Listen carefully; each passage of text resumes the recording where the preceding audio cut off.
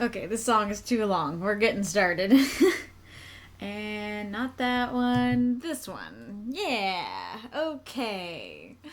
Hello, hello, everybody. Hello, Arith, Winterfell, Magistrate, Iron Lung, and Ghoulish Misfits. Thank you for the nice, big, beefy cheer, Ghoulish. Really appreciate it. I did not know that those corgis barked, or is that a different kind of corgi? That is so cute. I love it. Yeah, as you can see, I did not do any work on the Twitch chat box and trying to make it, I don't know, work better. So you're stuck with still the super late box, I guess. And I'm still using the Christmas overlay. I think I'm gonna keep using it for January because I want to get my money's worth, and I would have done it all in December if I had bought it early, but because I only bought it for that last week, I'm just going to be like, hey, it's still winter, so we're going to use the winter ones. I guess maybe the other backgrounds would be more. Oh, that's. I have to fix the. Okay, let's remove that then. Yeah, I'd have to fix that. Oh, that one's cute too. They're all cute. I like them all. Yeah, let's do the moon today. What do you guys think of that? That's a little more wintry. I mean, yes, there is a tree peeking out from the bottom. So what do you guys want? Do you want tree, moon, oh, cat, other tree with moon, or lights, and the lights is the background for that's the list. You gotta briefly look at the list, but that's the background for that one by default. Yes, but anyways, welcome. Tree original is nice, and so Arith, this one you mean? Arith is voting for this one? That would be the easiest one. Oh, it doesn't match up completely. Oh, no, not that. This. Can I move you a little bit? Sir? Hi, Bubbo. That's better, I think. Yeah. Baby, I brought out your bag for you to sit in. But the minute I close the door, you're like, nope, gotta go out.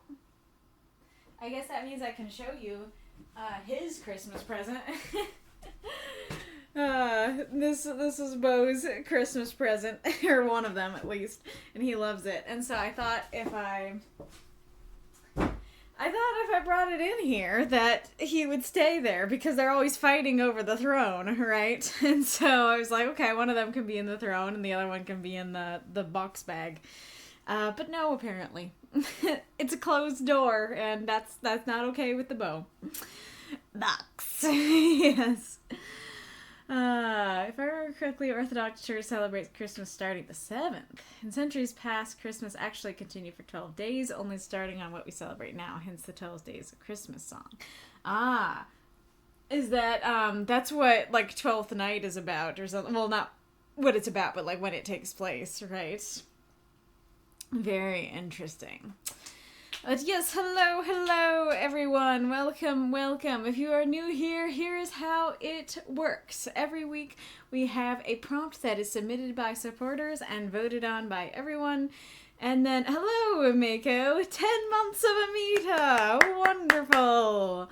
And Little Snowman on the hype train. At least I think that was a hype train.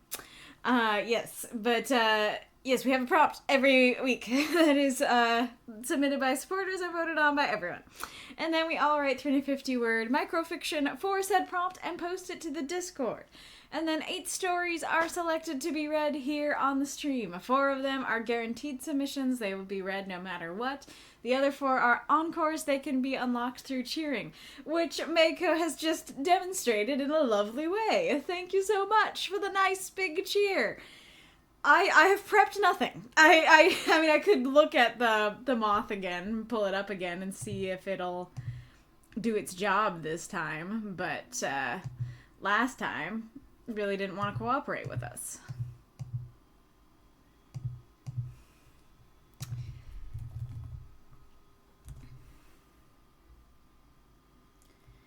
Okay. What do you think? Do you think you'd like to cooperate with us today, little mothy? Not that.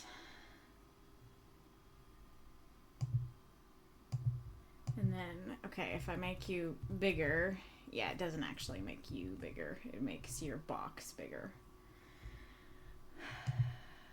Okay. I mean, yeah, I don't think it's gonna work. But okay. The moth is being grinchy, yes indeed.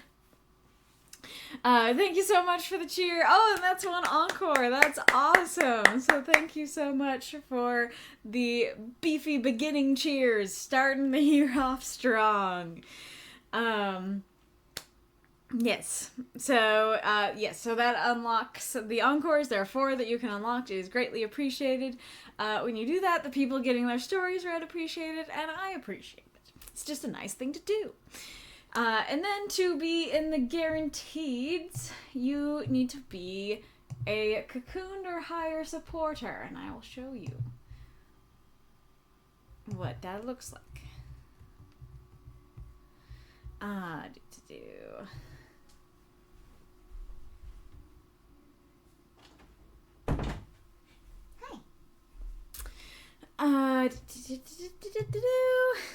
Okay, so you have the bookworm. That is the $3 tier.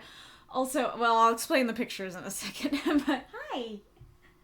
I don't know that you can see her, but she's batting at my pants. Yeah.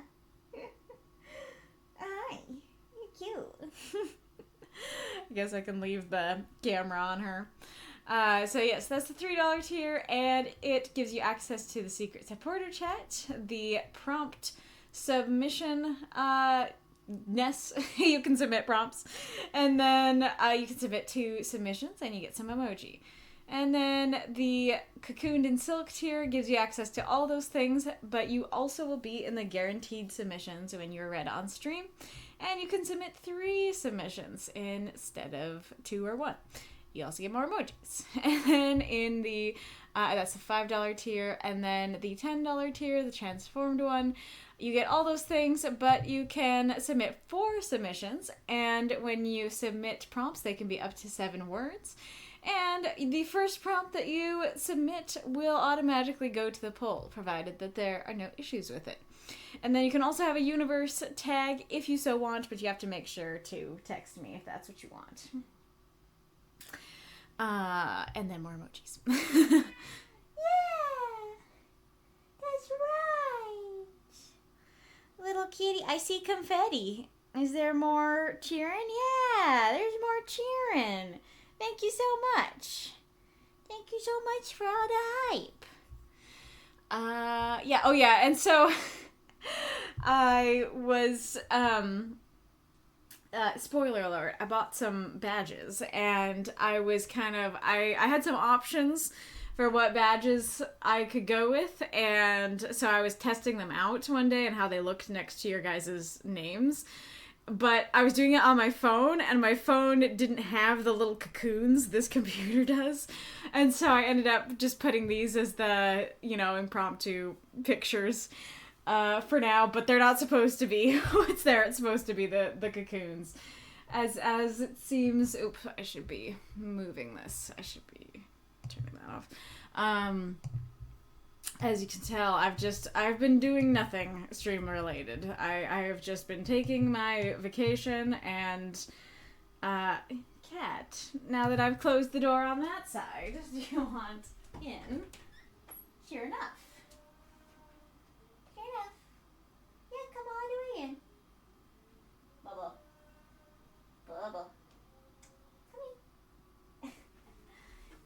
pick you up. I'll go pick you up. Yes, I am. Pay the towing tax. Pay it. You're such a cutie. You're glowing. You're a little angel kitty. There you go.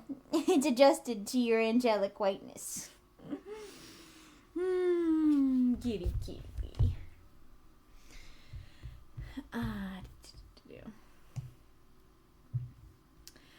Yeah, so just been enjoying my vacation and not been fixing stream things that maybe I shouldn't be fixing. Hello, Stardustfaire. Welcome. You are welcomed by the toe beans. Kitty, look. Kitty, that's your box. Look at that. What's that about? Vacations is good. Always good to recharge your batteries. Yes, indeedy. Alrighty. But our prompt for today, for this stream, this week, was an unexpected gift.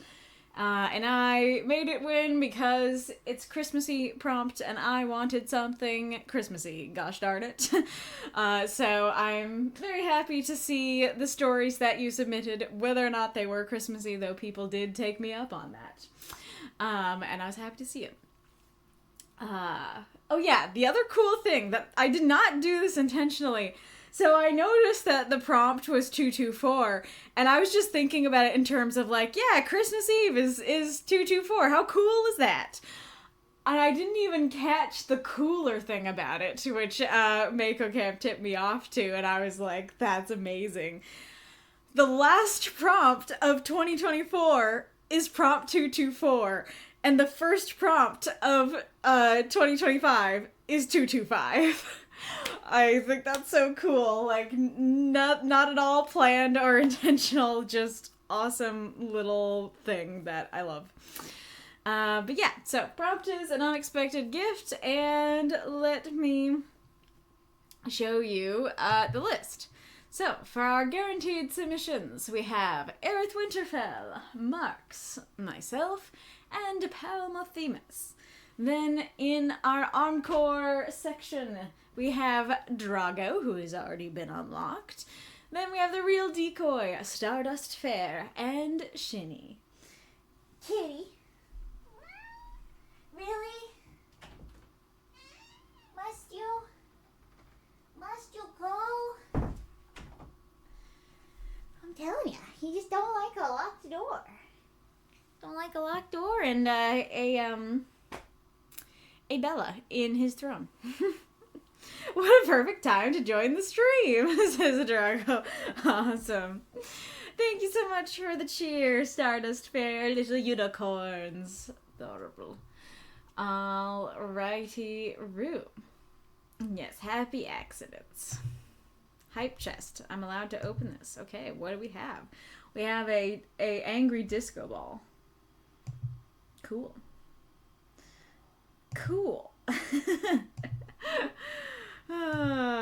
Oops. No. Also, I won't have to wait till 4 a.m. Awesome.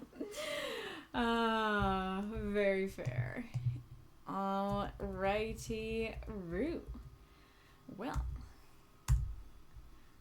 without further ado, I feel like I'm missing something.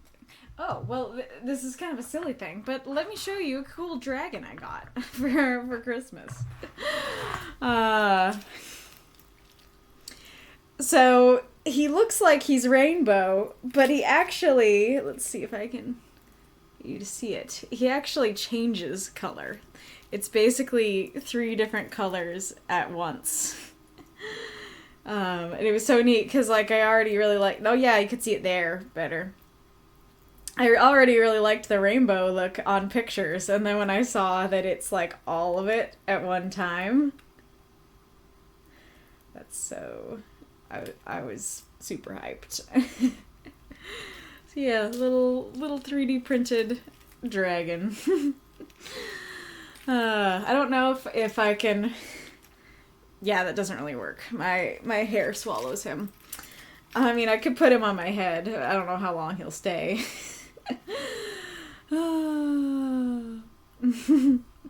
down here. It keeps liking to put the new follower thing up. Mark, that's so cool. I do love me some dragons. What about just on my shoulder? Okay, we can try that. Let's see if he can stay there. It might work. You got a sad Game Boy, some sort of rainbow, and something else. Oh, for your emotes? I thought you were saying for Christmas. And I was like, people are gifting you sad Game Boys and rainbows for Christmas? Is this something to celebrate or something to commiserate? Oh, yeah. Oh, those are cute, actually. I like those. He doesn't look sad. He's happy. Yeah, he's a happy Game Boy. And then that's, you meant reindeer. I see. Not rainbow, reindeer. And little, hype warm, little, like, blue frog blob. Adorable. Love it. He's iridescent. Yes, indeedy. Here, can I, no.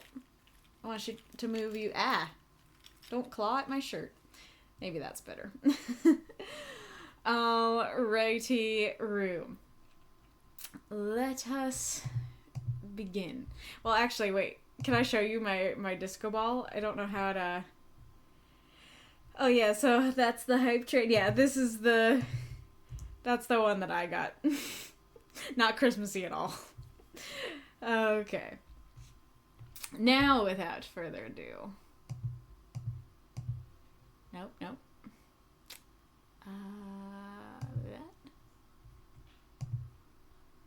Yeah, okay. No. I don't want you to always show it. There we go. Okay. Now, without further ado, Unnaming, Shadows of the Stellar Age Universe by Arith Winterfell. 309 words. Let's say you're right, that I'm a copy of you. What should I do now? Isn't it a real issue that you've got a copy of you running around? Asked the second Frank. The original Frank paused, thinking for a moment. In the silence, the second Frank's thoughts began to run wild. What would he do if places were reversed? Report him to the police? Kill him? What do you want to do with your life? If you were simply free to pursue your own life, not live in my shadow? The original Frank asked finally. This caught the second Frank off guard. He hadn't even considered doing anything other than living as Frank. How often do you get the opportunity to live your life free from the shadow of yourself? To be someone else? I'll help you get on your feet and set things up, and we can work together to solve who, created you and why. The original Frank continued. You may have been made a copy of me, but you're still a human being who deserves to be respected. Here he was, learning he's a copy of the man he thought he was, obviously created for some nefarious purpose. Yet his original had given him not only human respect, but also given him a point of view he hadn't seen coming. He was free to build himself and his identity to be who he wished, not who his creators had wanted him to be. Even if he was a clone somehow, it was no different than twin brothers. No one could demand they be the same people. So it's going to get confusing to keep calling you the second Frank. What should I call you? Asked the original Frank. Charles. Call me Charles, he said with a smile. Throw up those moths and monsters. Cheer for this story if you loved it. How can I make the dragon cheer for us? That just seems like I'm shaking his limp little head. Should have him, rattle his tail. Now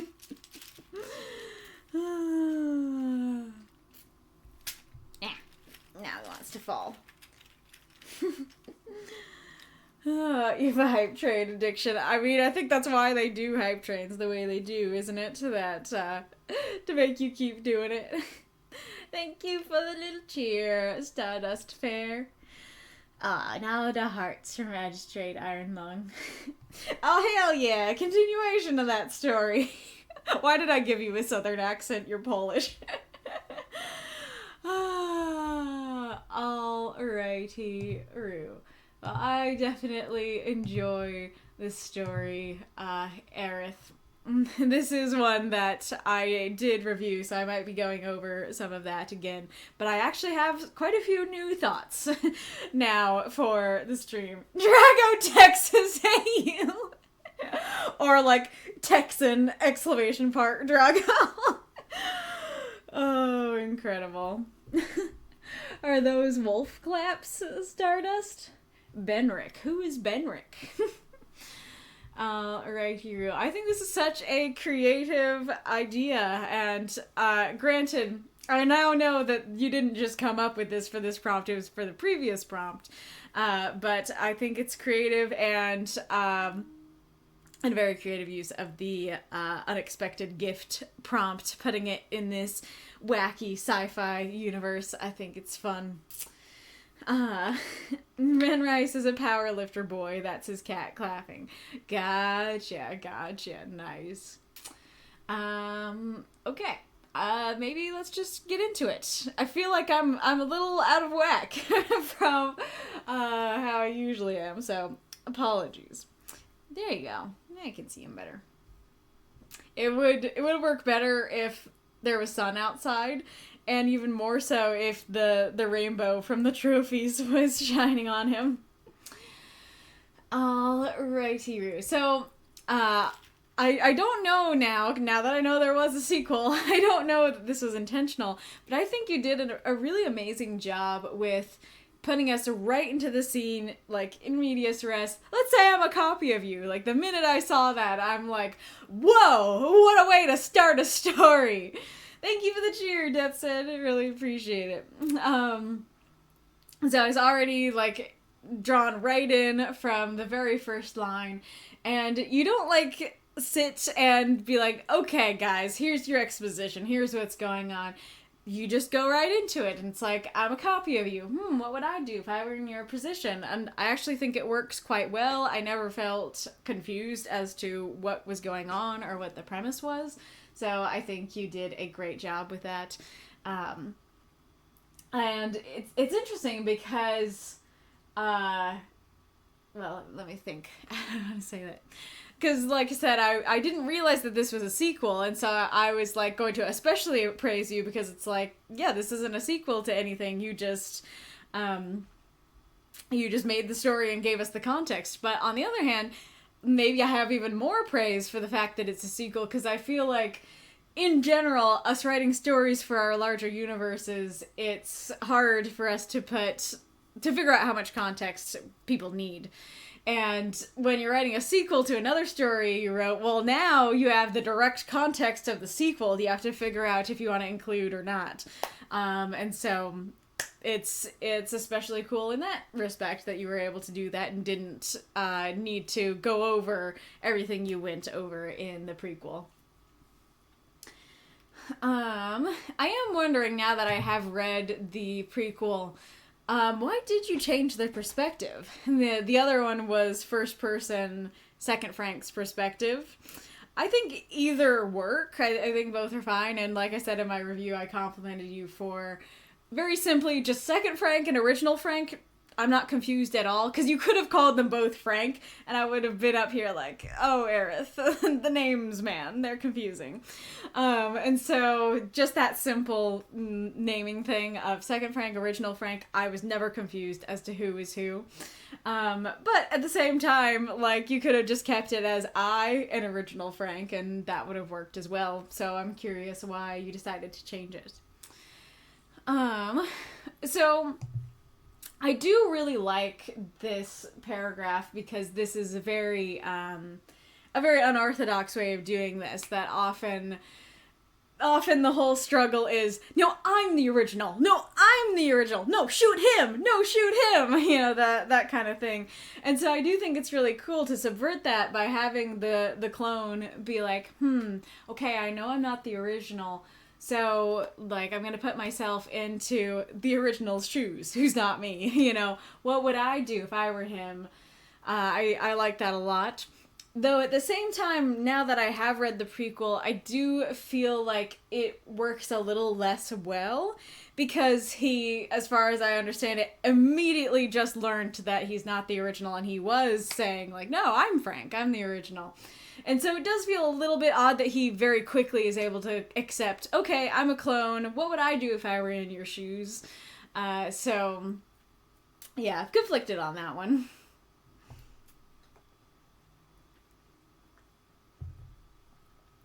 So I absolutely love this line and phrasing of, how often do you get the opportunity to live your life free from the shadow of yourself? That's such a beautiful way to phrase that.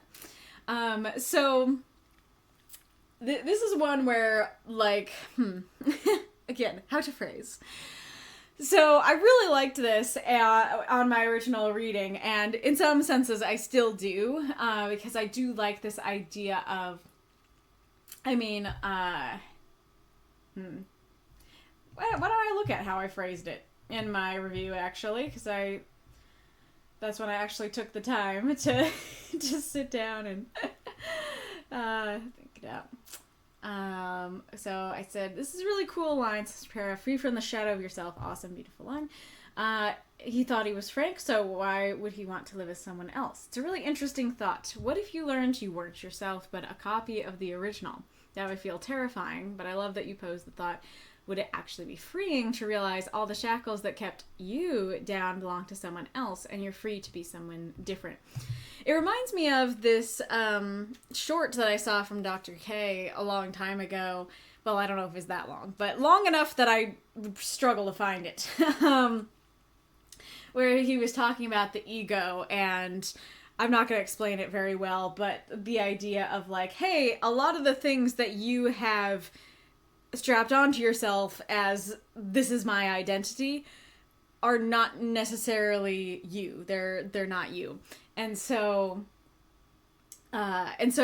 once you realize that, then that can be very freeing to go, oh, yeah, I don't have to keep holding that. You know, that's not me. Let's let that go.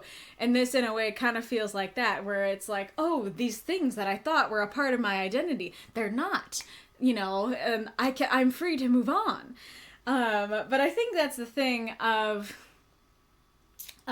so on the one hand, I think that's this really neat idea of, what if you realized you weren't who you thought you were? How freeing would that be? How can you live out from the shadow of yourself? How can you be free from the shackles that you thought you were tied down with by being that person?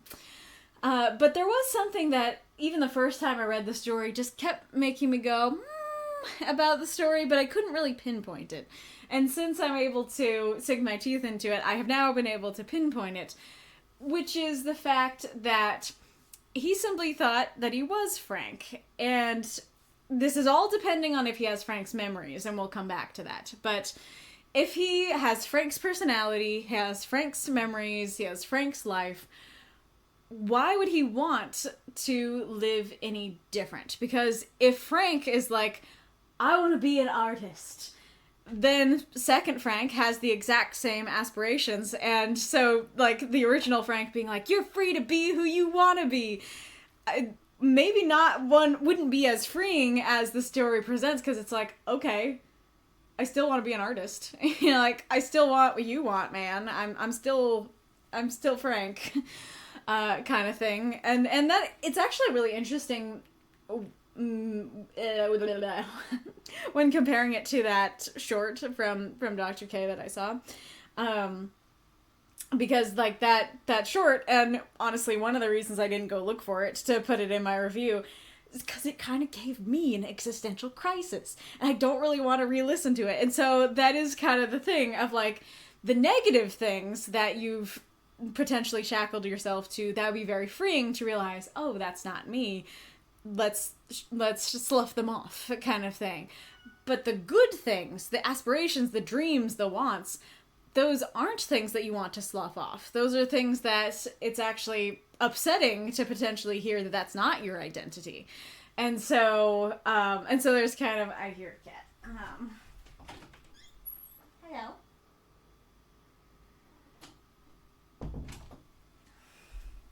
And I don't know if you meant that to be the conflict of the story, but the story seems to present it as this is only good. Like, this is, like, him not being Frank is a great thing. Him being Charles, like, is awesome. He's ready to be Charles, you know, kind of thing.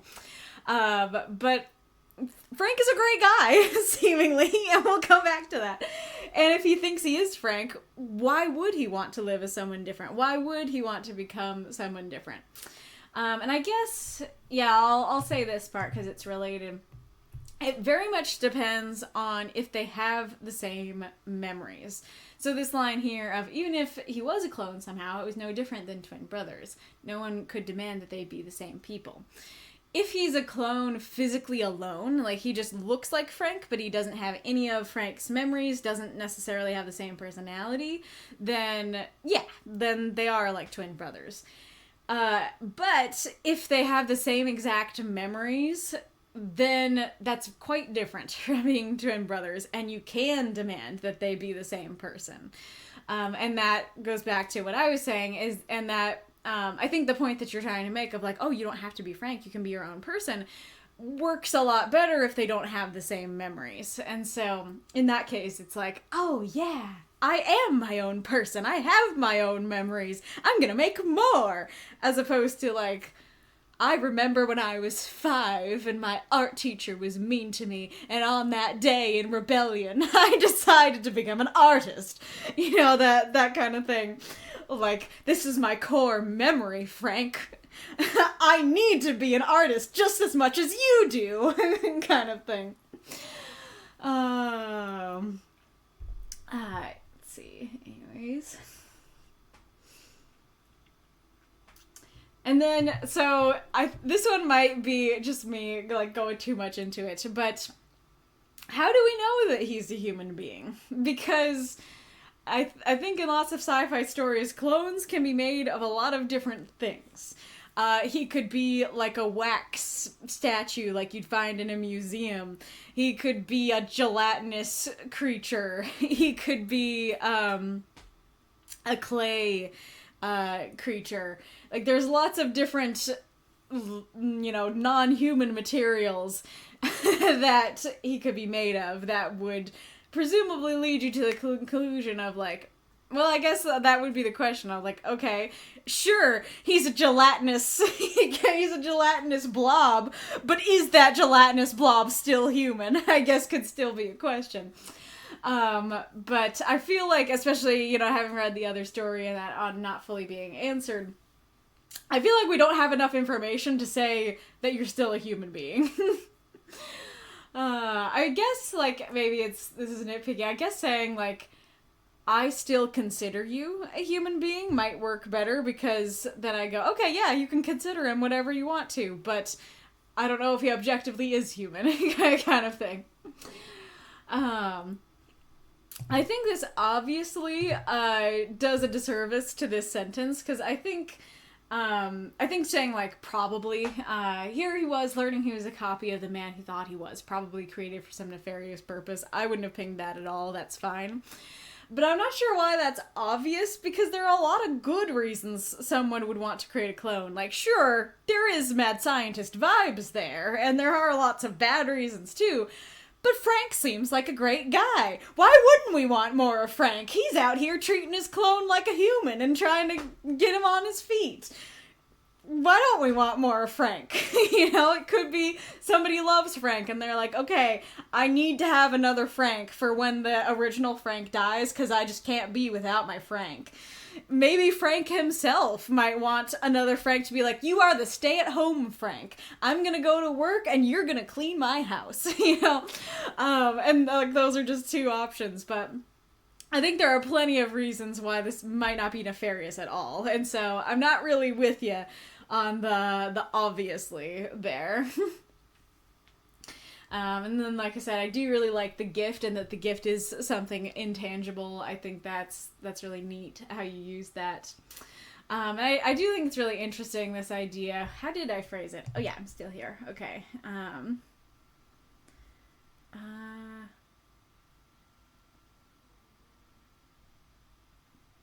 Where is that? Oh, there it is. It's also an interesting idea to free yourself from being who your creators wanted you to be when you were literally created as a copy of someone else. It's not just a purpose you were given, but a very essence. Can that even be changed? Ginny poses a good point that potentially he's still Frank, but Frank if he went down a different path in life. So the creator thing is interesting. What was I thinking there? Because I was thinking of something specific. Well, yeah, I guess I was thinking of, like, often when we talk about that idea of, like, what your creator wanted you to be, it's a lot more nebulous. We're like, okay, if there is a God out there, like, what did he create us to be? And some people think they have the answer. Other people think they have the answer and don't like it. Other people are like, there's no purpose, there's no creator, no reason we were created. And so for us, it's very nebulous. But in this case, it's like, no, you were created by a human being for a very specific purpose. There's nothing nebulous about it. And so that idea of you can be free of who you were created to be when, like, oh yeah, and that's the other thing I was thinking of. Like, it's not just, oh yes, I created you to be an assassin and deciding not to be an assassin. It's, you are literally a copy. You have the memories of Frank, you have the body of Frank. And that's a lot harder to walk away from. It's a lot harder to go against. Yeah, and then it does pose, the story as a whole does pose this idea of, can someone who is the same person still be a different person? That if we went down different paths in our lives, would we be so different that we could be considered different people? And I included here the Doctor Who quote, which I'll read. We all change when you think about it. We're all different people all throughout our lives. And that's okay. That's good. You gotta keep moving. So long as you remember all the people that you used to be. And so it's the Doctor when he's about to regenerate and Amy is unhappy about it, that she's like, hey, like, all of us are different people throughout our lives, and like that's okay. As long as you know who you used to be, kind of thing. And so I am curious if that's more of what you were going for with this story of, like, yes, he is Frank, but Frank on a different path in life actually does create a different person. And that is very interesting, if so. And then I do like the ending of, like, it doesn't really matter what the name is, it just matters that it's a different name than Frank. Like, I'm a different person, I'm branching out and becoming my own person. Very cool. And I was saying before, I was like, that on the one hand it feels like exactly the kind of philosophical piece that you usually write. On the other hand, it feels a little different from your usual style. And weird thing is, part of it was that beginning, because I think you often go like more into the setting and stuff like that, and so I was very surprised that the story was so in medias res. Makes a lot more sense knowing it's a sequel. I don't quite remember, but I think the original had more setting, and so it makes more sense that this one, you just went straight for it.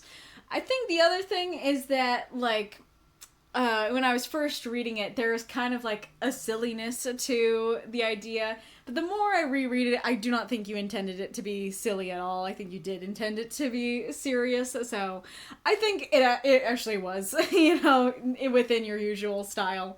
The things that I thought were different don't really hold up, I don't think.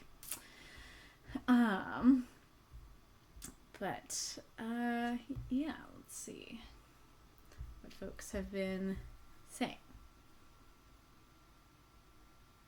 You're doing great. First day back deserves a mosey. Oh, that's sweet of you, Stardust. Well, thanks for using your last 100 bits on me, Death said. Really appreciate it. It says, perspective change. I didn't do it intentionally. I think I shifted partly due to the naming issue, but I'm not really sure why I shifted. It was just sort of instinct. Gotcha. I wasn't thinking about this, so this isn't really that big a deal. But especially if you had decided to go with first person, I think having original Frank call him Frank too, at least once, or did you say the second Frank? Yeah, the second Frank. I feel like,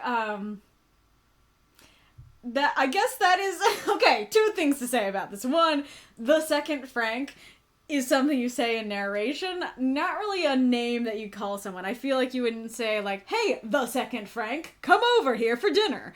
You know, you'd say, "Frank 2, come over here for dinner."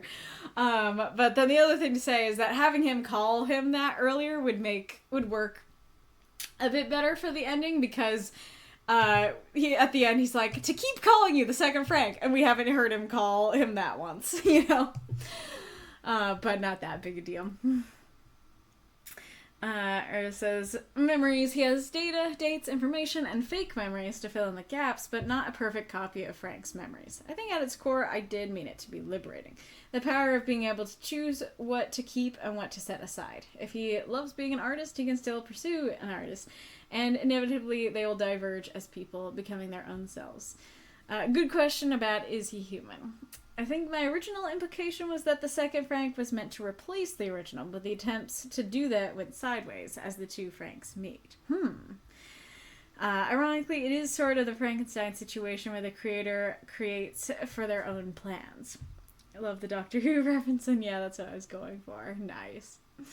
I'm curious what you mean about, like, where the creator creates for their own plans. You mean, like, why it's nefarious and stuff? Because I feel like that comparison doesn't quite follow to me, because Victor didn't mean it for nefarious purposes. He was just like, I would like people to not die, so how about we create life out of death?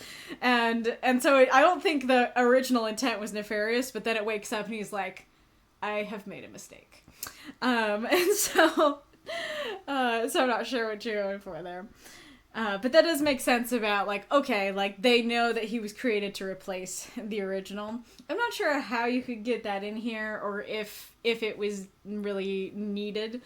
Yeah, I think that, I guess just quite simply, here he was learning he was a copy of the man he thought he was, created to replace him. I think just that is fine. I don't know if I would have had the question of, like, how does he know that? But it's so, like, in medias res, I probably would have been like, okay, they have some information that wasn't given to us at the beginning, alright, you know, kind of thing.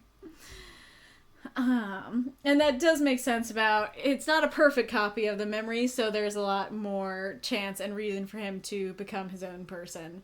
There's enough gaps there. And, and then there's another layer to it as well, that's kind of the butterfly effect situation of, like, could something as simple as, like, okay, well, original Frank lives in Washington, and Frank 2 lives in Connecticut. Like, how much would that make them, that simple decision of which state to live in, and would that change them into entirely different people with entirely different paths? Or is it just, like, original Frank is an artist in Washington, and second Frank is an artist in Connecticut, and that's that, you know? Oh, that'd be so interesting to, like, follow the different lives, and if, like, they both get married, but, like, to super similar people or something like that. Very interesting. Frankenstein wasn't the best example, fair enough. So it's funny because when your message went by, I actually read it as, I did do it intentionally, and, like, my brain started to fill in gaps of why you might have done it intentionally, and I was thinking of this thought of, like, he starts out in the other story as, like, I'm me, I'm Frank, but in this story he's more distant from himself, or he's more distant from Frank, and he's taking a step back and going, I'm the second Frank. And then realizing he's Charles, so that could be a reason to change the perspective. Gotta make this joke before I get ready. Frank is Frank. Yes, indeed.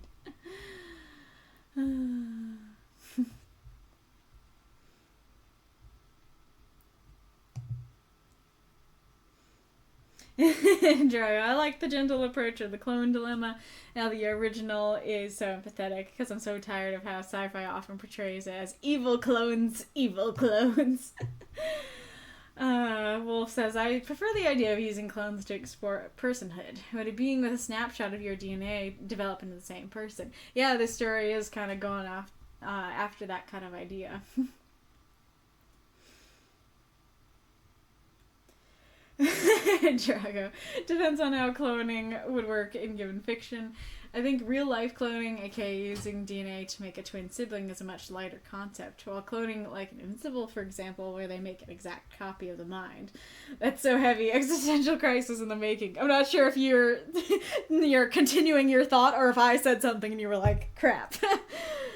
Yeah, a different way to explore nature versus nurture. Totally. Yeah, that it's like, okay, you have the same nature, the same brain, same personality, but totally different nurture. What does that do?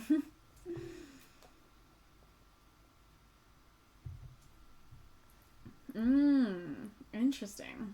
Drago. Fun fact, once in my beloved dragon roleplay, we had an event where a magical mirror was broken and it made clones or reflections of dragons the mirror saw before. Reflections had all the same memories but were slightly twisted.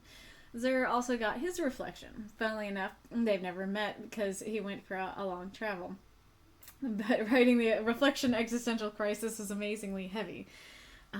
They didn't have blood, so he quickly realized he was a copy. Imagine you have all the memories and all the emotions, love and hate for the other dragon, but they don't love you, actually, only the original. So the reflection was pretending to be the original and wanted to take everyone for himself. That is really interesting. I love that whole idea. That's so cool. And like one of my favorite explorations of cloning is in Stargate. I do not remember which season or what episode this was, and I am gonna spoil it a bit. But there's an episode where, like, the whole crew that we are familiar with, they all wake up in this strange place and they're like, what the heck's going on? And they're trying to figure out everything. And then by the end of the episode, you learn they're the clones. They're not the original. And we spent the whole episode, we, as the audience, thinking they're the originals. And that's so cool because that really put us in the mind of the clones that... that we're like, yes, these are our buddies, they're our people, nothing weird about them. And so then to learn that they're clones, it's like, oh, I see why this is painful. Like, I see why this is an issue. And they, as far as I remember, they didn't kill them. They're like, okay, well, you can live, but like over there, not with us, kind of thing. And the horror of realizing like, oh, I can't go back home because that's not my home. Even though I have all the memories of it and all the desire to go back, I'm not the original, so I need to stay here on this weird planet. Like, really interesting. Wolf, I need a work wolf, a writing wolf, a reading wolf, and a central information collector to put all the info into my brain. That this now makes me want to have all those emojis.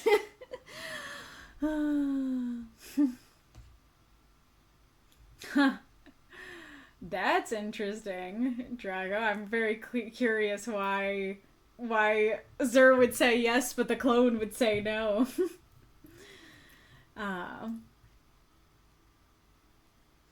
You're preoccupied with an existential crisis and dark personality spiral, and the original is like, whoa, so interesting. How do you work? Yeah, I guess that's part of it, where it's like either reaction from the original of like, oh, I hate you, please go die, you're not me, or it's like, wow, so interesting, great, let me study you. Like, either way, it's like, I'm uncomfortable. Either way, not a good time for the clone.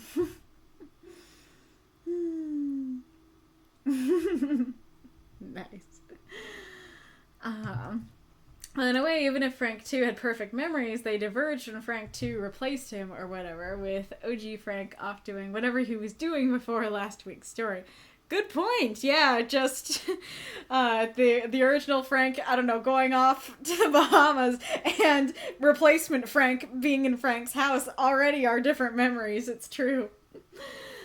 Alright. Wouldn't that be the worst? That would be so much worse of a name to call him instead of Frank 2. Replacement Frank.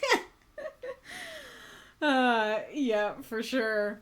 This makes me surprised that I haven't seen more, like, sci-fi stories that are from the perspective of a clone and, like, all the horror that comes with that.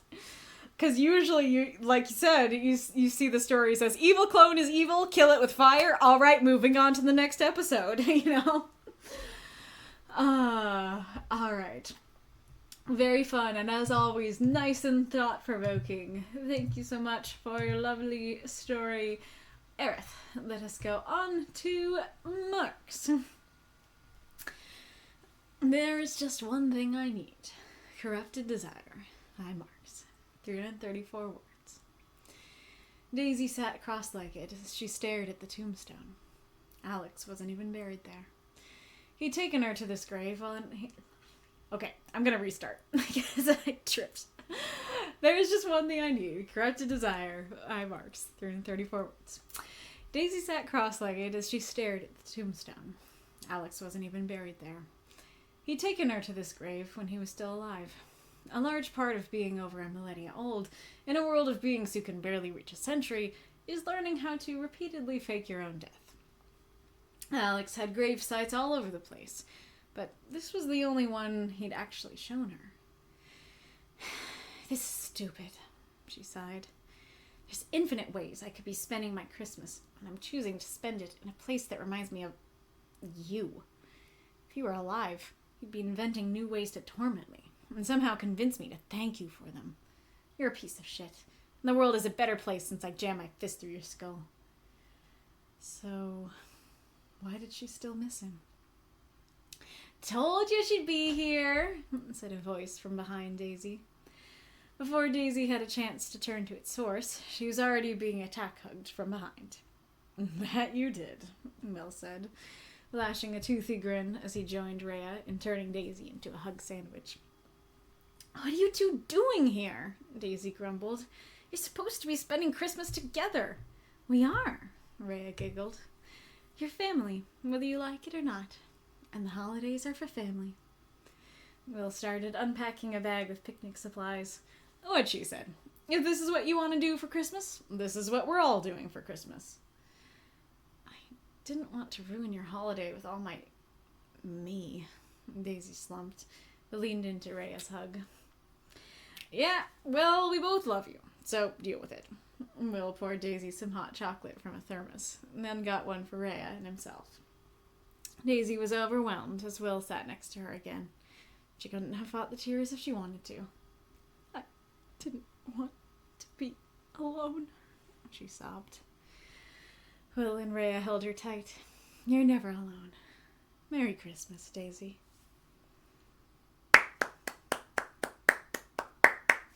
Throw up those moths and monsters. Cheer for this story if you loved it.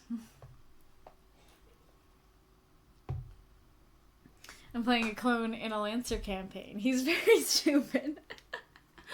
So is that your way of saying, I am in fact playing a clone, but not in the angsty and deep way that you were just describing? Thank you for the cheer, Mako. Welcome, Corian. Alrighty. Aw, indeed. I love the dialogue, says Corian. Awesome. Alrighty. So Marx had some questions. So Marx said, not gonna lie, I really wanted to make the title of this Stockholm Syndrome is a hell of a drug, but I figured it should go with something Christmassy. And considering this is technically a companion piece for my previous story, I figured continuing with the next line of the song was more fun. Toast medium. Questions. 1. Did the story make sense? Did the fist through skull line stand out too much? 2. Like my previous one, I aimed for this to be sad but hopeful. How did I do? 3. Did you have a good holiday? Happy New Year. Happy New Year to everyone. I didn't actually say that yet, but this is the first stream of the new year, so Happy New Year, everyone. Feel free to answer all those questions in the chat-a-rooney. Alrighty, room. So, once again, this is one that I have reviewed. That might be why it makes me trip up a little bit, because I'm like, do I repeat what I said, or do I say new things? But I love the atmosphere of this. I think it works very well. It fills me with joy whenever you mention Alex being dead, which sounds horrible, but if you know Alex, I think it'll make sense. Oh yeah, and then, so I thought it was really interesting, because I was looking at the reviews, and me and Mako had, like, opposite confusions, and so I was kind of asking him about it and stuff, and so there is a point to be made here, because I was thinking when I first read it, like, oh yeah, like, he lives for a really long time, it would get suspicious that he lives for so long, he'd have to fake his own death. However, Alex does seem like the kind of person who just kind of lives in an underground basement. Like, he seems like the kind of person who just lives in a ratty old grimy dungeon to torture people in. See, what is that? Oh, yeah, okay.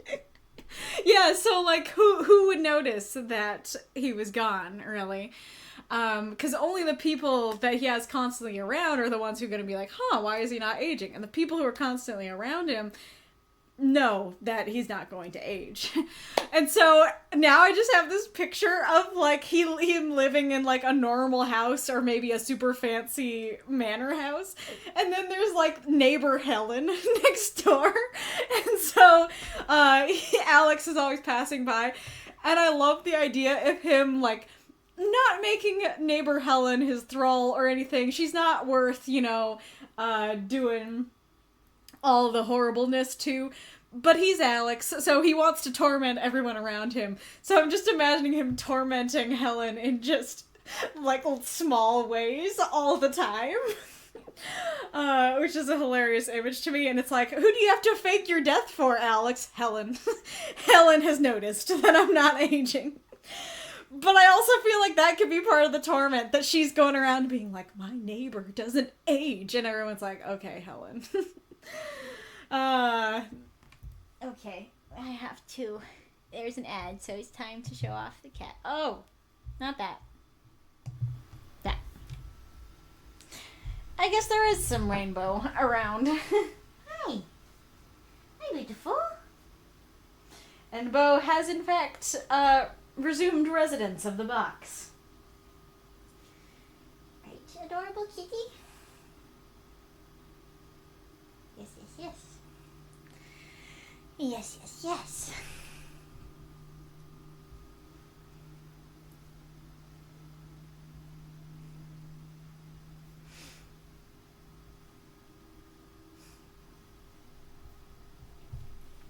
Just looking to see if anybody had, was answering the Christmas question, because that would be fine to talk about during the ad. Right? Cute kitty. Stop being so paranoid, Helen! He's just a guy! I don't know that song. Aw, he purring. Wish I could capture your purrs on the microphone. They're just too quiet. They're just too quiet.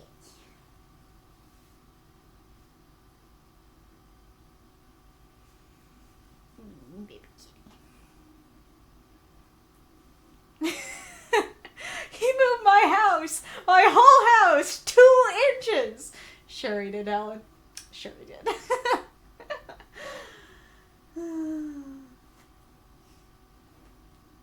That's funny, because I wasn't even thinking of something as big as that. Like, I'm trying to think of a specific example, but, like, I don't know, like, he figures out that she hates peonies, and so he plants peonies in his front yard. Or she hates Hawaiian shirts, and so he wears Hawaiian shirts every time he's leaving the house, and she's gonna see him. Or, like, I don't know, he knows, this is a bigger one, but, like, he knows that her son is coming into town, and so he, like, does something to make her son, like, either really late or not arrive or something like that. Yeah, Alex runs the HOA. Exactly. Oh, what a terrifying thought. Yeah. Mark says, I now want to do this. That's exactly why I wrote it down. I was like, I know Marx, and if I come up with neighbor Helen who he torments, then he's gonna run with that. So I'm glad to hear that you're enjoying it. Right, Kitty. Yeah, even if it's an AU, that's fair. Oh, wouldn't that be interesting? Of like an AU where he invented a choice, yeah. Wouldn't that be an interesting AU of like, I don't know if this is what you were thinking, but maybe even like instead of being like the super powerful demon, he's just a really mean normal dude who's just a horrible neighbor or something like that.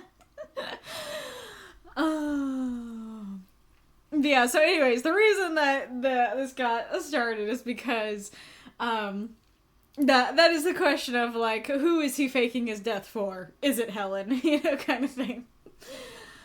I'm also curious why he had so many around but only showed her one, because with Alex I'm always going like, what nefarious reason does he have for doing what he does? Because I'm assuming that everything he says and does is planned and calculated and nefarious. We can use obviously nefarious anytime Alex is involved. And so it might just be this is like, yeah, he just has a bunch around and there's not really any particular reason that he showed her this one, like this is just a thing that happened. Or it could be like something actually nefarious.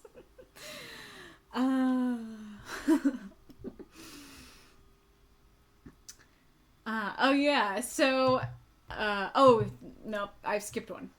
So this one's interesting because when I did my review, I remembered it wrong and I quoted it as, "Why do I still miss you?"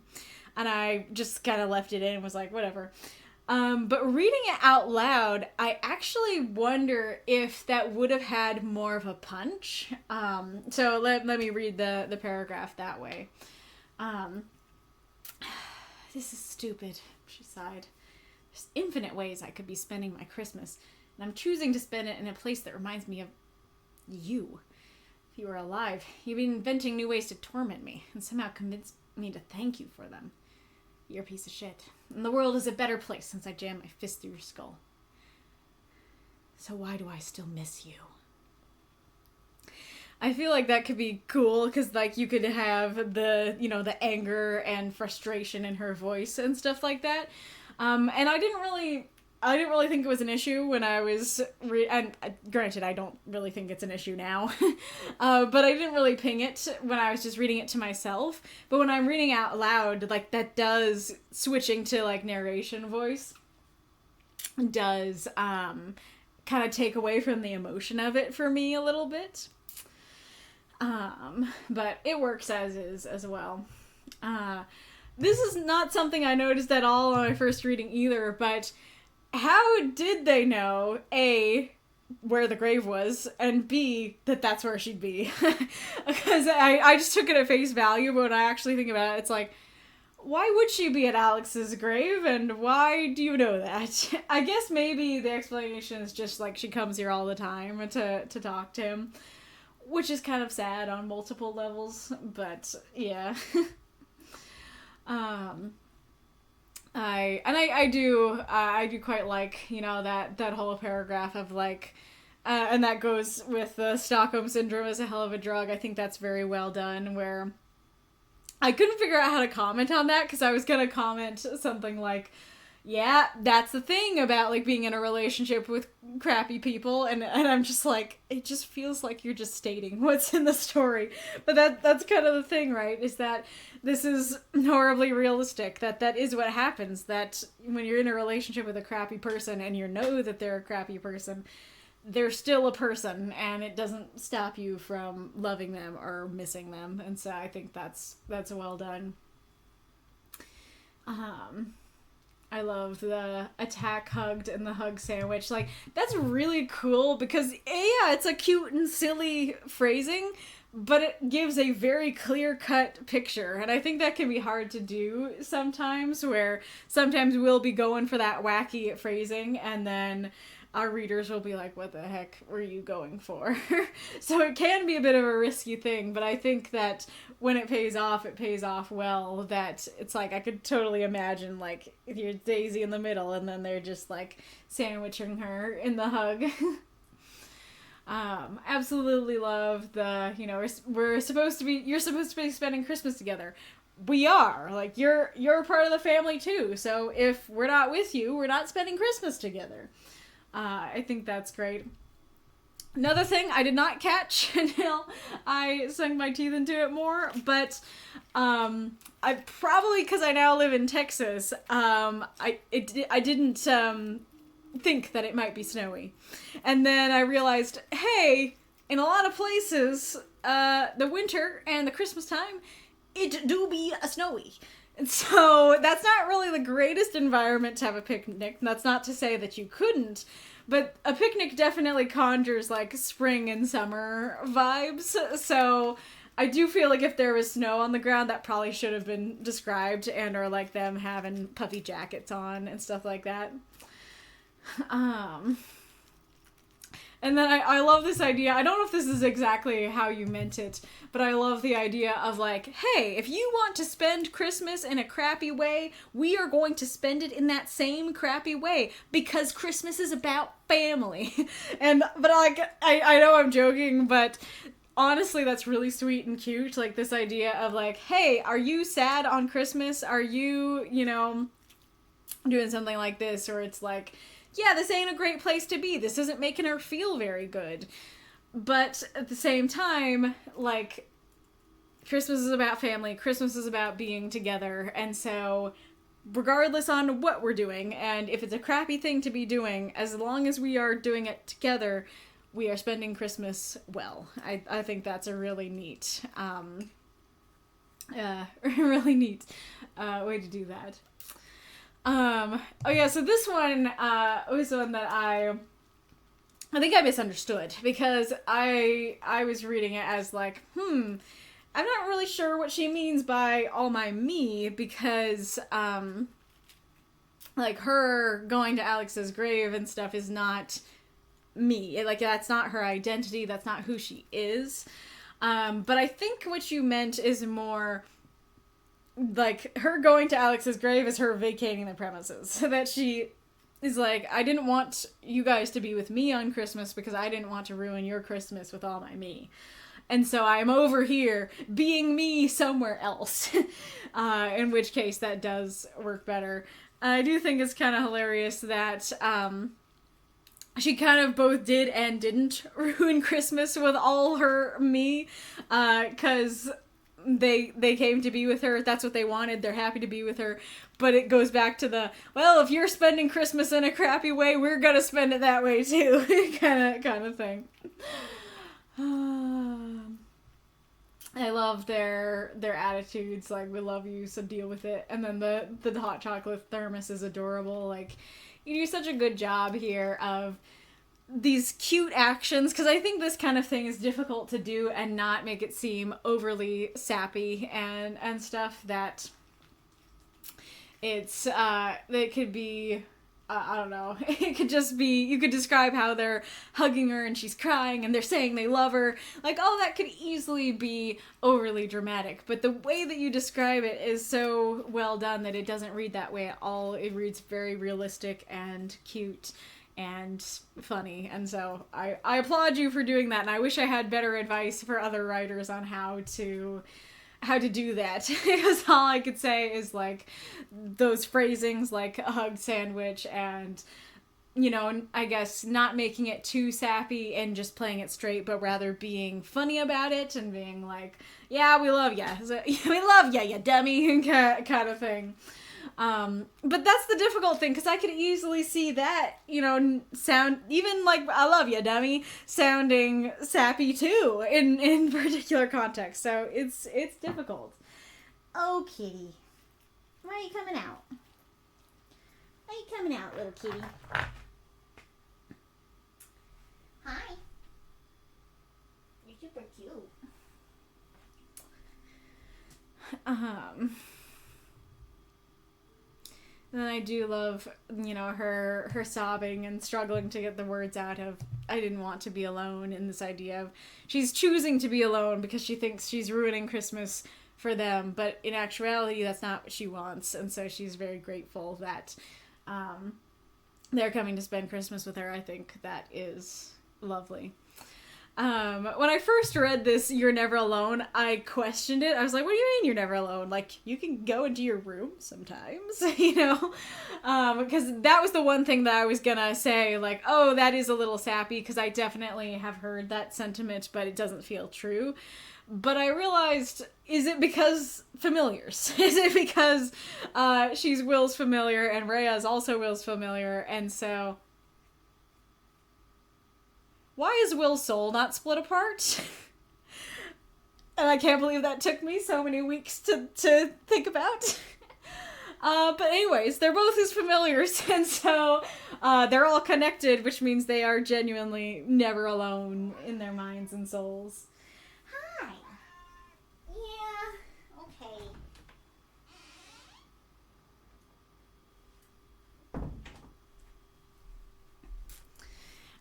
In which case, I do actually like that. I do think that works.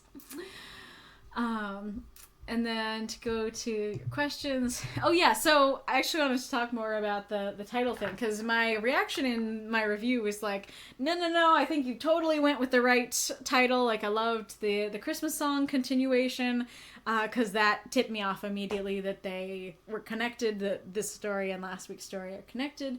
And I felt like if the title was Stockholm Syndrome is a hell of a drug, it might take away from that, why does she still miss him line. However, I did read this to my dad, and he doesn't know / remember much about Alex, so he does not remember that we ought to be celebrating his death. He doesn't know that. And so... him just kind of arriving with no remembered context, even though he has the context. No remembered context. He was I'm trying to think how to phrase it. He basically was viewing their relationship as a lot more positive, that like they genuinely did love each other. And so when I asked your questions of him, I was like, what about the punching him through the skull line though, Dad? He was like, oh yeah, that did kind of stick out. Like maybe their relationship is not as, nice as I'm thinking it was, where like they actually do care about each other. And I'm like, yeah, no, not about that. That's not what the relationship was. And granted, I don't think that's necessarily a problem for this particular story if people read it as like Alex was an okay dude and they did care about each other. But I do wonder, and I wish I'd asked him, I don't know why I didn't, but I do wonder if the line, the title Stockholm Syndrome is a hell of a drug, if that would have better tipped someone like him off of like, nope, like not a good relationship, we're happy he's dead, kind of thing. So things to think about. The story made sense to me, but I know the universe. Skull line didn't stand out too much. Like I said, I was just like, how did a punch do him in? Kind of thing. And then I definitely think you succeeded at being sad but hopeful. Like I said, I think that this one was more hopeful than the other story, because the other story I'm like, what does Jasmine have to do with her life? Like, her family is gone, and she's with an old fart who she can give good sex to. Like, is that her life now? And not the best life, in my opinion. And so that one was more of like, yeah, there's some like hope in it, in the sense of like, I am choosing to forgive you, or at least I'm choosing to move in the direction of forgiveness and stuff. But her life seemed pretty sucky. And so overall, it's like, where do we go from here? So it felt less hopeful. Whereas Daisy's feels a lot more hopeful because it's like she does have this family. She's never alone. They come get her when she's in a mopey mood and kind of thing. And so it seems like, yeah, she has places that she is going to in her life. And then, yes, did have a good holiday. Quiet, but good.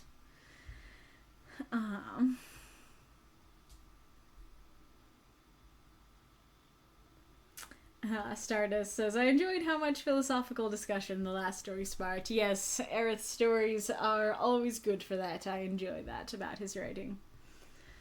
Do love it when a story sparks really deep discussion, yes. Yeah, that's sweet. And that's definitely the reaction I want of, I'm glad he's dead. Ding dong, the bastard's dead. What's a more masculine word that rhymes with witch? Because the swear word is not very masculine.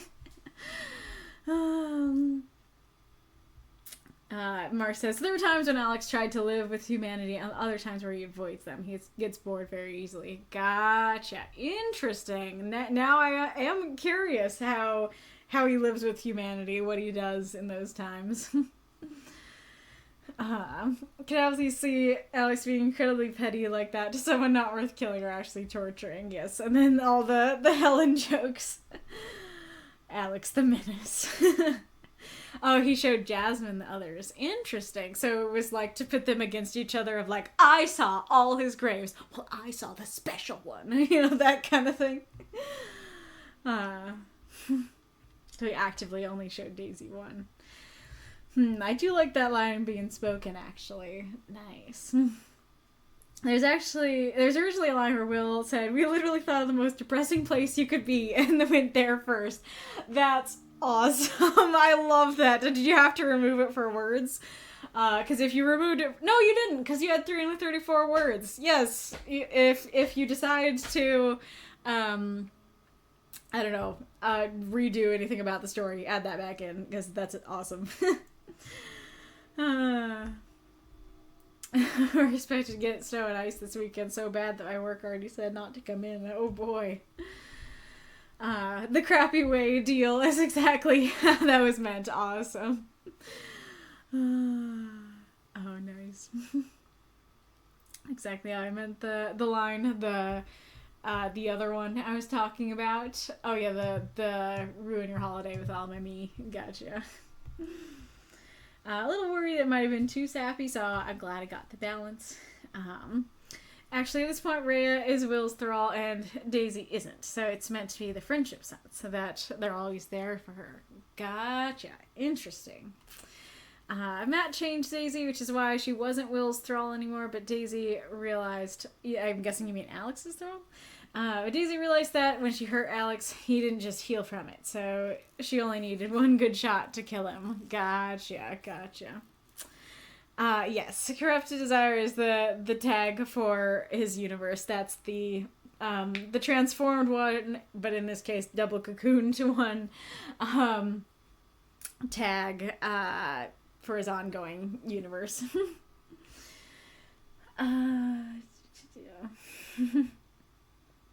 Wolf had to go. Goodbye, Wolf. We will, I'm sure. Oh, thralls are not familiars. Gotcha. Okay, so that's why he can have more than one. That's why his soul doesn't explode. I'm guessing that's not how you meant it, but now that is kind of a hilarious image of just like, all right, I just want one more familiar. I just love this person too. And then you try to make them your familiar, and then your soul just explodes and you keel over. Multiple thralls because the connection is more one way. Gotcha. Great story, Marx. Very enjoyable. Very good Christmas tale. All right, it's my turn. Well, even when I know it's coming, it feels like a jump scare when I see my own name. Alrighty. But as always, I would like to hear any thoughts that you have, praise or critique. Just be nice. So if you want to write things down while I am reading, you can, and I will have questions for after I finish. Alright. I'm sure many people have died trying to get multiple familiars. Yeah, I could totally see that. I feel like that's kind of the thing of like, well, we didn't know these plants were poisonous until they killed somebody. Like that kind of thing of like, well, we didn't know that you couldn't have more than one familiar until people's souls started exploding. That rule won't apply to me. Death. Yes. Yes, it did. You know, that's an interesting thing that I didn't think about. Like, is this a rule of the universe itself or a rule that Death came up that she's like, only my boy gets multiple familiars. Everybody else, only one. But my boy, yeah, he can have multiple. Imagine getting jump scared by your own name. That'd be a weird twist in a horror movie. Oh yeah, that like you're just sitting on the couch watching a horror movie and you see your own name in there. That would be terrifying. Oh, I didn't think about that. Maybe. Oh, interesting. Though, if that is like what you end up going with, I was just kind of joking. I'm curious why she would go for that, because I feel like wouldn't she be a little more possessive of him and be like the opposite of everybody else can have multiple familiars, but my boy, only me. Or does Death become his familiar? I'm guessing not. I don't think you've talked about her that way. But it's like, I guess it would be more of no familiars. Everybody else has as many as they want, but my boy, none. So I am curious why she would be cool with that.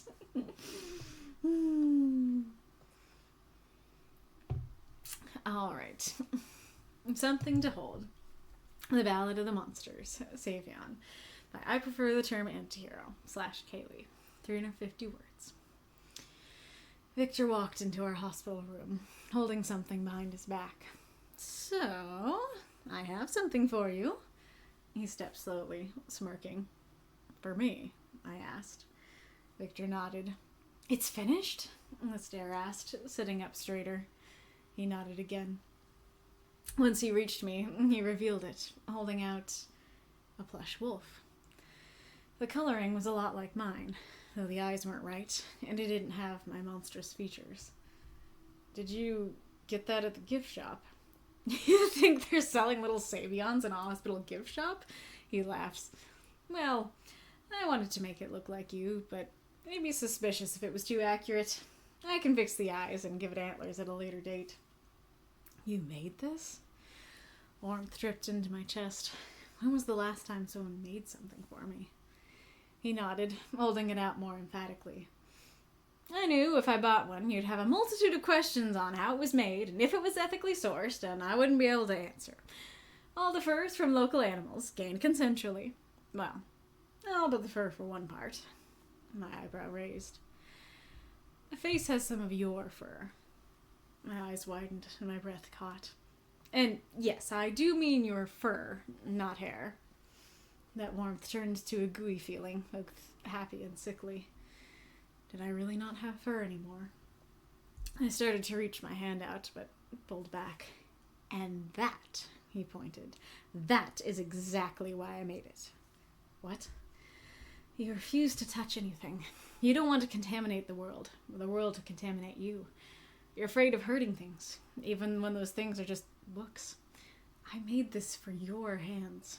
To hold, to touch, to hug, to squeeze, anything you want. You can't hurt it, because its purpose is yours. If you want to tear it apart to get your anger out, it'll just be fulfilling its destiny. I stared at it, breath faltering. He shoved it in my face. Take the plush. Hand trembling, I reached out to take it. Those moths and monsters cheer for the story if you loved it. I think that's the first time I have missed an italic, and I'm glad that it happened on my story and not somebody else's. Alrighty, Rue. I I was gonna write down questions in my own words this morning and then forgot because I wrote these at like 2 a.m.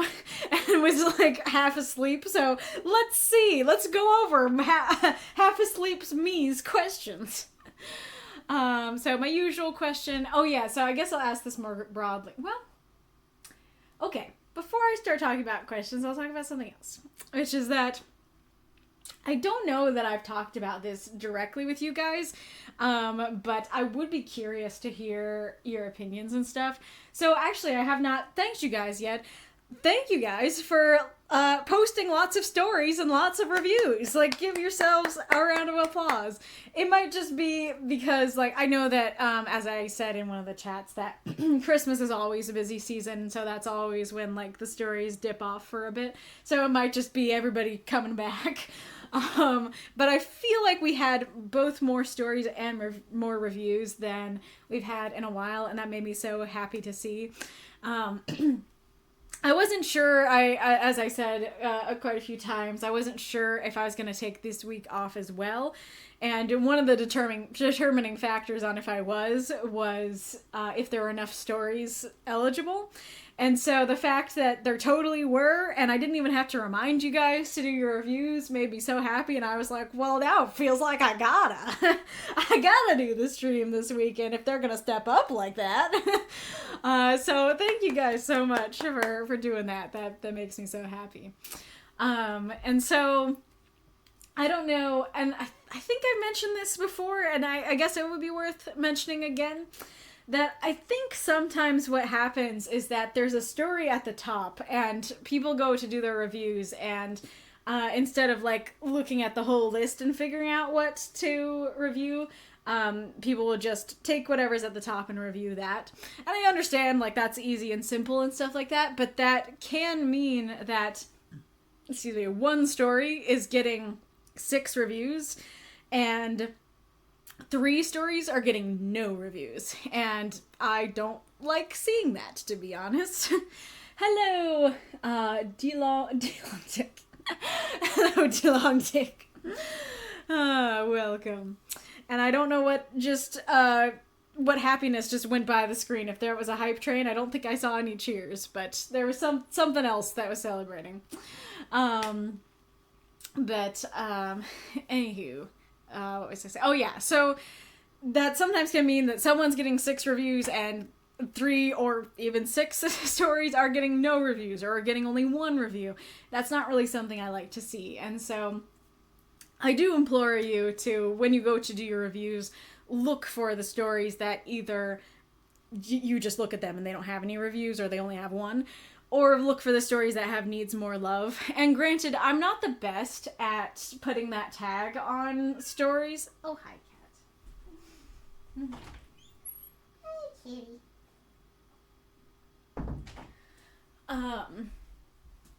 I'm not the best at putting those that tag on stories. So basically, it kind of will depend on the week. But if we have a week where a bunch of stories get no reviews, only put those tags on the stories with no reviews.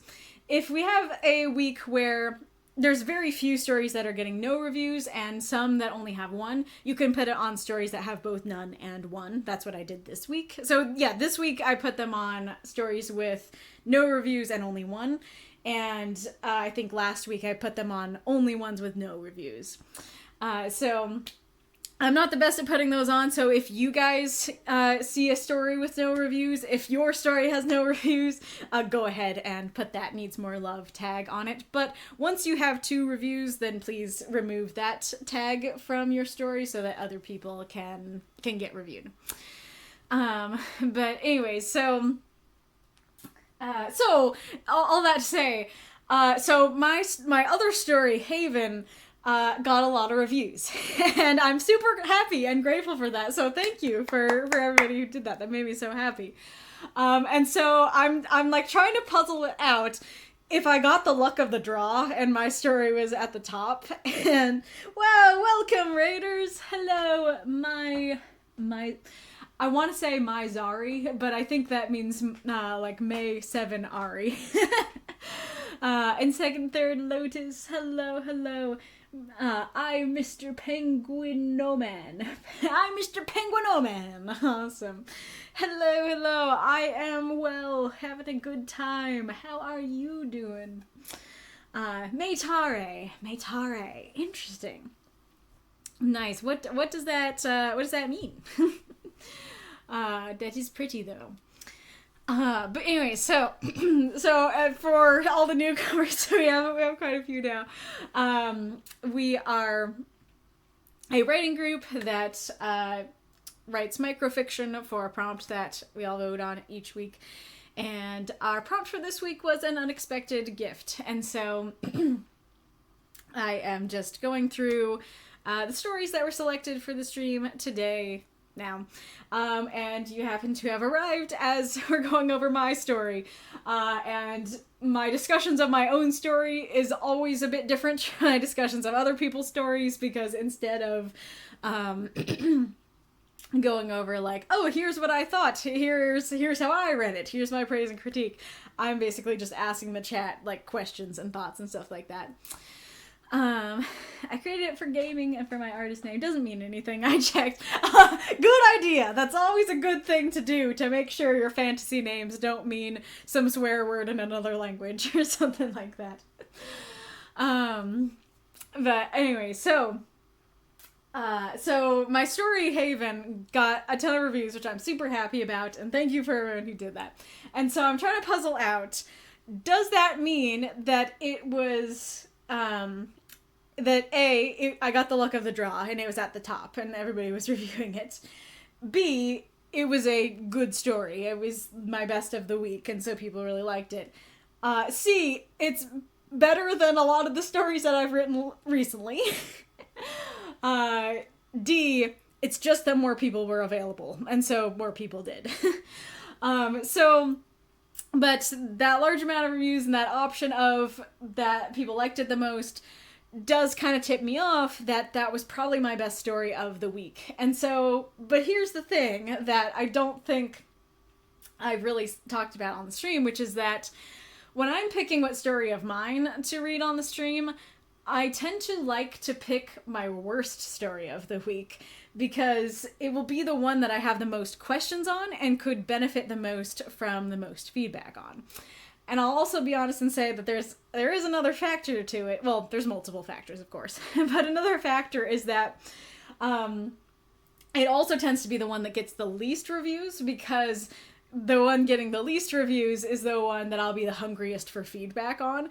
So, little tip for me in particular, if you want me to read a particular story of mine on the stream, if you want me to pick it, of like the one that of mine, if I get picked, that's the one that will be read, then don't review it and review the other ones, and then that will make me more likely to pick the one that you want me to talk about on the stream.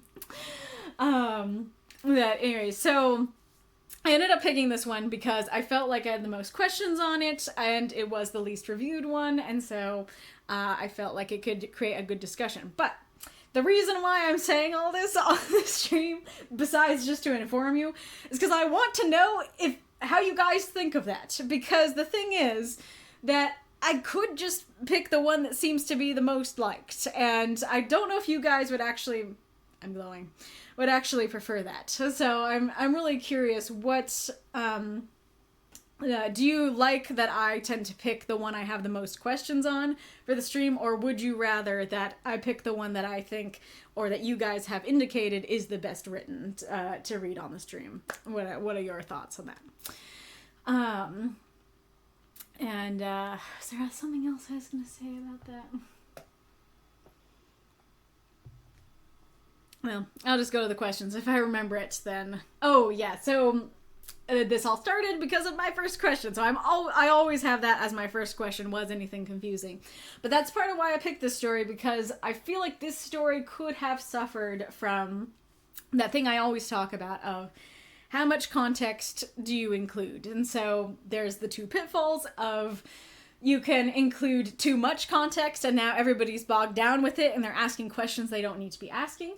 And you can include too little context, and now everybody's asking questions and confused as to what's even happening. And so you have to thread that line in a universe story. And I'm a bit nervous that I did not thread that line properly with this particular story. And I think I'll go more into it when I look at line by line.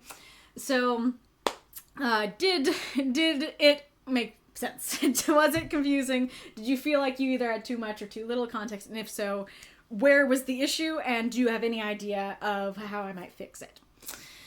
And I guess I did actually, I did go into something a little more specific in the next question. So this paragraph here, you think they're selling little Savions in a hospital gift shop? Well, I wanted to make it look like you, but it'd be suspicious if it was too accurate. I can fix the eyes and give it antlers at a later date. I feel like that could very easily be one of those paragraphs where I am just throwing a lot of context you don't understand it at you, and it's confusing and not good. So was that the case, or was it actually completely fine? So I guess I'll explain what's actually going on there, which is that, if you don't know, everybody knows, Savion's basically like the demon king of the world, the big bad wolf of the world. Everybody knows his name, and everybody kind of knows roughly kind of what he looks like. I mean, they know that he's like a monstrous wolf with antlers, at least. And so, generally, people probably are not going to make those to sell. You're probably not going to make, it would... It's a little different because he was an animal, but I guess it would be like making a plush of like a dictator or something. It's like, no, people are not going to be selling little plush dictators kind of thing. And so that's why it would be weird for them to sell that. And then even if it was normal for them to sell that, I'm not going to go into the whole lie that they tell. But basically, like, the lie that they tell is that he, had a bad run-in with Savion. And so, him in particular, snuggling a plush Savion, people are going to be like, I am now suspicious that was a lie. I'm now suspicious that he's not actually... that he didn't actually have a bad run-in, that he doesn't actually view Savion as the villain that we do. And so he wanted to make it look like him to comfort him, but if it was too much like him, it'd be suspicious. So I went through multiple phrasings of this paragraph, and this one I felt like was the least confusing, but only after I posted it did I realize, oh, maybe it should have just been removed. Maybe I should have just not had that in there. And just remove the whole gift shop stuff, just be like, go straight from, the eyes weren't right, didn't have my monstrous features to you made this. That might work a lot better.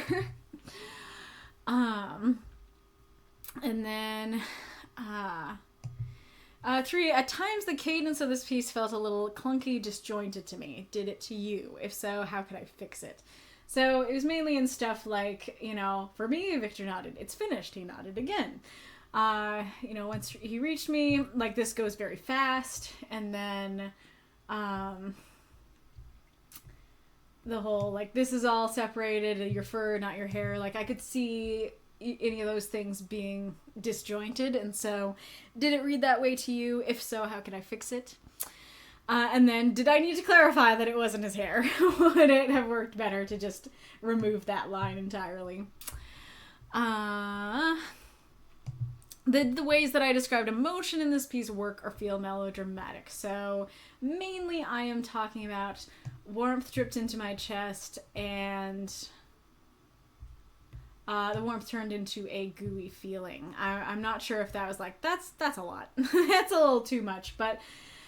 I was just trying to go for something a little more creative, like, I was trying to show, like, hey, yeah, he is actually touched by this, like, sure, he's being his usual angsty self, but he is touched by this, and, the gooey feeling thing is meant to be both, like, hey, well, in the long version, I did write it down, of, he's happy to have, like, this tangible, like, it has some of his fur, it's this tangible, presence of his past self, but it also is a reminder that that is his past. That is not what he looks like now.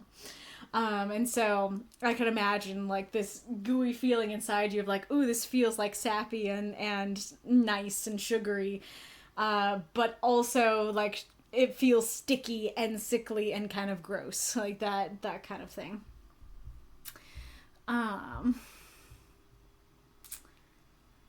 Let's see. I'm gonna read this to myself before I read it to you to see if 2 a.m. me describe things well.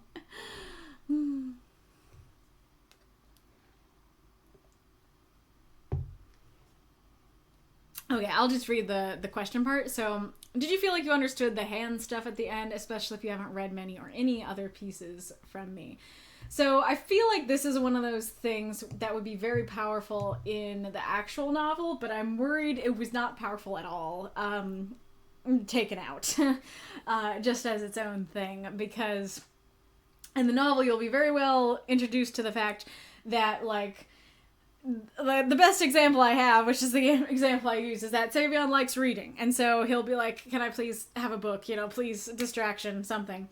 And Victor will bring him a book to read, and then he will realize he has to touch it to read it, and he'll be like, okay, never mind. I actually don't. I actually would rather sit with my own thoughts than touch that.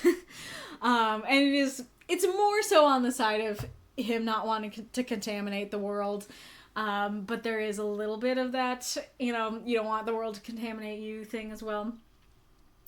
And so in the actual novel you'll be well acquainted of just how much he is yanking his hand back of touching things. And so Victor making this thing that's like, hey, I made this for you to touch. Like, I made this for you. It is, you're not gonna hurt it, because it's for you. And like that kind of thing, I would hope it would be powerful and cute. But I'm nervous that, it's one of those things that, especially to newcomers, is like, okay, like, I don't really understand what's happening. Instead of something that's like powerful and cool, kind of thing. And then I did say that, I think I said that in the questions as well, that I actually, so interesting fact, the shirt story, Haven, I have had that idea for years. This story I came up with this week. And it honestly makes me wonder, because like I said, Haven seemed to be way more liked. And so I wonder if that is an indication of like, hey, the story that you were thinking about for years, it paid off. It worked. And then the one you strung together this week, yeah, a little more shoddy. Kind of thing. But, but something I was actually thinking about like last week and stuff like that is this idea that he wants something to read to distract himself, but he doesn't want to touch it. And so Victor gives him his journal that he's like, this is my journal. I wrote in it. It's all crusty and stained. You're not gonna hurt it. Read it. You know, that kind of thing. And so it's kind of funny that I ended up using... Dang it, I should have done that, actually. That might have been a better story. I don't know why I didn't think of doing that exactly for this prompt, because that would have worked. I guess it's because I wanted Victor to make something, as opposed to just having something for him to read.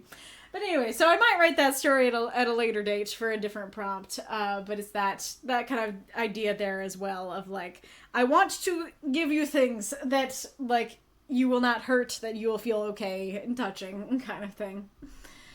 And then what I'm thinking the last question is that, in actual, well, let's look at it actually. So the way I wrote it is, in reality, Savion would protest more before he gives in. I've done a poor job writing longer versions lately, hoping I can write something for this. Did it work with just Victor shoving it in his face? Was that cute or funny? Or feel like something was missing? So I've now written a longer version, and granted, I kind of want to work on it some more, because I'm not sure it's totally polished up. But I have a longer version, and I actually stuck that in the notes of the story.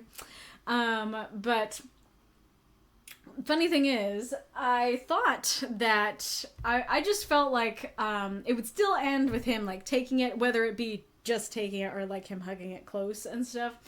But I felt like it would take some more time and protestation to get there. And it actually turned out that in the long version, he just doesn't actually take it by the end. That by the end, Victor puts it on the bed and is like, you know, well, it'll be ready for you when you're ready. And I actually feel like that, the reason I wrote that is because I feel like that's more accurate. And I feel like he would take it, you know, when he's alone, like when for whatever reason he's alone in the room. That's when he would actually like take it and nobody's watching. So another story that I might actually end up writing, if there's another story where he like is taken off the bed for the first time and you're like, but he already hugged it. That's why that discrepancy happened. But anyway, so yeah, so I thought it was kind of cute, the idea of just Victor being like, take the plush, you know, hold it, take it. And maybe in a silly voice or something like that, but I don't feel like it's super accurate. I do feel like it would take more time. So after all that long explanation, the question is just, did you feel like things went too fast, or did it work for you? Would it potentially actually work less for you if he didn't take it, you know, by the end? Shove in face, take the plush. Yes. Yes, so, and then I'd love to hear what your favorite lines were, and if you had any other comments, questions, what have you. Let me quick look at it to see if there's anything else I want to ask. I kind of asked this, but I do wonder if this needed a little more gravitas, if this needed more time for him to reveal it, or if it was fine as it was.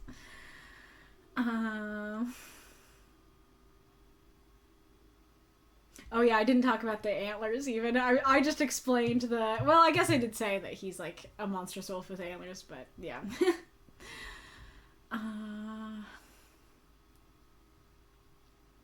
Oh yes, so I did see in a review this morning a question about it being ethically sourced, and that sounds like a modern phrase. Very fair. Very fair that sounds modern and that might be jarring. That is one of the things that's kind of confusing about this story, is that basically this world is the ultimate isekai, that everyone who's here got isekai'd from other worlds. I don't know if it's just Earth or a bunch of other worlds. I haven't decided. And so... and then they don't age, so they come here and they don't age. And so that means that you have Joe from the 1800s, and you also have Joe from 2020. Like, you have people from all walks of life and time and history. So, and Victor actually, I know it's weird and confusing, but this Victor actually is from modern day. And so... he would know a modern phrase, and so it's not necessarily a problem to me if it sounds modern, but it is a problem if that's, like, jarring and confusing. So, I don't know, if you have ideas for how to better phrase that to make it not sound as modern, I am open to hear them. Let's see.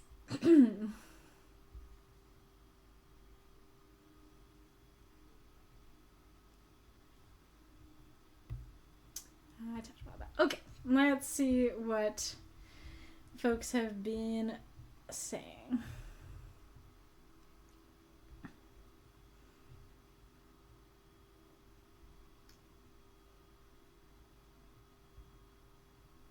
Mark says, ooh, this is the one I haven't reviewed yet. I love that there's some of Savion's fur in the plush. I kind of feel like it should be take the damn plush. You know, I do kind of like that better. I haven't exactly through 50, so I'd have to remove a word somewhere. But I like that better. Says Corian. Nice. Cute little tappies. Nice to meet you, Indy Long Dick as well. Some of us do write poetry, but our weekly writing stories are prose. Nah, Corian says, I wish I could have made something work, but both my own struggle and COVID brain fog did not permit me for this prompt. I am sorry to hear that you had COVID. That is horrible.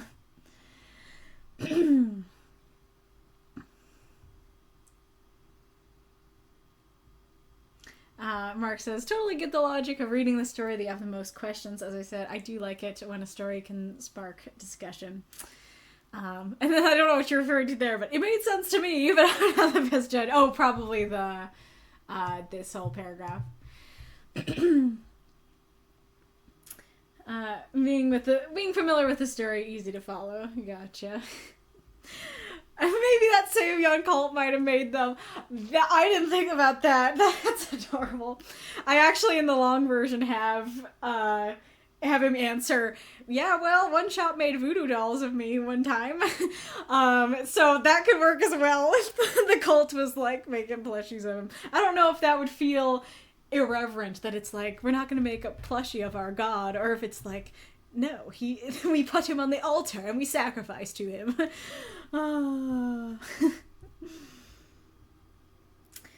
Well, for someone familiar with the universe, I liked the hair/fur distinction, but I agree it's possibly not necessary for the short version. Very fair. I think you explained the reasonings for the hand thing very well. I'm saying that as someone familiar with the story, though. Marx is walking around here. Well, I'm familiar with it, but I do really appreciate your thoughts. Haven is a pretty cute story, though. Thanks. Stardust says, I think the repetition of the dialogue tag shook head could help characterize Savion further. Maybe instead of 2 head shakes, you could focus on another action tag, like a facial expression change or have him flinch away. Where specifically are you talking about? I actually don't recall where I had him shake his head. I mean, I have the double nodding. Is that what you're talking about? That Victor is nodding twice? That having multiple facial expressions there could work? That is fair. Raccoon, we're just wrecking everyone. Hello, Bitzer, and goodbye, Bitzer. Horian says, I have a question, although I'm somewhat familiar with this world and characters. Is Lilith the brother to Savion? And who is Victor? A friend? So I did realize that, like, I can't believe that it took it all the way to the stream for me to realize. I usually am a lot better at saying my brother instead of Lister, but yes, Lister is his brother, and that should have been my brother, not Lister. Sometimes it just slips through the cracks because I'm so familiar with it. It's a little more complicated than that, but the short answer is yes, that Victor is a friend.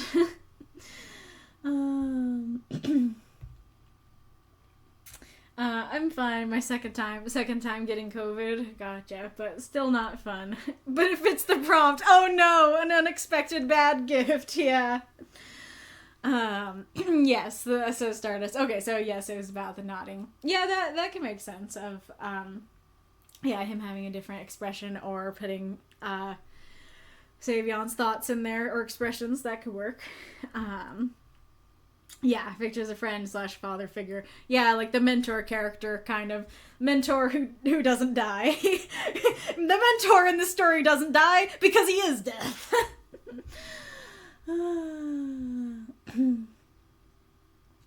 Drago says, I do really like how wholesome that story is. Not sure if you read my review. I posted like an hour before the stream. I did see it.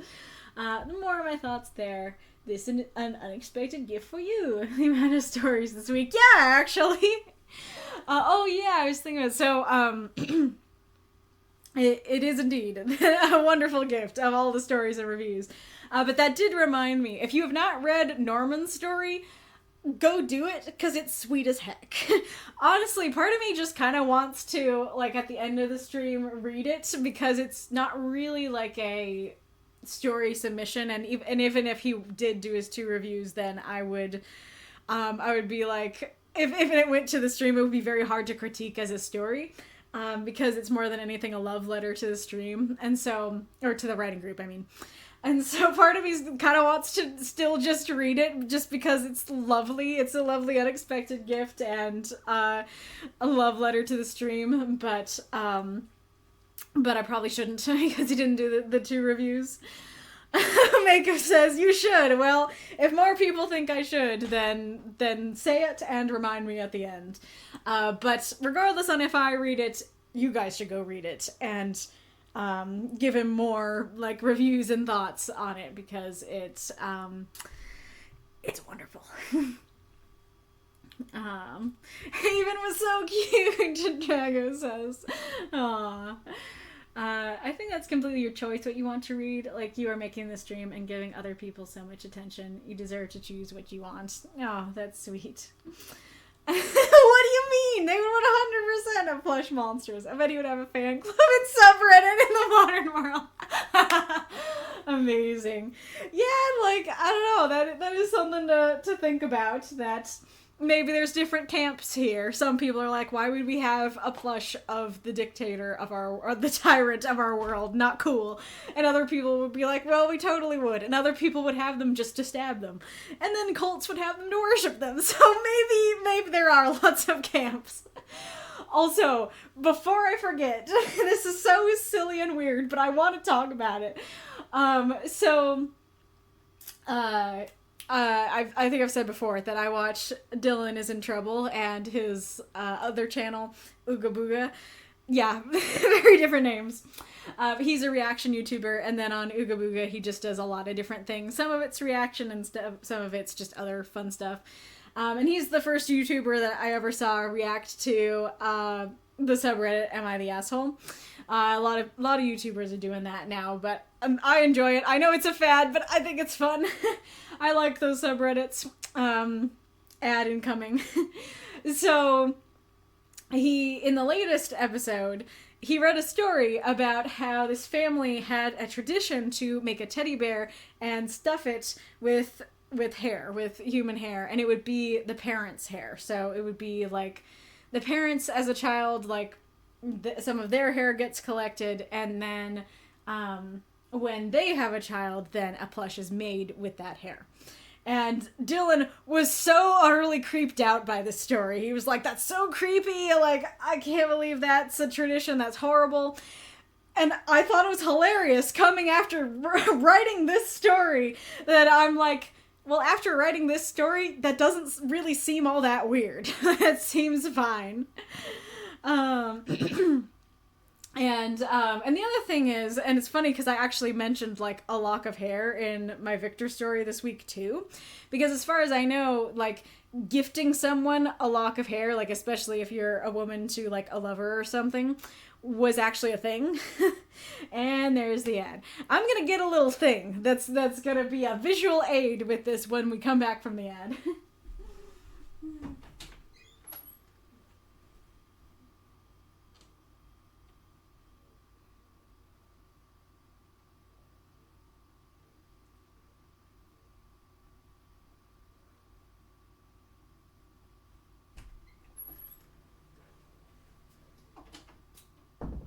Sneeze. Oh, I should have put the camera on the kitty while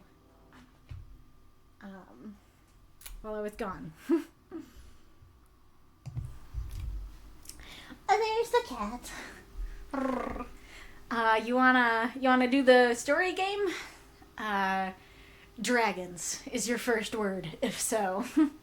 We often, for anyone who doesn't know, often in the ads we play a little game where we go back and forth, me and the chat, and write a sentence-long story, one word at a time.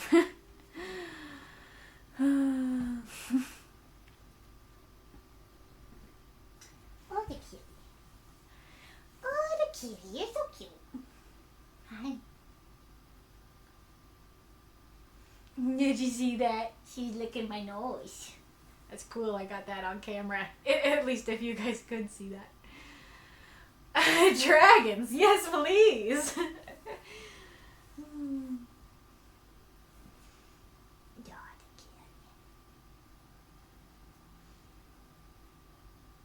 Oh yeah, I can show you another Christmas present I brought over. This probably will be read next Christmas or something like that. This is A Christmas Carol, and it's an attempted like reproduction of how the first edition looked. So, oh, it's all white. You can't really see, but there's like this little like reproduction of a handwritten note here at the beginning, and then yeah, you just have. There we go. That's better. Here, I want to get to a. Yeah, so here's a picture. Marley's ghost. Oh, what is that? Oh, black and white picture.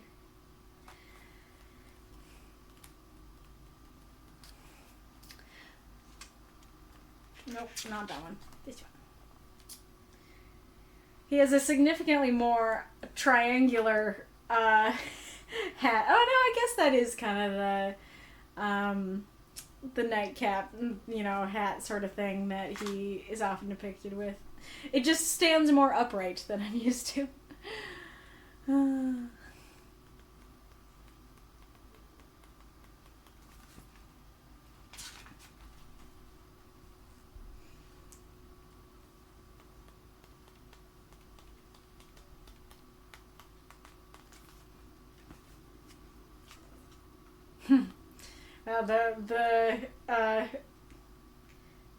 Well, hey, this says, I don't know if you guys can read it at all, but it says at the bottom, the last of the spirits, but I read it as the last of the fruits, and I was like, what do you mean the last of the fruits?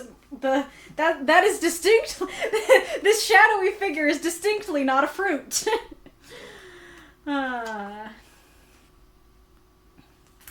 You guys probably can't see it very well from that far, but yeah.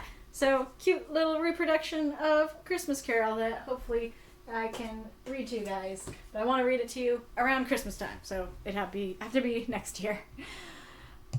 Okay. Back to your comments.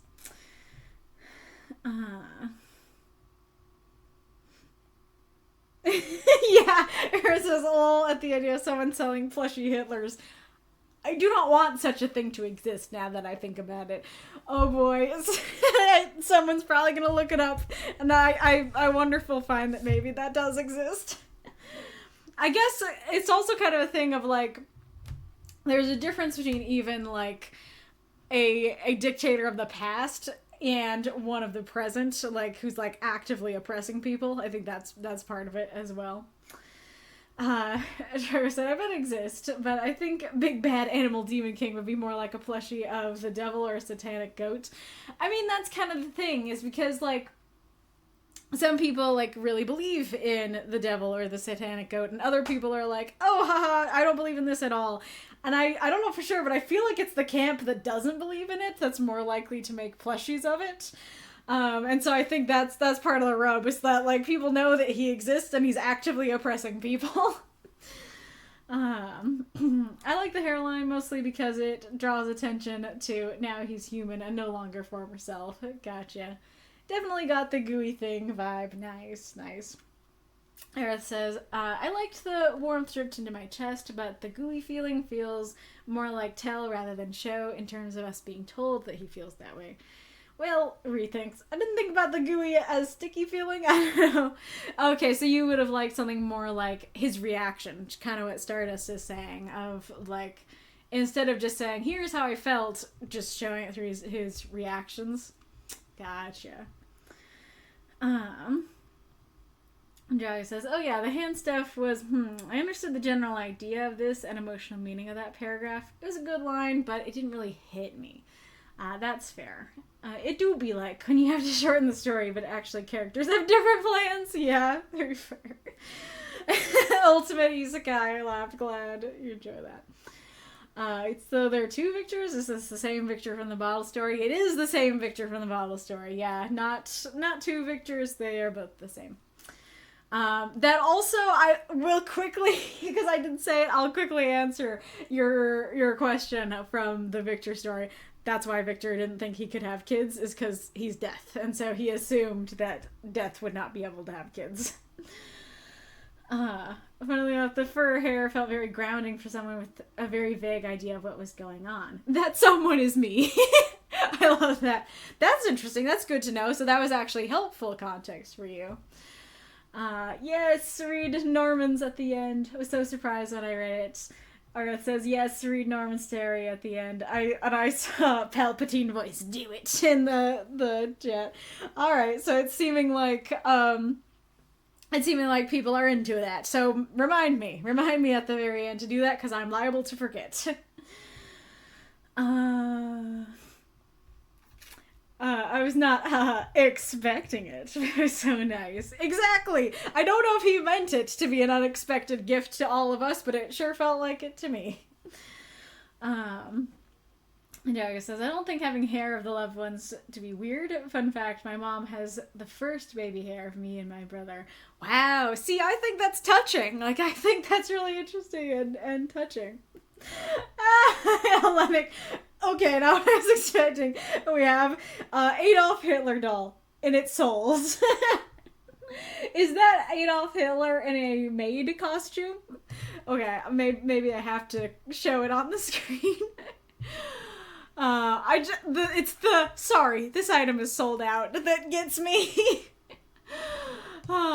Somebody wanted that. But yeah, it does exist. Yes, it is a maid costume. Oh boy.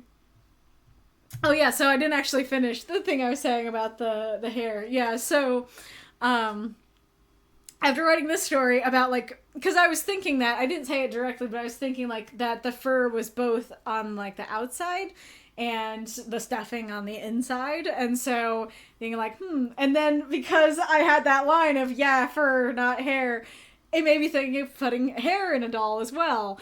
And I think what I ended on before the ad is that I think in the past, like, cutting off a lock of hair and, like, giving it to your loved one was, like, this very... it was like a gift that was given, and it was like this very intimate gift. I don't remember, well, other than what is said in the title, that what the story was purported to be about, but there's a story that's called The Rape of the Lock, and it is about somebody non-consensually cutting, like, a lock off a woman's hair. And I remember that my English teacher would mention that, and I think that it kind of shows, like, how intimate of a thing that was back then, but I never actually read the story. I just heard the summary from her. But that's kind of the thing. And my visual aid is, granted, this is fiction. This is very much from fiction, but I believe that this is a thing that exists, even if the only way that I've seen it is in fiction. In Black Butler, there is a character, Undertaker, who has a little belt, and I forget what it's called, but all of these little things have a lock of hair in them. I don't remember if we find out if they're all from... No, we haven't yet. We haven't found out if they're all, like, past lovers or what, but we just know that one is from someone related to the main character. But yeah, so, like, I believe that sort of thing where you have a locket of, like, people's hair and stuff was a thing that existed. And so it doesn't seem that weird to me to have a doll that is stuffed with human hair. Now, granted, I do understand that it's made weirder, that it's kept from childhood, but at the same time, does that make it, like, cuter and more meaningful? I don't know, but I'm curious what your guys' thoughts are. Is that weird and creepy, or is that cool and sweet? I missed the part about gifting hair in the Victorian era. That was mostly it, just what I said now. Alright, yeah. Feel free to still answer all your hair answers in the, not your hair-brained answers, but your hair answers in the chat. Yes, thank you all for your thoughts on the story. Wait, hang on. Was there something else? Real quick. Oh, actually, I was gonna ask directly, because I was saying that I was trying to puzzle it out, and this would help me puzzle it out. Do you think Haven was my best story of the week? Was the amount of reviews I got on it actually indication that it was my best story of the week? And if you have an explanation as to why, I'd love to hear it.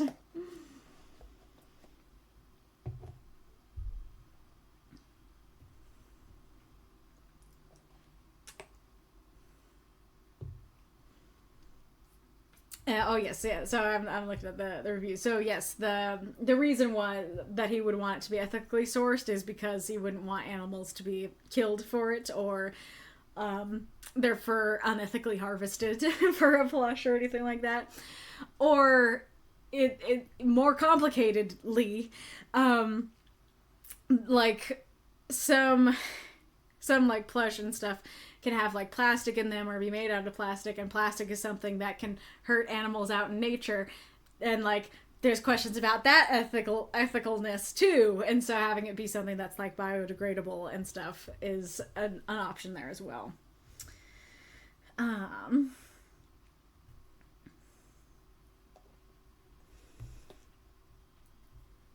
think I answered the other questions there.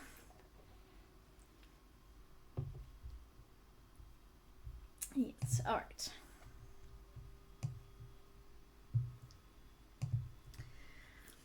I don't think that the hair doll is weird, actually, lol, says Marx.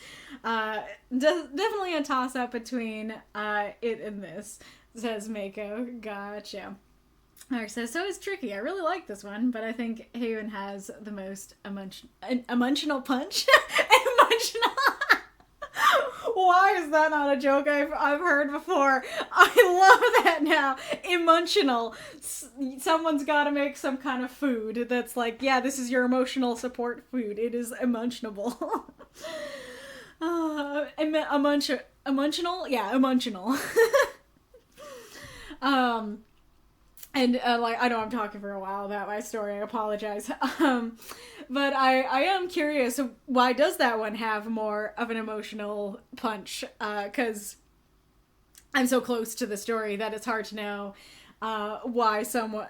Well, unless it well, I was about to say infects. Unless it affects me, then I tend to be too close to really feel the emotional impact that the reader would feel. And so I'm curious what leads to that one being more emotional. For me, it's the animals accepting his human self. Gotcha. So this one might be more along the lines of the stuff you've read before, of, you know, Savion's angst and stuff like that. Oh yeah, and I guess maybe part of it could be that even though, like, in the end of the short version, yeah, I guess that's part of it. And that's part of why part of it is that he's not accepting, right? That it's like, okay, in the end of the short version, he does take it, but it doesn't really have that feeling of acceptance. But the Haven actually has the acceptance happen inside the story. What I was just going to say is that I guess that's part of why I feel compelled to write a sequel or two to this where he is accepting it. So I'm curious if that would be more emotionally impactful. But that's a really good point of, like, you actually have the climax, the acceptance, the ooey gooey emotionalness there in the story. It's probably, oh, that was Mako Cam. I think I called you Marx. This is Marx. It's really the ending. The animals accepting Savion is such a solid deal, but Savion doesn't accept the doll. Yes, what you said. Gotcha. Drago says, I definitely liked Haven the most. Ah, so cute. Love the voices of the animals. Feels it really works well as a standalone story. Everything you need is written in it, and it's written very well. Yes, it was very emotional, but whoa, positive feeling. Like you can feel how scared he is of not being accepted. But no, you are our human. I feel like something to hold work better in a novel. Yeah, that makes a lot of sense. That's totally fair. Thank you all so much for indulging me and answering my questions. Really appreciate all your thoughts. let us go on to Palmothemus. I don't think Palmothemus is here, so somebody tag the worm. Somebody tag the moth. Alright. Corn is the Sweetest by Palmothemus. 252 words. Corn? Who did this? Lantrick could barely keep his tears from falling. The round dinner table is clothed in a white cloth, and seated atop it, ceramic bowls of both corn and popcorn, green plates filled with cornbread, and a soup pot filled with creamy corn chowder. Candles were lit and placed on the center of the table, and the family sat themselves in such a way to form a star, with the alien seat being the top part of the formation. He looked to see the family giving warm smiles. His heart fluttered by the surprise. He couldn't keep himself together. The tears fell, and he silently cried in waves of both sadness and joy. The daughter, Becky, lifted herself from her chair and handed him a tissue. Lantrick took it and wiped the tears out of his eyes. "Thank you," he gulped. "Thank you so much. I don't know what else to say. It feels so weird." "Well, we knew that you liked it ever since we took you in," Becky recalled. "You always quoted that corn is the sweetest sustenance." Lantrick felt another tear roll down his cheek. He then inched towards his chair and crouched to sit on it. He then looked to see his plate filled with all the provided food, save for the chowder being in a fancy ceramic bowl beside it. Lantrick then looked up once more to see the family giving that same comforting smile. He smiled back and whispered, "Thank you."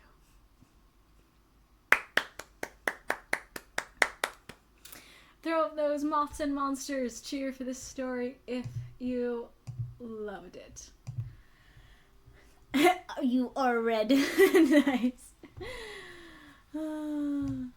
Okay. No. Don't do that, computer.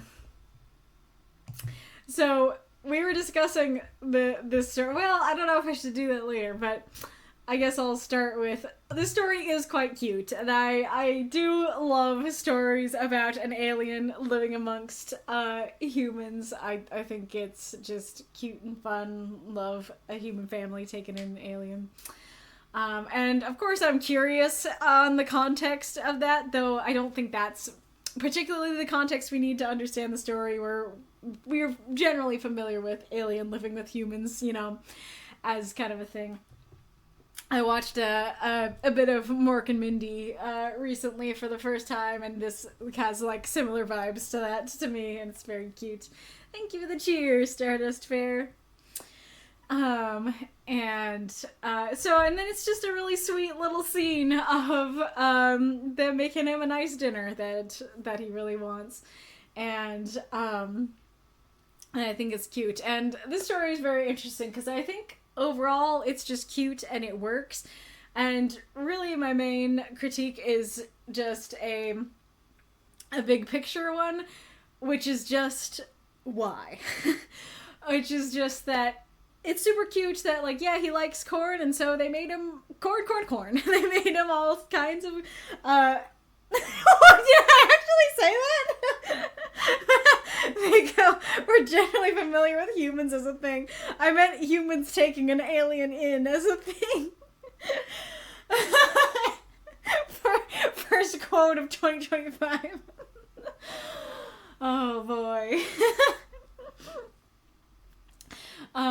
So my main question is, so it's very, very cute, and I can understand he likes this dish, so they made it for him, but I feel like I don't get the emotional impact of it, because I don't understand why corn is such an emotional thing for him, that,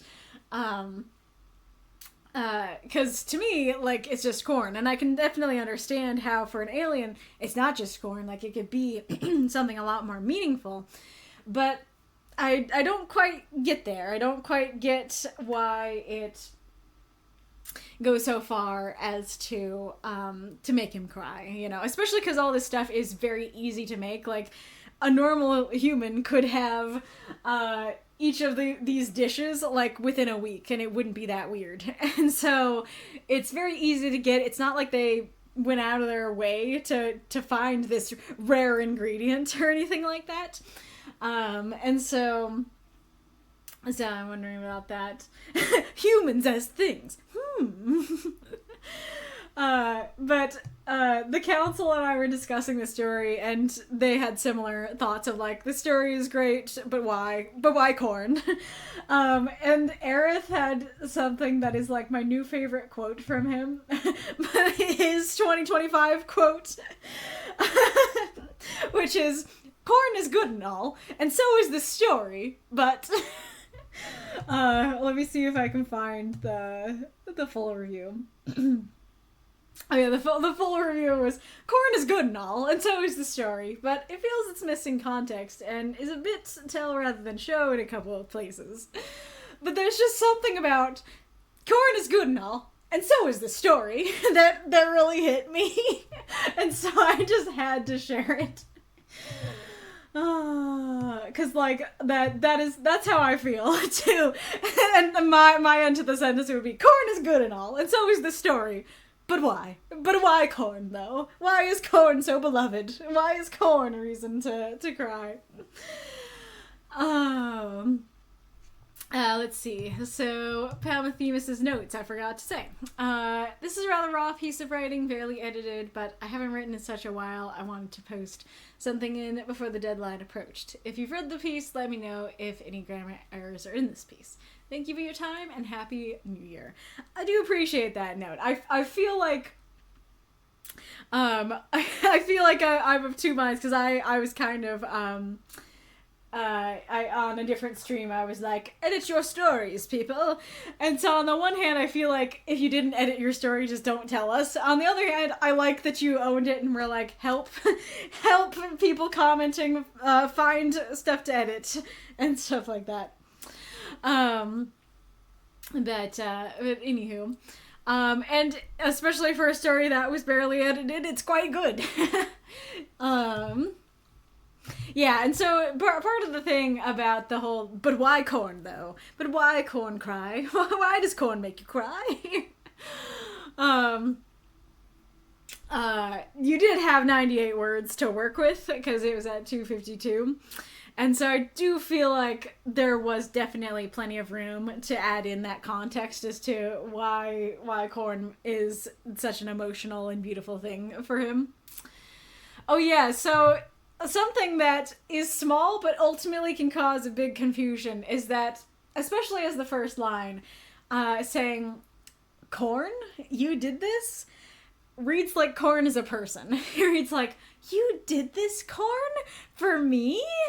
As opposed to like, oh, look at all this corn, you did this for me, you know. So I think just saying you did this and without the corn at the beginning would work a bit better. Not a big deal, but I do feel like you could have more corn in here. You could have like actual corn on the cob or street corn. So these dishes are awesome, but and like creamed corn. I had like a quesadilla the other day that had corn in it. It was so good. So especially if you're really going for like corn, I definitely add some more stuff, especially corn on the cob. But I do like what you have. I do think it's cute. Oh yeah, so before I forget, have any of you seen the movie Better Off Dead?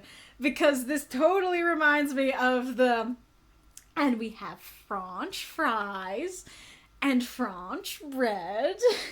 If you haven't seen it, it's basically like there is this like French exchange student who comes to the school, and the mom, I think it's the mom, is trying to make her feel like welcome and make dishes from France, but none of the dishes that she makes are from France, and she's like butchering the cultures and the culture and the pronunciation and everything, and she's just sitting there like, you know.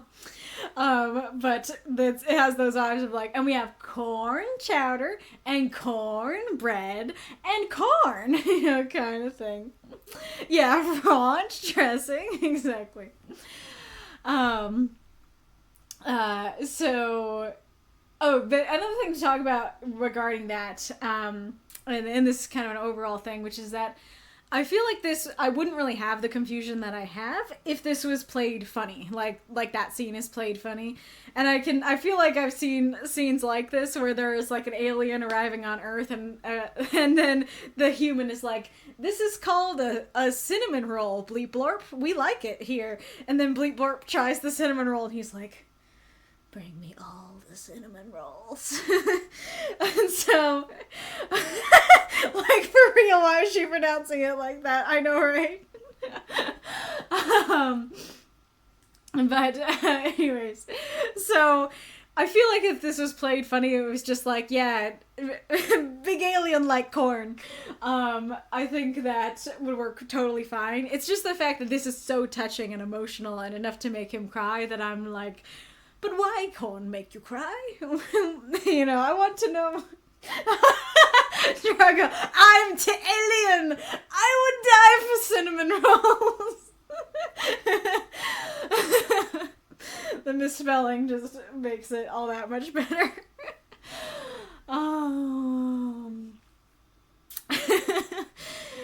Yeah, so if it was just like, yeah, Lantrick, he's just been introduced to corn, he loves his corn, we given him his corn, that would work really well. It's just that I want to know why it's such an emotional thing. Yeah, like corn isn't really rare or expensive, exactly.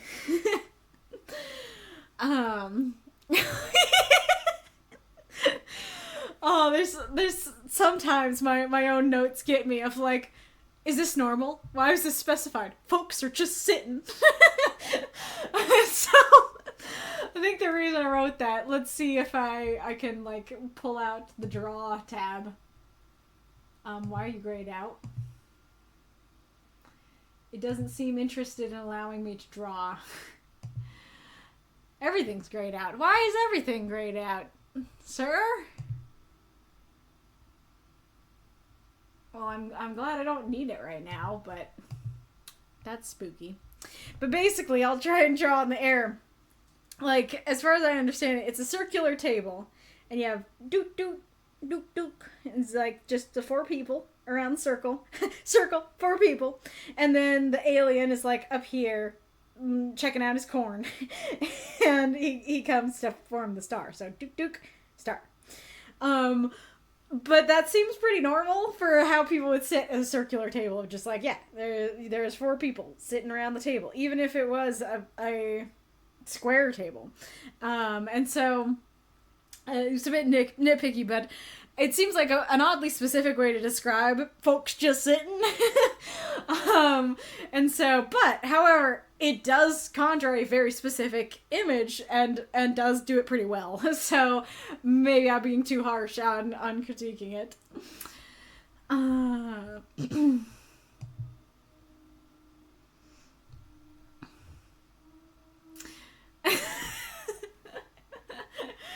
Sometimes I just write down the jokes I come up with while practicing, but this story is Captain Crunch, oops, all corn. Is Captain Crunch a corn-based cereal? That makes it better, if so. That'd be like, without the berries, it's just the cereal, oops, all corn. Yeah, so my note here, I'll just read it. If this was a silly little scene where he discovers corn and wants it in every form, that would work, but it being serious begs questions. It's not hard to make this stuff. You could have it all over a week. Why is it so special and touching? Is it his birthday or crash day? I do think that would be very cute if it's just like, this is the day he crashed and they celebrate that and they celebrate it with corn. That's pretty adorable. But yeah, so why is it unexpected? That is part of it. That goes along with, like, it's not really, what'd you say? It's not really, yeah, it's not rare or expensive. Is that idea of like, well, it's meant to be an unexpected gift. And if it's like, you could have all these things over the course of a week. Doesn't really feel all that unexpected. And so it could be like for an alien, especially if he did just arrive. Then again, I guess ever since we took you in, it makes it seem like he did not just arrive. It's been a while. And so, yeah, that just kind of goes along with like, I'm wanting more explanation and context for that. And last note there, that's cool, but why? But why, though?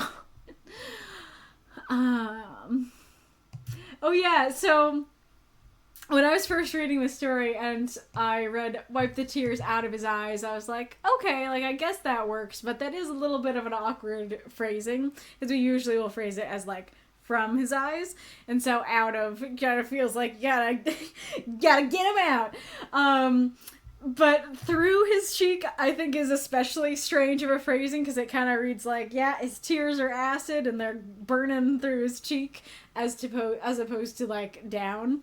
But it's not too big a deal. I knew what you meant. And also, hey, he's an alien. Maybe his tears are acidic. We don't know. Captain Crunch is corn-based and it normally doesn't have the berries. Crunch Berries is a cereal with the oops all berries. Gotcha. So normal Captain Crunch is oops all corn. Yeah, so the only explanation we're given is it's the sweetest sustenance, and, like, again, that's cute. It is pretty sweet, and if you like it, you like it. But why cry? But why the corn cries? Why is our boy got the corn cries? Another thing I was gonna ask, is this the same alien from the cave? That there's a cave and a little boy, and he, like, didn't feel the love of the hug, because this makes me happy and is adorable if it is the same alien. Hello, the real decoy.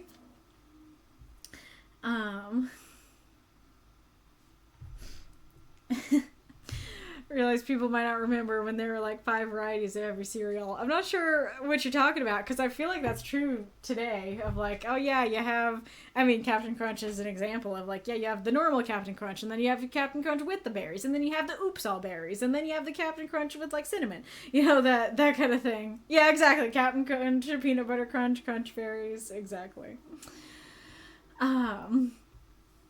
But yes, very, very fun, very sweet story, very cute and fun. Love the vibes, love the heartwarming nature. This story does feel warm to read. So definitely enjoyed it. All I really want to know is why. And feel free to post in the stream chat or the VOD discussion if and when you watch this Palmothemus. I'm not very good at replying, especially because I'm usually very busy on Sundays, but I do get your messages and read them. Alrighty, Roo.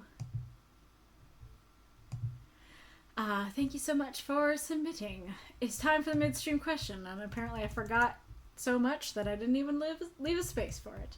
How many stories are unlocked at the moment? Is it just Dragos? Is it Dragos and decoys? Are we close to unlocking decoys? What's the situation? And if you have ideas for midstream questions, then don't hesitate to ask them. I noticed them still existing. Every variation seems to be either a very limited release or for a holiday. Christmas crunch, rather than just existing all the time. Gotcha. Yeah, I'll have to pay attention the next time I go down the cereal aisle and see what all's there.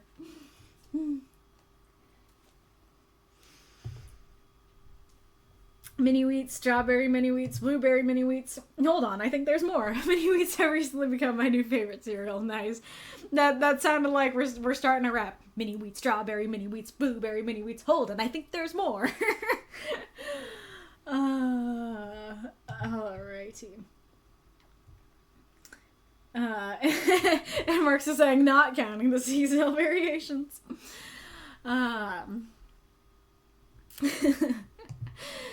Alright.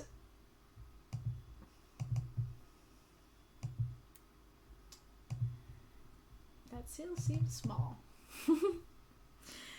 Alright. Question time. I really wasn't thinking of anything for this time. Sometimes I have something percolating before the stream.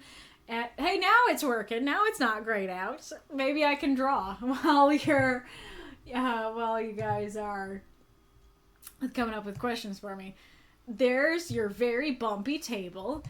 Here's Dad. Here's Becky. Here's Mom. Mom's a little more lumpy, but we love her. And here's Jeremy. And then here is Lantrick. Here's Alien. So is that, what you meant? Let's see. Let's just go. Oh, no. Ah! That was an extra. Oh, no. Come on. Come here. I guess I could just use this. Yeah, okay, that works.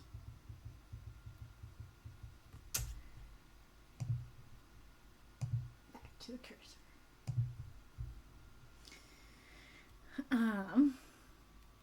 Decoy says, I thought of a mainstream question and what makes a good opening line for microfiction. Hey, I like that one. What makes a good opening line? And I guess I'll steal Marx's question for a bonus question. Bonus. Did you have a good Christmas and New Year's? What did you do?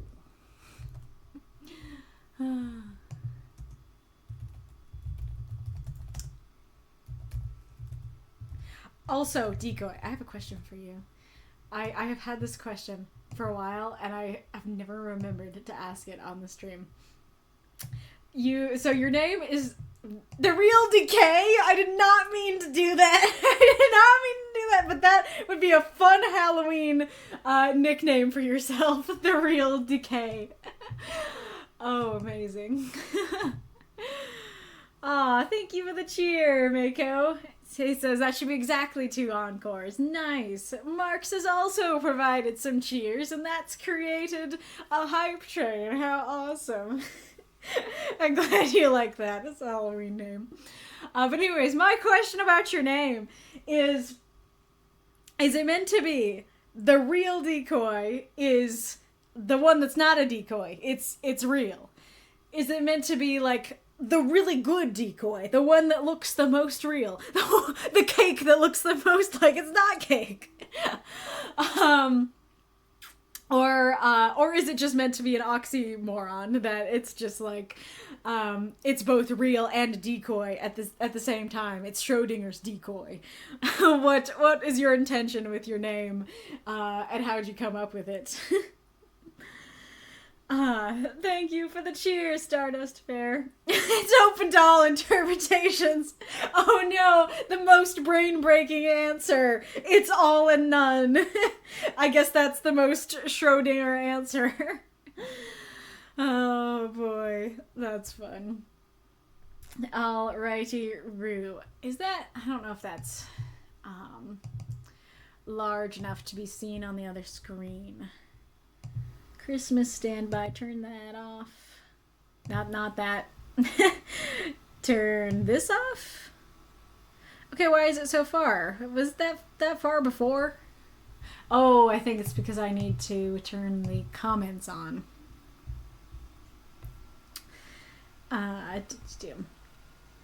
Can you guys read that? Okay, I really can't tell. It looks tiny on my screen.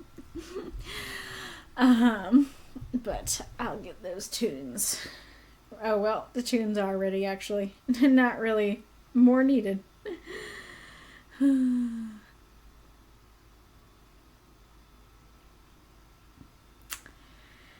Well, and initially I was just the decoy because I used to play an FPS game that my friend was really good at, so I'd run out and get shot while they did the actual work. I enjoyed seeing so-and-so kill the decoy pop up. Oh, that's awesome! I do really like that. Nope, can't read it. Gotcha. Oops, that was too big. That should be big enough, right? Even I can read that on the tiny screen. All right. I'll put on the tunes and then we could go.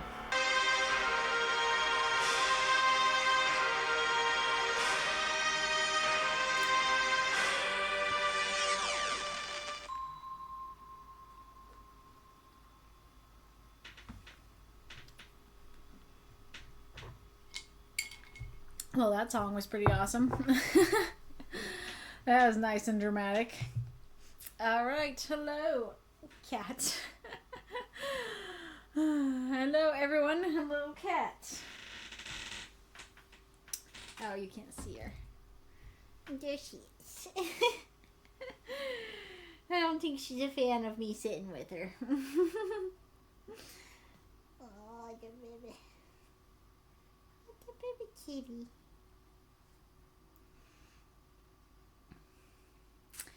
Alrighty, Rue. So, we're asking what makes a good opening line. Oh, sorry, cat. For what makes a good opening line for microfiction? Did you have a good Christmas, New Year's? What'd you do? Good Christmas. Kitty back pillow, yeah. Massa says, great opening line, whether it's for microfiction, short story, a book, it should hopefully be a good hook to try to get the reader invested in the story. There's no formula for it, though. What works for one story doesn't necessarily work for another. I'm kind of surprised to myself when I get the comment, that first line, or something to that degree for my stories. Christmas was good. Went to visit my parents, and my sister and her husband were there. Exchanged gifts, had dinner. Didn't have a lot of sleep because I had to work on Christmas Eve and pretty much just got home that morning and slept a few hours before heading out again. New Year's Eve I was off, but I had to work New Year's Day. Had a celebratory drink with the rest of the genre break house, but the night was pretty low-key. Very fair, so sounds like some good low-key times with family. Sorry you had to work on the holidays. And yeah, like, I think you make, especially, I agree with you about the first lines thing, because that is the thing, that yeah, it is meant to be something that's like a hook, try to get them invested, but the problem is that there isn't really a formula for it, and you're so right that something that could work for one story doesn't work for another. Trying to think of like an example. You know, like, I don't know, the first line of, and that was the day that the turkey shot out of the oven. You know, that could be pretty grabbing, but if it's for, like, a serious story about murder, maybe doesn't fit the tone, you know, kind of thing. So, totally agree with that.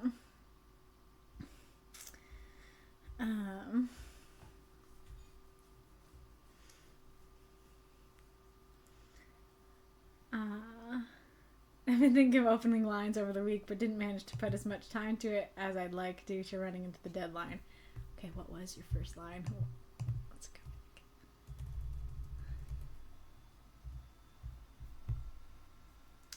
back. Oh, no, not that one. Oh, I like your first line. And my dad immediately, when I read your story to him, was like, yeah, that first line, he like reread it and savored it and stuff. So I don't know if it's the most grabbing line, because yeah, like it was a dark and stormy night. It's those vibes without those words. So, you know, it's not the most like a unique a situation, but I think it is well written and grabbing in the fact that it's well written.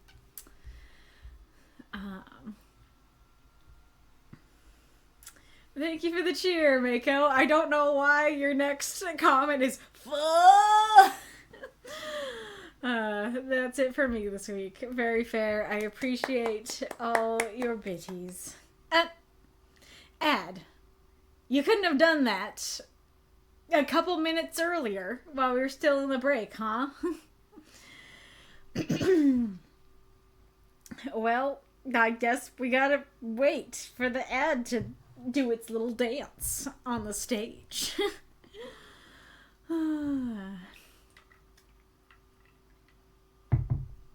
Maybe I'll see if I can take a look at if anybody else has answered the Christmas question. I think that works better to answer over the ad.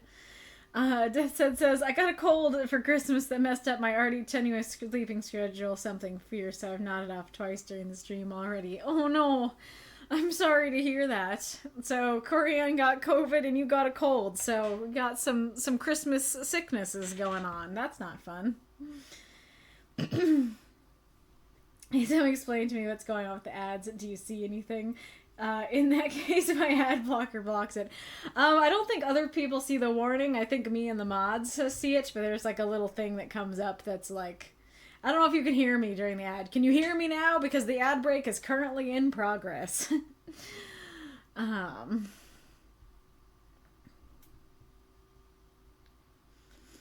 Lovely BRB screen. I'm glad you like it. Yes, I bought some Christmas overlays and I am enjoying them very, very much.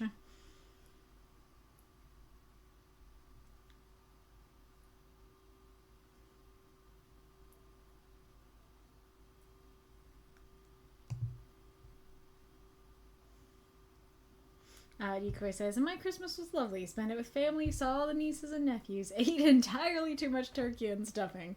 Nice, nice.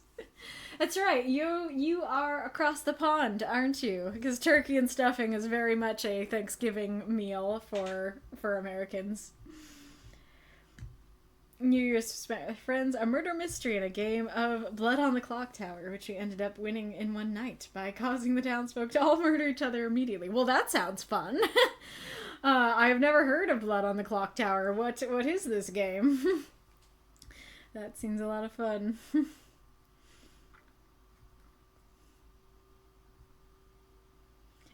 Pip and all that. Incredible.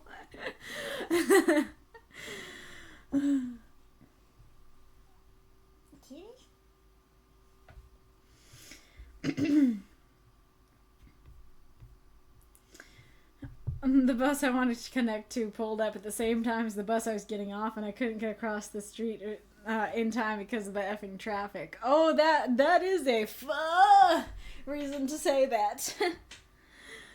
A social deduction game where everyone has hidden roles. Interesting. So a little like Mafia, perhaps? I guess I can... Oh, you don't see any ad, Drago says. Yeah, so the ad blocker must block it. Arith says, my Christmas is really quiet. My family visited before and after Christmas, which they spent with their families, immediate children or parents of spouse. I was just here, playing video games, having a quiet evening. Shrugs. Fair enough. Yes, just like Mafia. Oh, nice. Was that enjoyable, Arith, or do you feel sad that it was quiet? Because I feel like that could go either way.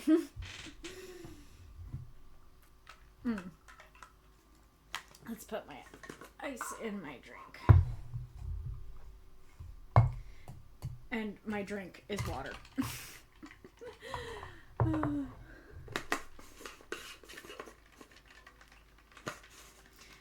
For me, there's lots of carp and wild mushroom soup, and my beloved fermented cabbage, question mark, goes to Google Translate. Sauerkraut?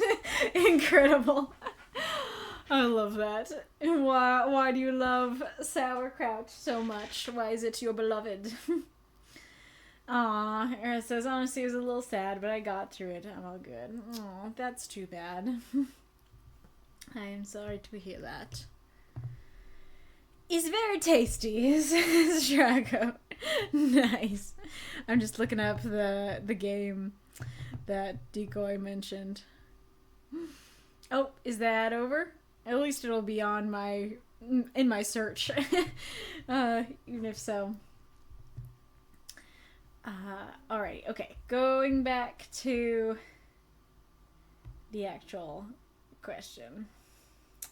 Deco said, I was trying to decide how to weigh intrigue, attention, grabbing, scene setting, character introduction, and not sure what works best when every word counts. That's very fair. Yeah, so that's interesting to think about. So you have intrigue and attention grabbing, which could be the same thing, but aren't necessarily. That you know, attention grabbing can just be like, oh, what's that about? But intrigue is more of like, oh, what a mystery, let's come solve it. You know, but less of a kind of thing. And then scene setting, yeah, is what it sounds like you did go for, is the storm. And then character introduction, starting with the character. That's a great point. Yeah, I want to look at look at the first lines that we've had and kind of like think about them. Oh yeah, so that was, I can't remember if I said it, but I think this one gets the gold star of the week. That let's say you're right, that I'm a copy of you. Like, what should I do now? Now that's a grabbing line. that pulled me right in. I was like, what? And I think what's neat about that is that it gives us all the context we need of like, hey, there's one person and there's a copy of them. And that's what the story's going to be about. I often talk about how that's a great thing to do with first lines if they're kind of a summary of the story as a whole. And that's what this is. Like, let's say I'm a copy of you. What should I do now? Totally what the whole story is about. But then it grabs my attention immediately because I'm not expecting that, and then it creates intrigue of like, oh yes, why is there a copy? What should we do now? Makes you ask questions. That's a good thing to think about with opening lines. Does it make you ask questions? Because that's what's going to make the reader want to keep reading. Yeah, because I think that especially works for like attention grabbing and intrigue, because attention grabbing could be like, it makes the reader ask immediate questions, but then those questions are answered very quickly. Whereas intrigue could be more of like, yeah, it makes the reader ask questions, but then, but then like doesn't answer them immediately and pulls you along throughout the story. Also, I just realized that I was going to tell you something funny that happened when I came downstairs, and I'll forget if I save it for after the question, so I'm going to tell it. Unrelated to anything, just think it's funny and cute. So my parents are watching this movie called Horizon, and if any of you have watched it, it sounds like they need help. But they're watching it. So my mom likes westerns, and it looked like a western, and apparently it is. But I came down and they paused to like talk to me and stuff like that, and my dad went to the bathroom and my mom is talking to me and she's like, we're like an hour into this movie. And, oh yeah, I asked her, I was like, are you enjoying your movie? And she was like, that's not the word I would use. And then she's like, we're like an hour into it and nothing makes sense. I don't understand anything that's going on. I don't even know what it's about. And then my dad comes back from the bathroom and he goes to my mom, so is that movie about, I forget what he said, but the fact that like my mom is like, I don't understand what this movie's about, it's confusing. And then my dad, not hearing us, immediately confirms and is like, hey, so is that movie about this? And I was like telling him about what I just said, how mom just said that, and he was like, yeah, like, it's called Horizon, and, like, I think it's about building a town, because it seems like there's a town that's called Horizon, and, like, but the thing is, like, we just saw, like, the town, and then everybody got killed, and then there were tents, and then everybody got killed, and now we're in Wyoming with Kevin Costner. So... I don't know, I thought that was cute and funny. Probably more funny if you were there, but I had to share. So yeah, if any of you know about that movie and know what it's about and what they're supposed to be taken away from it, apparently they need help. Oh, I see. Drago's posted a picture of pickled cabbage and mushrooms. It does look different from how I think of sauerkraut, but maybe this is just authentic sauerkraut. You want out, Bo? Oh, you're cute. Oh, you're so cute. Yeah. It's truly cute kitty.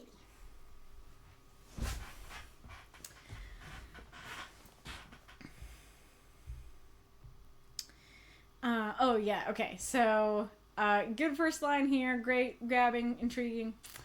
And then Daisy sat cross-legged as she stared at the tombstone. So this one's both setting and character. So we're introducing the character, but we're also introducing, hey, we're here at a grave.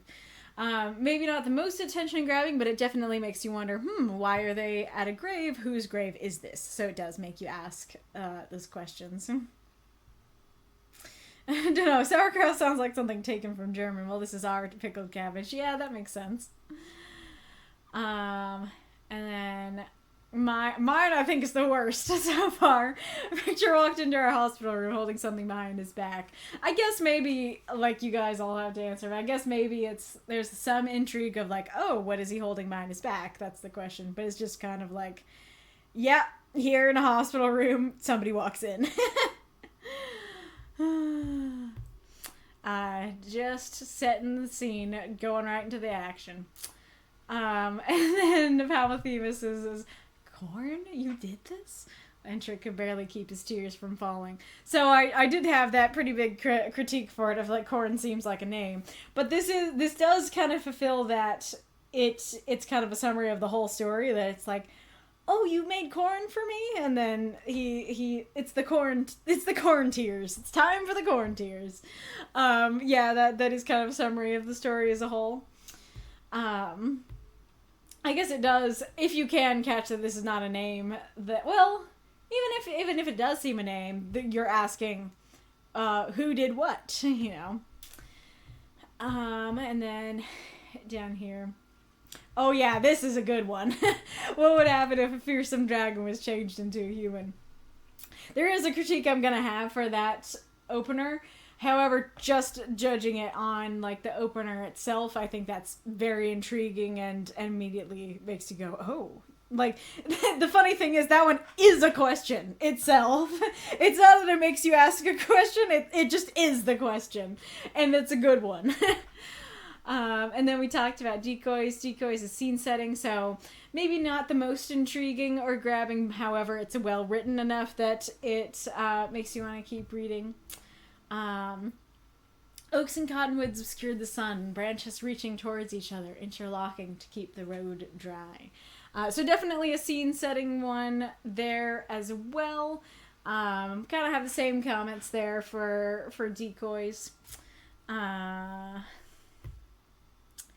That's a good one. It wasn't easy to bring the internet to Canada. Like, that definitely is this summary of what is going on with the story as a whole, and makes you ask a question of, okay, why was it not easy, and how did they bring it to Canada? And the story will answer it. So I think that's a good one.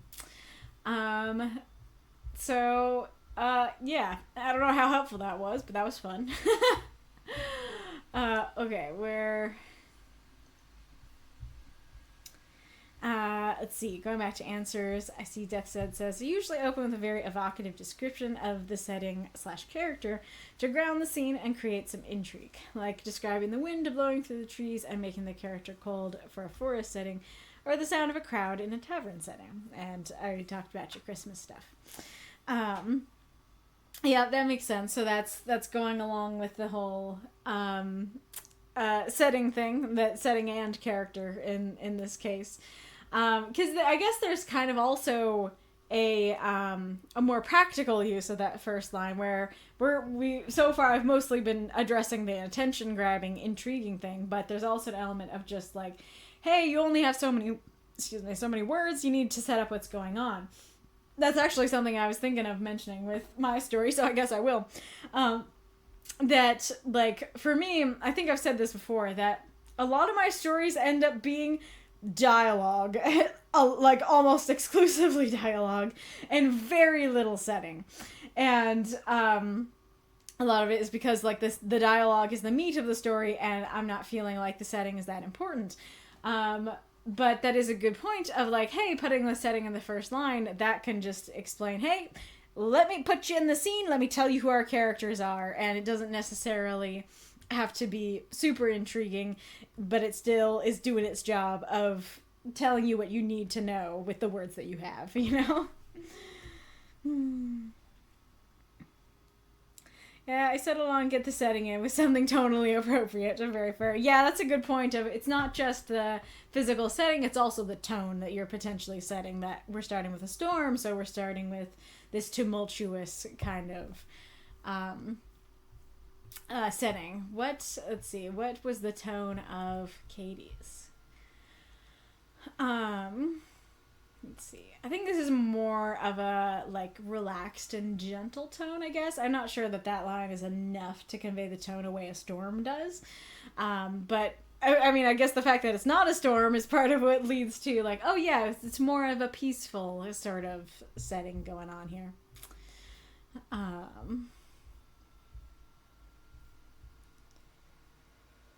So dramatic, cozy, whatever, so that I don't have everyone floating in a void. Very fair. Well, I think that is, yeah, and that kind of goes along with what I was just saying, because I think that, I don't want to say this.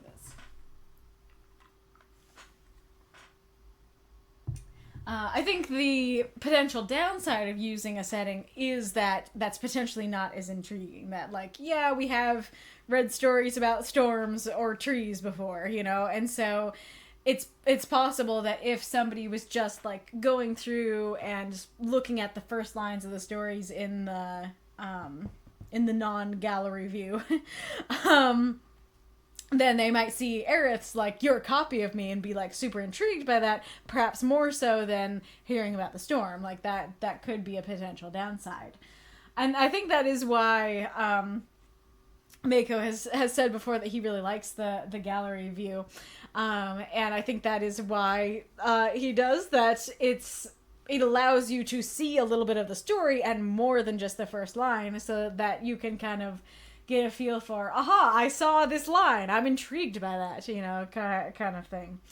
But I think that the issue of, like, oh, it's not as grabbing is a lot more grievous in a novel, that when you're trying to get a reader in for a longer amount of time and brain capacity, that having them be able to pick up your book in Barnes & Noble and see that first line and want to keep going is a bit more important than a short story where you're not asking a lot of the reader's time or mental capacity. And then, as I said before, you only have so many words in the first place. And so I think going ham on that first line being intriguing isn't really nearly as important, because the stories are short, you need those words, you need to get that setting in, and it's more likely that people will read it regardless and not just, like, look at the first line and be like, not intrigued enough.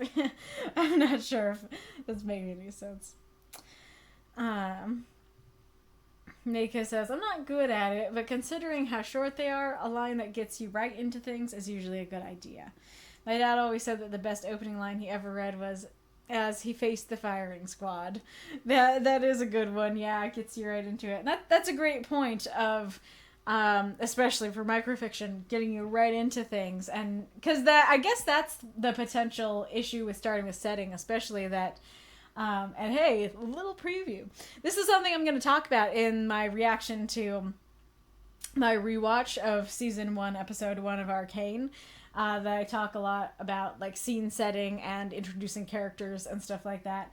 And so I was saying, like, there's a whole scene there where they, like, are on a roof and they see Piltover and it's all beautiful and stuff like that.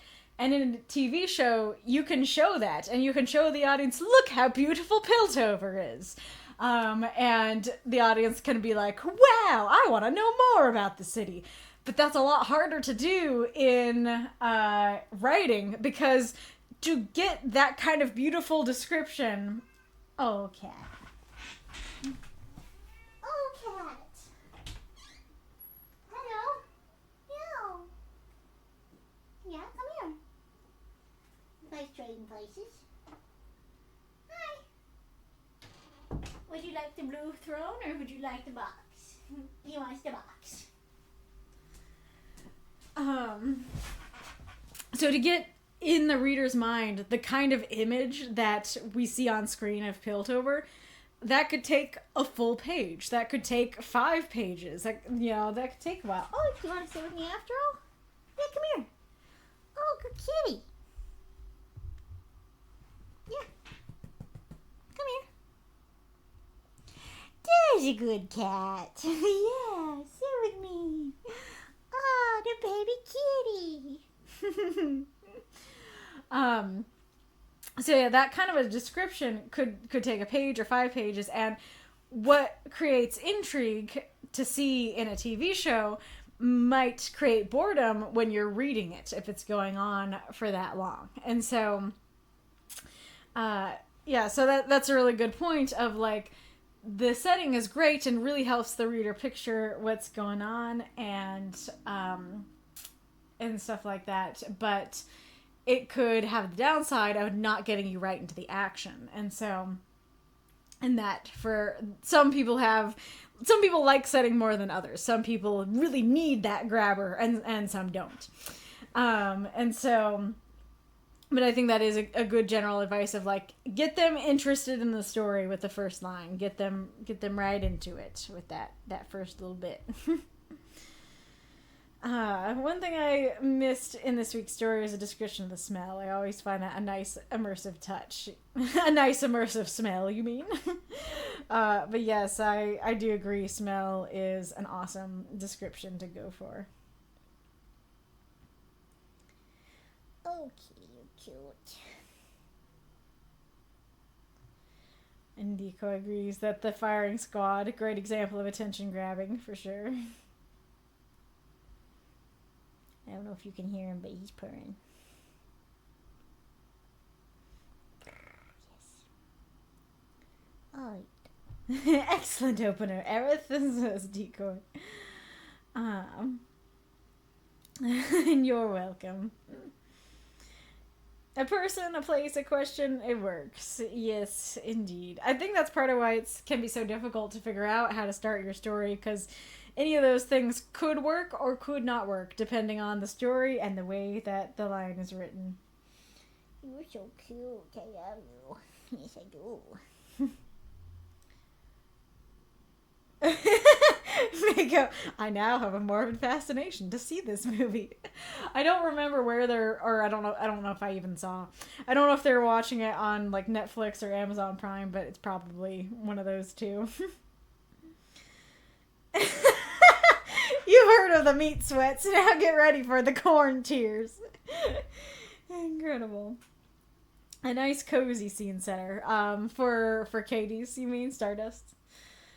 Helpful. Showed off a variety of styles. Great to hear. Settings are much less pithy, though. Remind me what pithy means? Is that, like, I don't know, trite or, like, shallow? Brief, forceful, and meaningful in expression, full of vigor, substance, and meaning, terse, forcible. Of like or abounding in pith. I see, yeah. So a setting is definitely, yeah, less forceful and meaningful and full of vigor. Very true. That's very true. Oh, he's so cute, little baby. I feel the same way about gallery mode and seeing first lines. So you actually like gallery mode? I remember asking you guys if you liked gallery mode, and most people were like, no, it's overwhelming. So Arith is in a vote for yes, I like it. I like seeing more than the first line. Duka says, oh, we just finished the first season of Arcane. Loved it. Awesome. Yes. I watched it when it came out, and I was gonna so I have not finished, so no spoilers. But I was just gonna react to season 2, but I realized that there was something big that I forgot, and so I was like, yeah, I think I need to rewatch it. And it's been, I don't remember when it came out, but it's been like at least a year, I think. And so I did have reactions to things. I did have things to say and things I didn't remember and everything like that.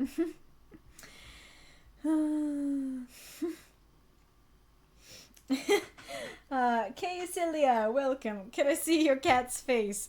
Well, I think that was a little bit ago, but I think you can see his face well enough here. Maybe not the best angle, but there he is. Oh, yeah, there's the face. Closed eyes, but there's the face. A return, says Ghoulish. Lovely. Oh, really? Since Arcane came out, I think it's been like 3 years. Well, no wonder there was big things I forgot.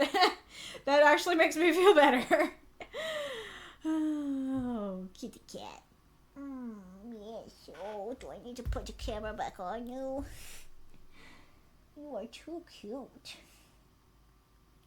You're too cute not to show off. Oh, you're just a purr. Just a purry kitty.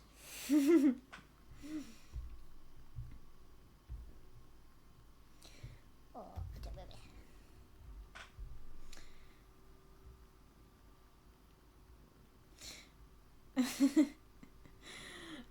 Arith says, oddly enough, I watched some video somewhere about how sauerkraut has lots of vitamin C, maybe even more than oranges, and other healthy vitamins. Still, I don't eat it. Nice.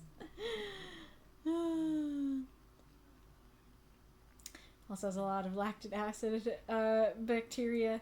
Eat pickled cabbage. It's very good. I feel like that's the poster advertising the cabbage. Just very honest. Eat pickled cabbage. It's very good. Unless you don't have good pickled cabbage. In that case, I'm sorry for you. Yeah, I feel like Americans probably don't know how to pickle their cabbage. Pickled cabbage might taste better than fermented cabbage. Oh, they're different. Pickling is using brine to preserve it. Fermenting is more half-rotting something. Gotcha.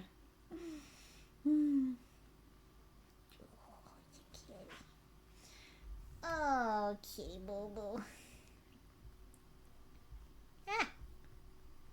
Alright. Good question. Good question time. Let us go on to Drago's story. And I think, as far as I know, only Drago and Decoy stories have been unlocked, so if you'd like to unlock Stardustfairs or Shinies, then don't hesitate to cheer some more. I want to keep putting the camera on you, but I can't. I gotta read the story now, cutie pie. Alright. Scaleless. A stupid, sexy dragon. What if? By Drago. 350 words. What would happen if a fearsome dragon was changed into a human? What would happen if he needed to live like us? With us? Messed it up? Gonna redo it. Okay. Scaleless. Stupid, sexy dragon. What if? By Drago. 350 words. What would happen if a fearsome dragon was changed into a human? What would happen if he needed to live with us? Like us? What transformed him? A witch? A curse? Or a forgotten artifact? Doesn't matter. He has lost his form, his scales, his tail, his fangs and claws. It took him days to learn how to walk. His lover didn't seem to mind the change. She looked at him with a new sense of hunger, like a starved animal, touching him, hugging him, exploring his body. And he could do the same, with gentleness and precision that wasn't possible before. He could hold her hand, move a strand of hair from her cheek, cup her face, kiss. She would now take him anywhere she could, show him all the buildings, all the shops, all the streets, and all the people. Showed him her life with openness he had never seen before. After one night, she even made him breakfast. Her kindness left a sour taste in his mouth. He would take it, sure, but he wasn't happy. She seemed to prefer him like that, with hands and dull teeth, standing on two long legs. Yet he couldn't stay human. He didn't want to. He missed being in his own skin. Uneasiness crept on him whenever he thought of about his new body, whenever he saw himself so altered. A quiet sadness was constantly leaking through his mind, as if something from the inside was scratching beneath his skin. He had to find a way to fix it, not get stuck in this form. Maybe, in other circumstances, he would take this as a weird adventure, a way to explore aspects of the world he couldn't before. Partially, he did just that. She seemed so much happier, calmer, gentler. It hurt him more than he wanted to admit, because admitting to it would mean that he cared, and he, in fact, didn't want to care. Was it possible to feel jealousy towards yourself? She was so happy. You didn't want to take it from her.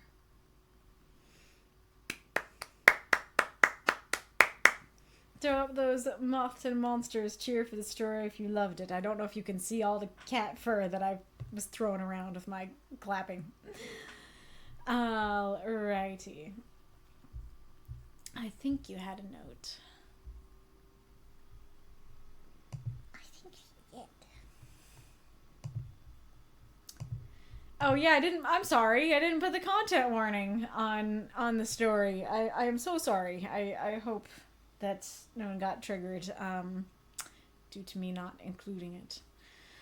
Alright, so by the way, keep in mind that humans are also is Zer how you say that? I think you had a guide on a different story, but now I'm not remembering what it was.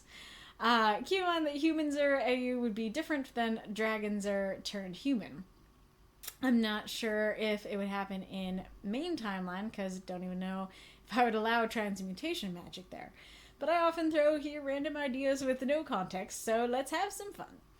I know a god that could do this, but I'm not sure that what Zer needed to do to piss her off so badly to change him into a human. As always, I appreciate 1, correction of grammar and spelling mistakes, 2, your emotional reactions and opinions, 3, analysis of characters, behaviors, and motives, and all the little details you've noticed. 4, by the way, do these lines work? After one night, she even made him breakfast. Her kindness left a sour taste in his mouth. He would take it, sure, but he wasn't happy. Because I liked the breakfast line, but now it seems that the it he would take is a breakfast. Well, I meant kindness. The breakfast also fits. This whole little story happened because I imagine him looking at a sandwich with a sad, melancholic expression. And please don't spoil your comments. So feel free to answer all those questions in the chat. There was one grammar thing that I don't think I fixed. Has could work, but had would be a little more natural because it's all in past tense, or at least following that point. I'm also curious what this means of humans are AU would be different than dragons are turned human. I'm guessing you're meaning that, like, if it's an AU where Zer just is a human and was born human versus like Zer was a dragon and was turned human. And this one appears to be that he was turned into a human. It's like French J, like in deja vu. So, human jur. Interesting. So to get into the story. So, of course I like this story. It's so Savion coded. It's so similar to my story with Savion, the entire conflict of my story. So of course I wonder if you were thinking about that when you wrote it. You were like, yeah, this is so much like Kaylee's main character. She's gonna love it. And if you were thinking that, you were absolutely right. Drago says, I know, when I read your story, I was like, oh shit. Yeah, I thought that was funny that you reviewed my Victor story first, and I was like, your story is so similar to Savion. I'm surprised that you picked a Victor.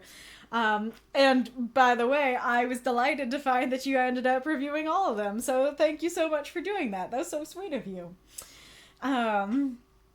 And I thought about it when your story after writing mine. Yeah, fair enough that it didn't come up before and then you saw it after. Yeah, so this is just a topic that I think you guys will know that I just enjoy, and so very fun to see how another writer tackles this topic. Very, very much enjoyed it. So I guess I'll give a little, disclaimer before I start going into the praise and critique, which is that I think I've mentioned this before, but not for a while, which is that there's kind of this thing in critiquing, which is that sometimes writers will critique you based on how they would have written the story. And so you might get a critique back and be like, well, I think that this would be better like this. And sometimes, like, yes, that would objectively sound better to the majority of readers, but sometimes that's just how they would write the story, and it's not objectively better, and what you have is great, and lots of readers are going to like it. They're just critiquing it because that's not how they see it or how they would want to do it.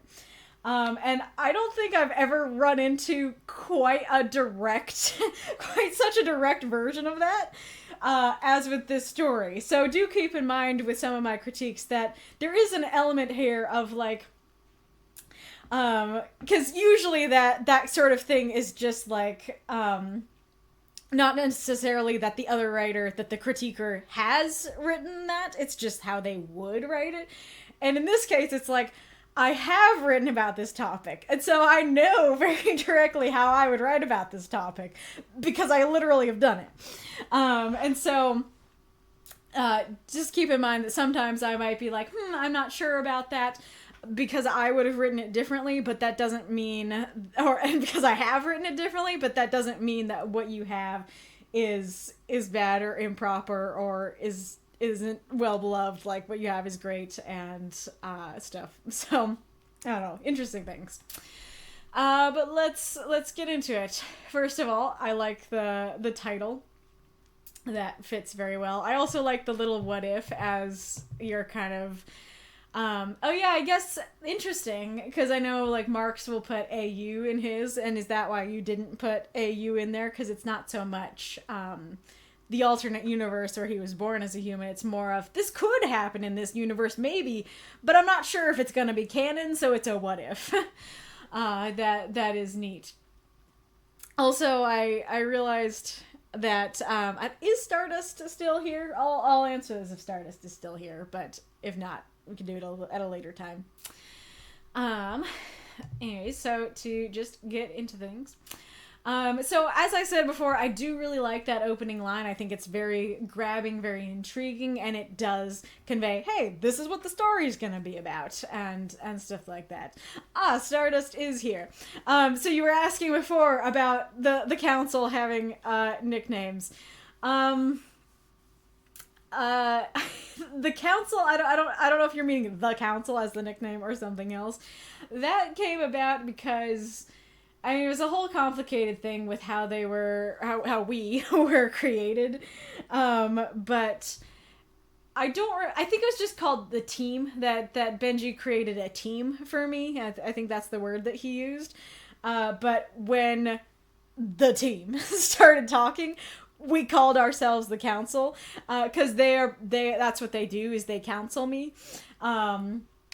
In terms of, like, you know, things to do. It can either be like just genuinely like, oh, what should we do about this event on the server, or it can be like an emotional thing I'm going through that I need counsel for. But yeah, they literally counsel me, and so it's a very fitting name, and so that's just what they ended up calling themselves, and it stuck. And so once we moved from Tale Foundry to this, I was like, I would like to actually be able to officially call them the council, because that's always what I call them, just like in private, and so I made that the actual name.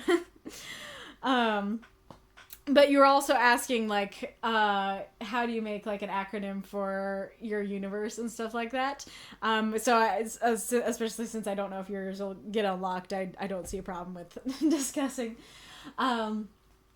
I mean, I think it's kind of hard to say, like, how to come up with it, because, like, for me, so mine is the Ballad of the Monsters, and that's very long, and so, especially because my name is so long, I have to shorten it just to, like, TBOTM. But that is what it is, the Ballad of the Monsters, and I came up with that because, like, originally, when I started writing for the group, I would say, like, Victor's story, Savion's story, Peter's story, but it's kind of generic, and it doesn't really convey, hey, this is all the same universe, even if it doesn't seem like it. And so, similarly to why I prefer the term anti-hero, I really like redeemable villains. I like monstrous characters. I like characters who are struggling with their monstrosity, struggling with their evil, who are wanting to be good, wanting to be better, or wanting to be human. I've also said before, like, I like human stories, and oftentimes stories about monsters interact well with stories about humanity and stuff like that in a weird way. And so, like, the Victor is a monster and created a monster. Peter is a monster. I don't know if I've written enough stories about Peter recently for that to come through, but yeah, he has his monstrous tendencies for sure. And then Savion, you know, obviously he was a monstrous wolf. And so I remember there was a lot of turmoil on like what to have in front of monsters. But I ended up landing on Ballad because it's just like a ballad, like a kind of like a soliloquy, like an outpouring of the heart that, you know, whether it be a monster singing of love or a monster just, you know, singing a power ballad of, like, there's lots of different things that a ballad could be, and it feels very fitting because my stories are very emotional and about what characters want and feel and think, and so ballad feels fitting for what, for yeah, the universe as a whole. It feels like the entire thing is different ballads that my monsters would tell are telling. Whoa, Jesshead, thank you so much for the nice beefy cheer. Stardust is unlocked. Thank you so much. I really appreciate that. Is Stardust and Shinny unlocked or only Stardust? And Peter's quite frightening in some stories, yes. Massa remembers. Random aside, that I don't know if I've said on streams, I hate the way that I introduced him. Like, I still look back and cringe on the fact that the first story I wrote for him, I don't even want to say it, but, like, the first story is like a very strong exploration of the worst thing that he periodically does. And so, the fact that I started with that, I just look back at that, I'm like, Past Kaylee, what was wrong with you? Like, why did you start with that? You need to introduce him better than that. But anyways, so that's how I came up with my moniker, and maybe in more detail than you wanted to know. I feel like I've already taken a long time on that, but, like, you guys who also have, like, monikers for your universes, tell Stardust how you came up with it and why. Because I think the short answer is you just kind of think about what is the story as a whole about, what is kind of a theme of the series or the story that you could use as the overall universe name. But honestly, like, what you have of just Rin and Lilith, just the character names, that works. Like, the main point of it is just to tell readers, hey, these are the same characters, or I'm gonna be writing about them in the future. So it works. Maybe it's a little less cool than, like, a big universe title, you know, like The Ballad of the Monsters or Chronicles of the Dragon. But it totally does what it's meant to do. Just 3, Ghoulish says, gotcha. Well, I still appreciate it. Stardust says, I'm so excited. Nice. So it turns out maybe I should have saved this discussion for that. But there you go. I hope that was helpful, and other people feel free to say how you came up with your names. Anyways, back to this story.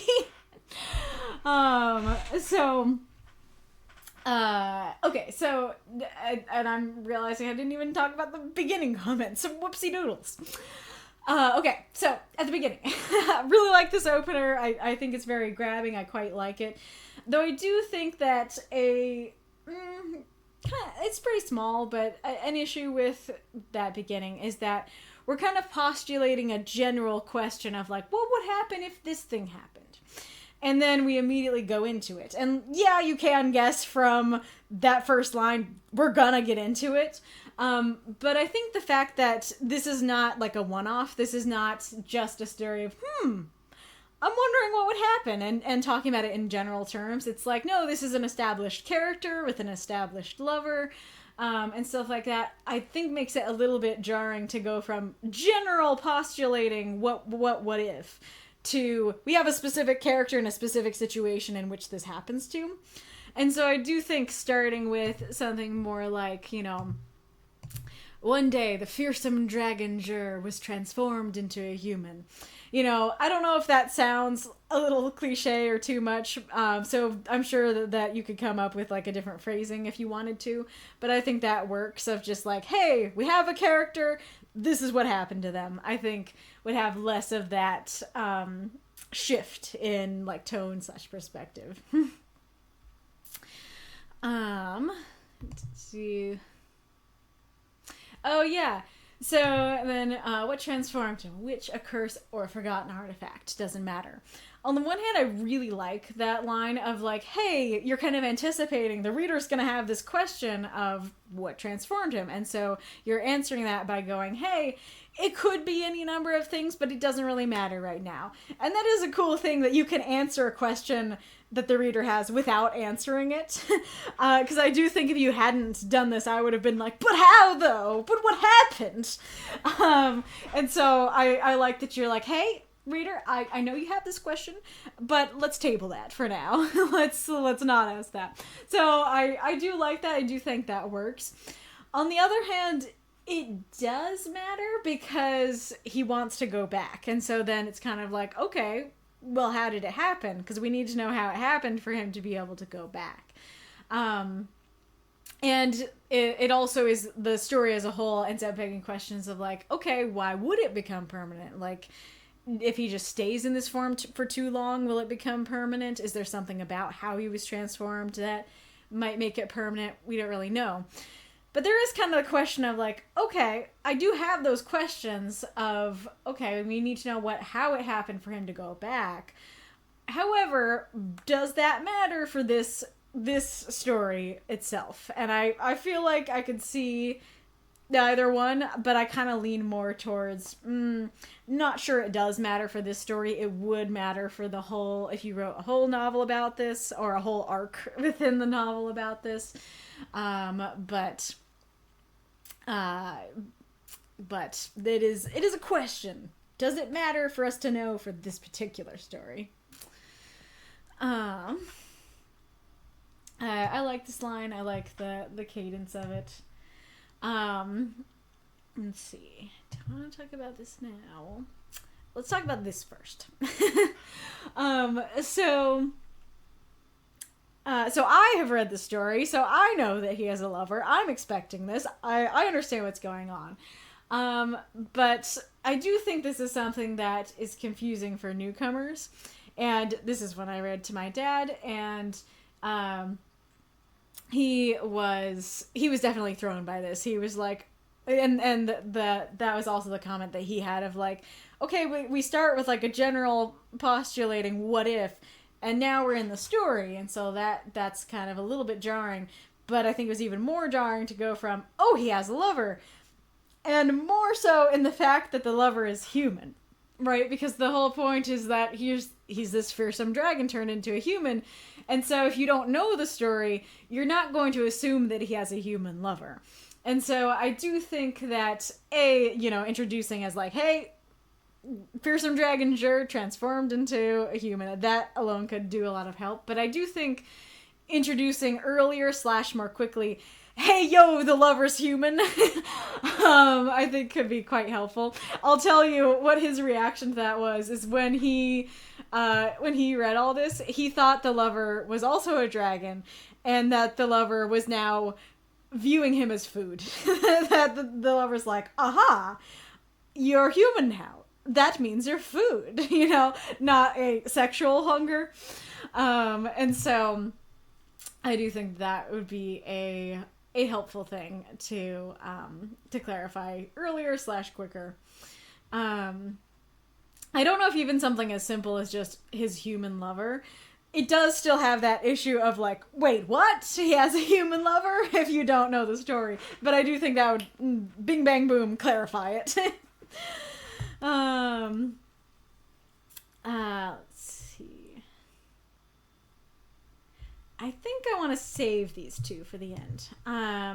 So, also, I saw you asking in the writing group chat, move does work, but I'm curious why you picked it over brushed.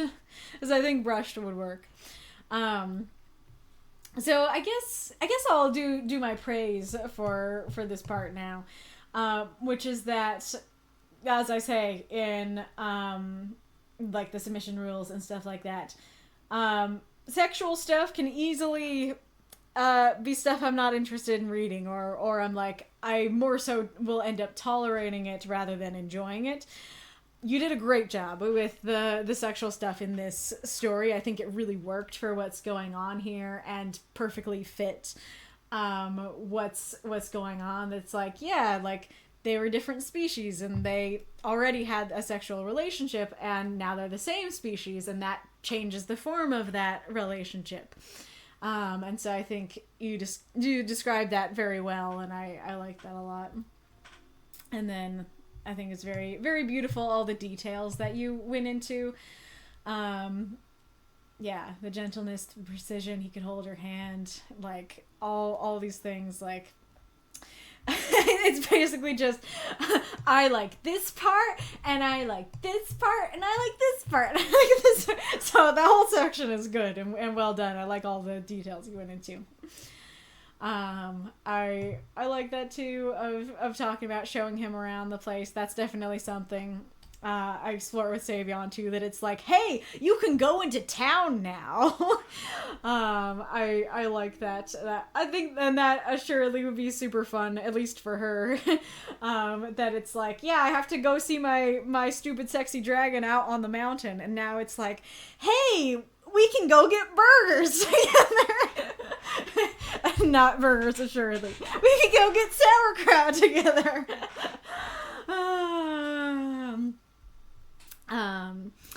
Oh yeah, so one of my biggest critiques / head scratchers about the story is that we have all this beautiful buildup of like how it feels to be in this new body, how she's thinking of him, and like the kiss really feels like a climax of you know, there's all these different things that we can do. We go from the more vague gentleness and precision, we go to the hand, to the hair, to cupping her face, to the kiss, and the kiss is the especially like romantic and or sexual thing that, yeah, that all of these things are great, and each of them could be, like, I could see any of them being his favorite, but it makes sense that the kiss is what we're building to, is the favorite thing, kind of thing. I think that works very well.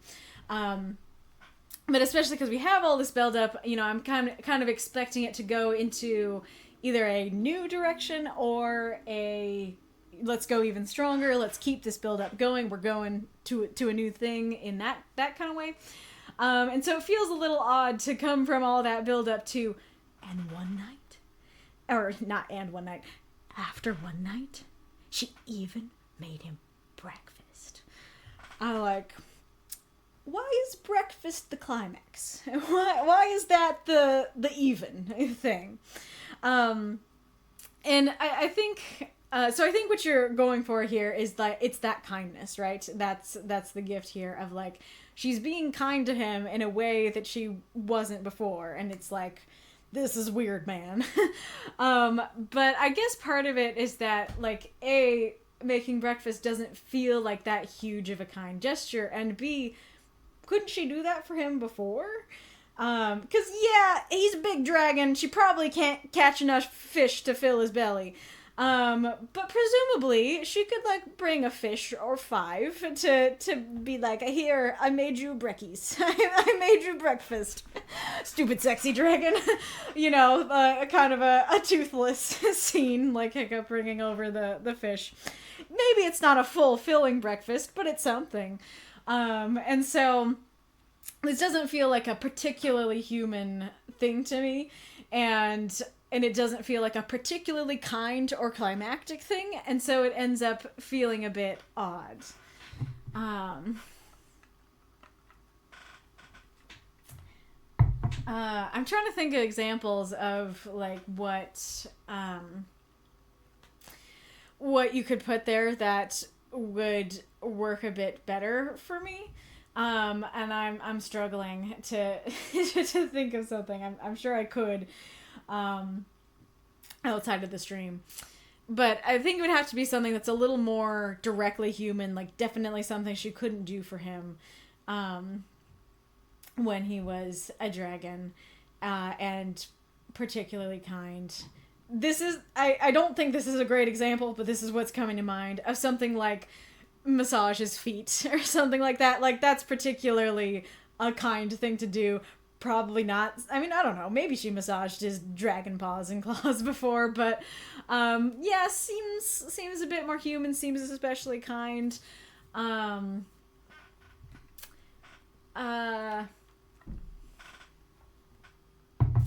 don't know. Got him flowers, maybe.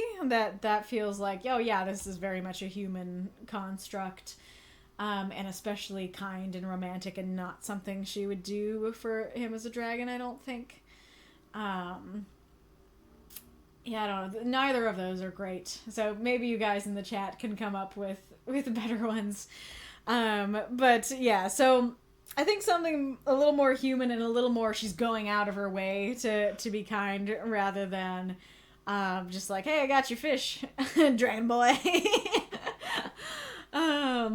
And then as for your question, I did have a little bit of that confusion. So basically what happened is that, so these are each, they're on their own line and kind of a new paragraph, new thought sort of thing. But it has to refer back to something. And so that it could refer to her kindness or the breakfast. And so I think the first time I read it, I was like, wait, the kindness or the breakfast? And I guess the kindness. You know, I think I got there. I think I got that you meant the kindness, but that was absolutely a thought that I immediately had of like, wait, the breakfast? He would take the pancakes? You know, kind of thing. So I do think that, honestly, I wonder if you switched where the pronoun is. That, so going, after one night she even made him breakfast. It left a sour taste in his mouth. He would take her kindness, sure, but he wasn't happy. I think that would work better for me, actually. Because it there, yes, can refer to the breakfast, but I think kind of refers to the whole situation. Like, what she just did now, that leaves a sour taste. And then you can clarify kindness in the later line. I think that might work a little bit better.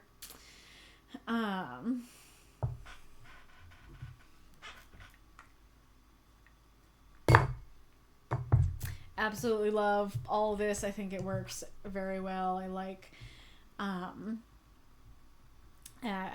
like all these things. So actually, you know, I guess I'll ask a question. So I've looked it up before, and granted it's been a while since I have, but I've looked up dysphoria versus dysmorphia. And dysphoria seems to be like, I'm unhappy with this. So it's like, gender dysphoria, like I'm unhappy with my body, I'm unhappy, it doesn't feel like it fits, you know, what I am inside. And dysmorphia seemed to be more of a definition of like, oh, like, you know, well, you know what, let's look it up. Let's actually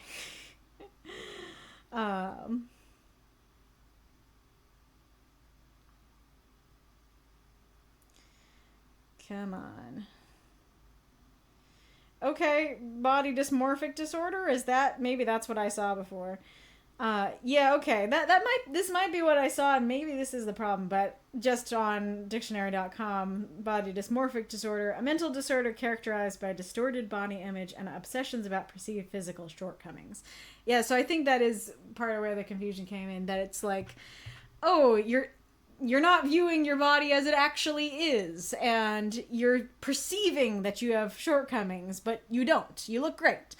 And so a lot of people will, and you yourself would call what Jer is experiencing body dysmorphia. But to me, dysphoria feels like the better descriptor, because he's not like being like, oh no, I perceive shortcomings that aren't there. It's like, no, the shortcomings are there. Like, he has a body he doesn't like. He's unhappy with his situation here. Like, he feels dysphoric. So can somebody help me And like that's something. So obviously, I'm asking this, and I've looked it up because of Savion, and so people have used that word before with Savion of like, oh yeah, he has body dysmorphia, and I'm like, is it dysmorphia or is it dysphoria? So because it's coming up, I want to ask. I want to get it cleared up if I can.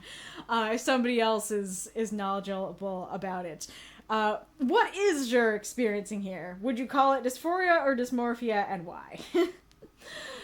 But anyway, so whatever word you're supposed to use, I think you described it well. I think that you did a good job of conveying the pain and the difficulty with that.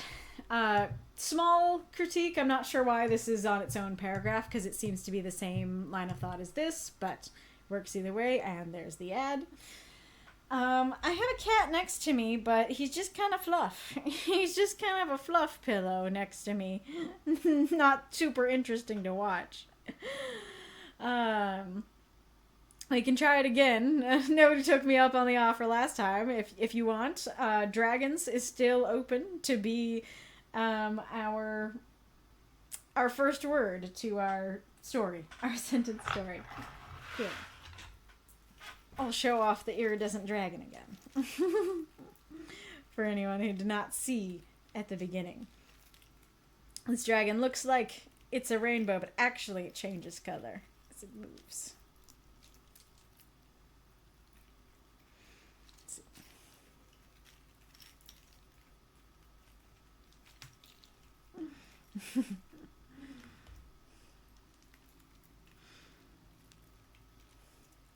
Dragon's dreaming. A dragon's dreaming of.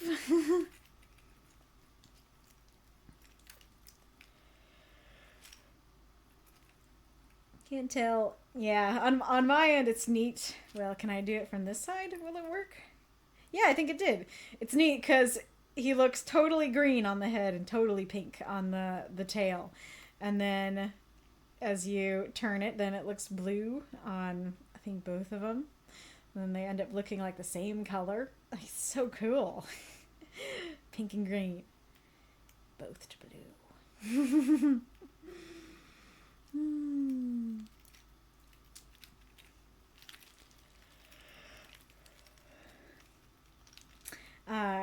Dragons are dreaming of wonderful...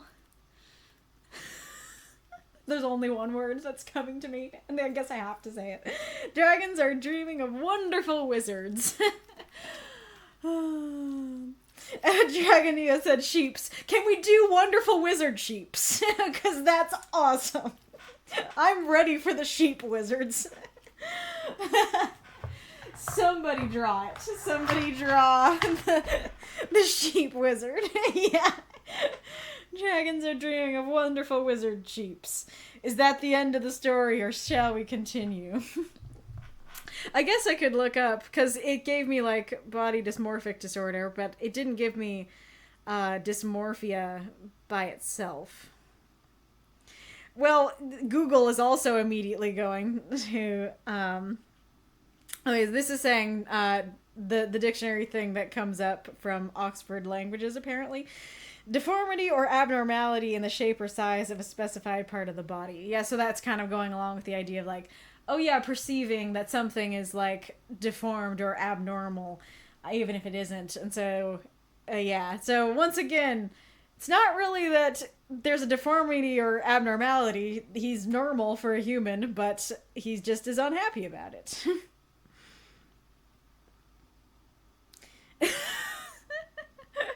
So here's our results. Can you see them? Here, I guess I gotta put it on the camera. So we have dysmorphia, and then we have the definition I just read. And then we have, okay, body dysmorphic disorder, and that definition pretty much the same as what dictionary told me. And then other questions, body dysmorphic disorder, get help! I get that it's like, oh hey, if you're struggling, get help, but it's funny to just be like, dysphoria, okay, here's your definition, okay, here's a disorder about that, get help. Oh, I didn't see it in time. I was too busy enjoying the Googling. Dragons are dreaming of a wonderful wizard sheep, which, well, if we have another ad before the end, we can continue.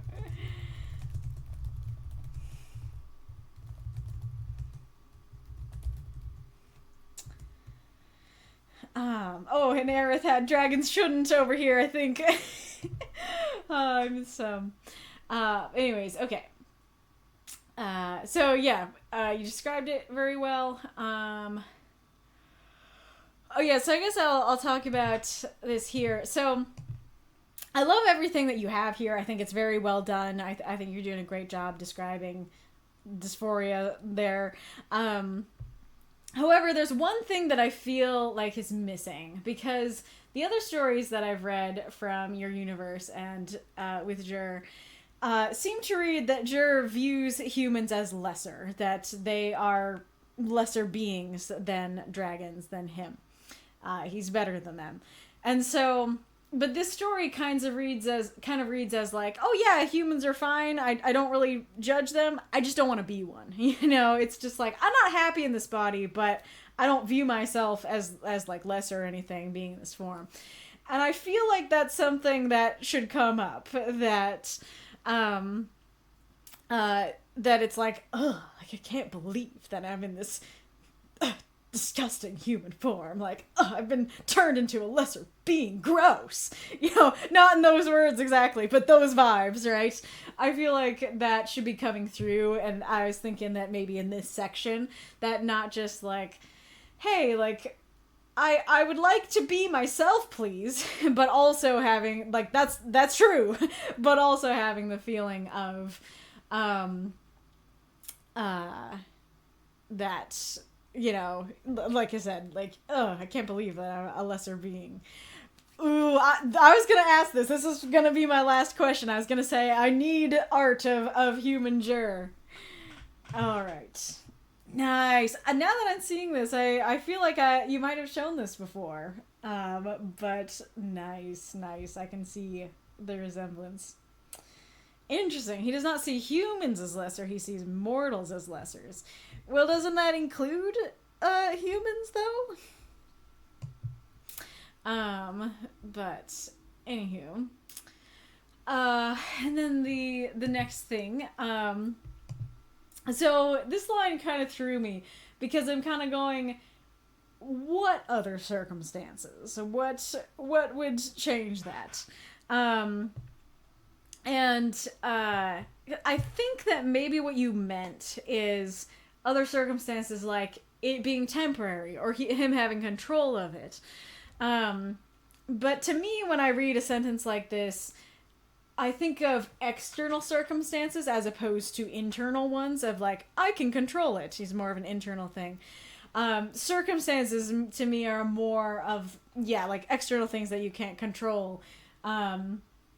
And so it kind of ends up reading as like, maybe if it was less windy on the mountain, then he'd take this as a weird adventure, you know? Or like, oh, maybe if those humans were a little less mean down there, then I take this as a weird adventure, like that kind of thing. I think even if you did mean it as like, oh yeah, it being temporary or him having control, I think even just adding in, maybe if he were transformed under different circumstances, that would make it clear. It's not just like in other circumstances in general, it's if the transformation happened under different circumstances, then I would much more easily go, aha, in something that's a little more temporary, that's a little more under his control. But as is, it seems like external things, you know, maybe if birds didn't fly south for the winter, I'd enjoy this, you know, kind of thing.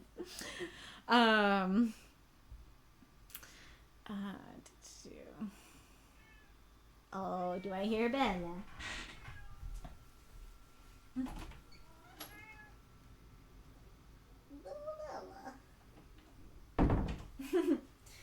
It's okay, Bo.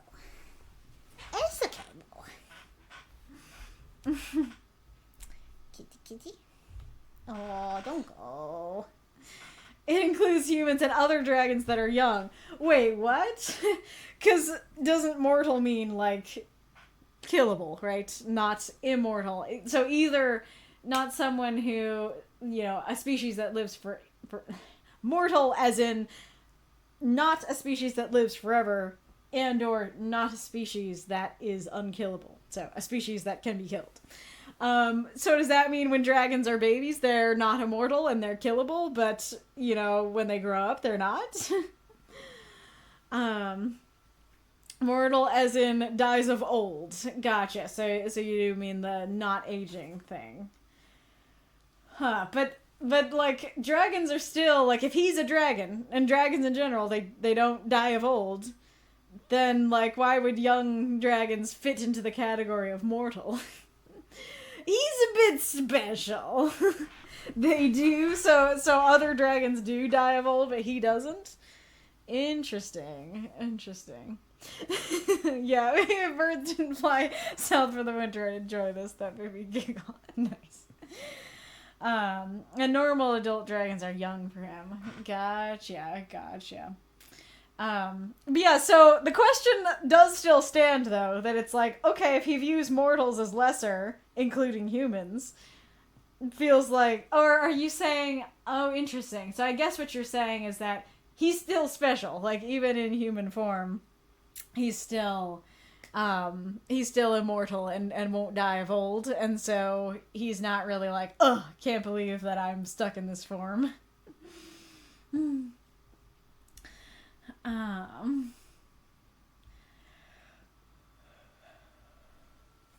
And then I really like going into, I mean, you had it earlier as well, but I really like going into, like, wow, she's really happy about this. She seems calm and gentle. And that, I feel like that makes a lot of sense in a lot of different respects of, like, hey, like, we're the same species now. He's not going to accidentally hurt me with his claws. He's he's probably going to judge me maybe a little bit less, that kind of thing. It makes a lot of sense to me that would make her feel a lot more peaceful, and I can totally see how that would hurt him. It's like, oh, like, I like that she's happy, but I don't like the reason that she's happy, kind of thing. Like, her happiness is coming from my discomfort and my sadness, I think that is a powerful thing. So I'm a bit torn on this next line here, because on the one hand, I get that he's a big mean dragon who doesn't want to care about anything or anyone, and that can potentially include his lover. But on the other hand, it does seem a little bit odd that it's like, well, surely you do care about your lover at least a little bit, and you're willing to admit that, because even admitting that you have a lover in the first place, isn't that inherently admitting that you care? That it's like, yes, this is my lover. I'm at the very least attracted to them. There's care in there. Oh, kitty, I didn't scare you. Are you sure you want out, or do you want to sit with me again? Baby cat. Baby cat. Yeah. Do you want to be here, or do you want to be out there? No, he wants to be out there. Okay. Okay, adorable thing. Okay, well now I'm seeing why he wants to go out. Bella's in his box. And I don't know, it's hard to tell sometimes. If she's just like, oh hey, like, Bo's on the chair, so I get to have the box. Or if she's intentionally trying to be a bully and being like, because she never goes in this box. And so I don't know if she's like, well, I'm going to steal his spot. He stole my spot, so I'm going to steal his. I don't know if cats are that intelligent enough to do something like that.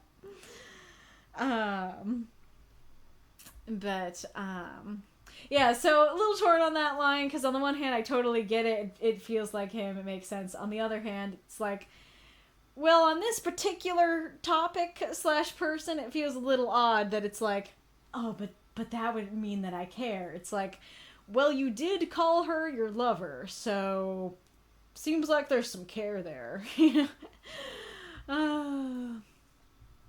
Absolutely loved this line of, was it possible to feel jealousy towards yourself? I am curious if, especially newcomers, if anyone was confused by this. My dad was a little bit confused by it, but I really like it. I think that's such an interesting idea of him internally. He is a dragon. Like that's who he really is. And so he feels jealous towards this human that is not him, you know. The dragon me that I am cannot have this. And so it's like, she's happy. I like that she's happy. I want her to be happy.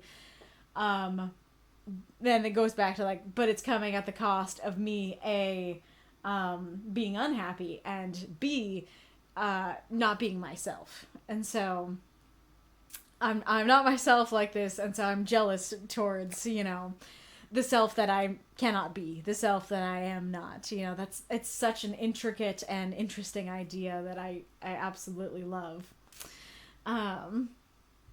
And then I do enjoy the ending too of like, she's so happy he doesn't want to take that away from her.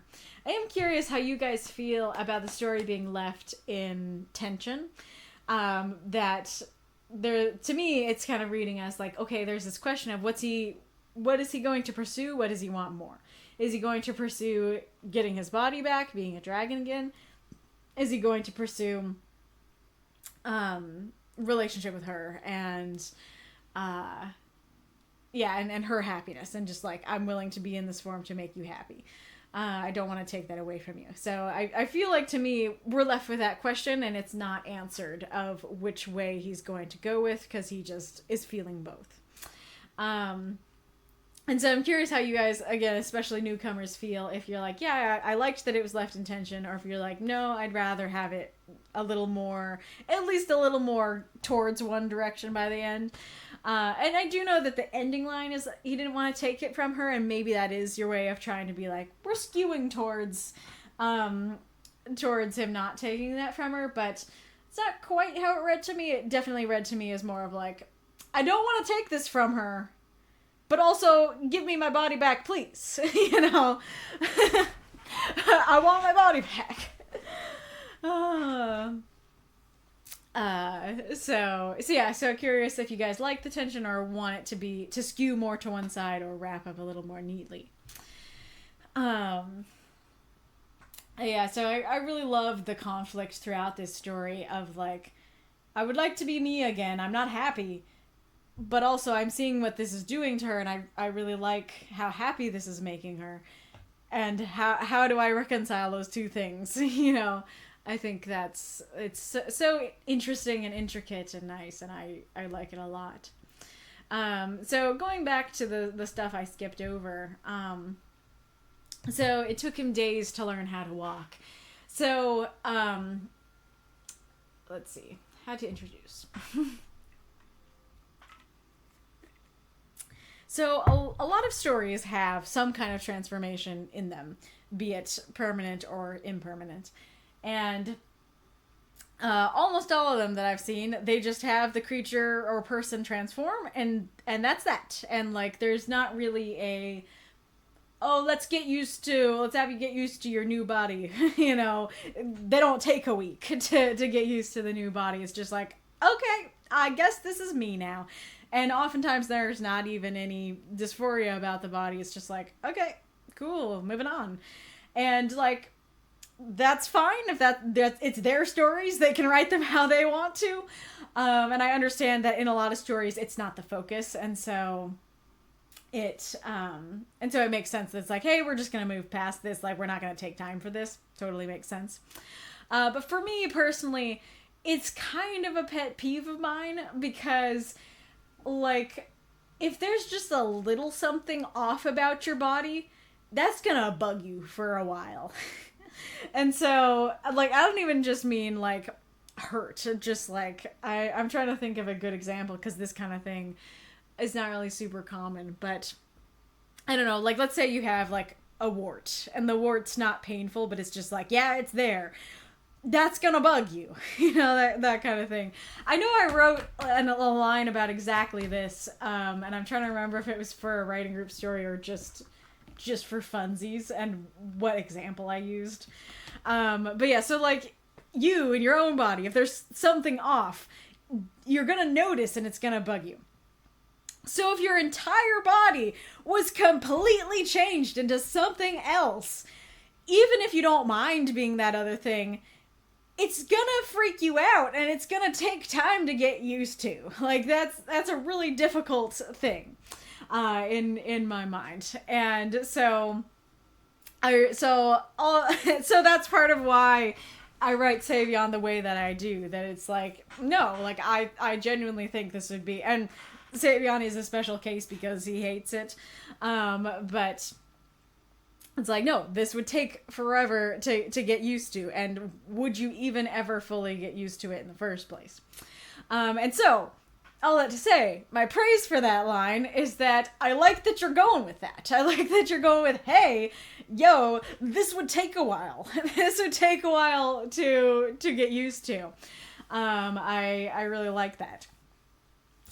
But I also do feel like Days does feel a little bit long, as hopefully I've demonstrated. Anything that I can milk with Savion, I'm gonna. Anything that I can stretch out and make take a long time, I'm going to. And I don't think even I make it take days for him to learn to walk. Granted, it might be a couple days where he's not walking, but it's not because he's spending all those days learning.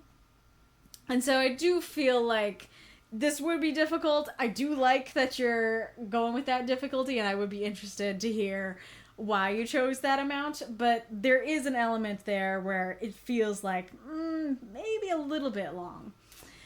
And then the other thing to talk about is that so this is very much the thing of like, this is the main place where I was like, hey, this is how I wrote the story. Doesn't mean it's how you want to write the story, and that's okay. But to me, if you don't like your body, why are you going to want someone to touch it? Like, to me, it would be a very visceral, do not touch me. Like, I do not like my body. I do not like the feeling of it being touched. Feels weird to have this human skin. Don't like it. Don't touch me. You know? And so, as I said, I actually do like the sexual elements. I think they work, especially because they already were in a sexual relationship. And so this already is something that they've done together, that they've liked in the past. And so it does make a little more sense that he'd be cool with it and be like, okay, I guess we can explore the new version of me.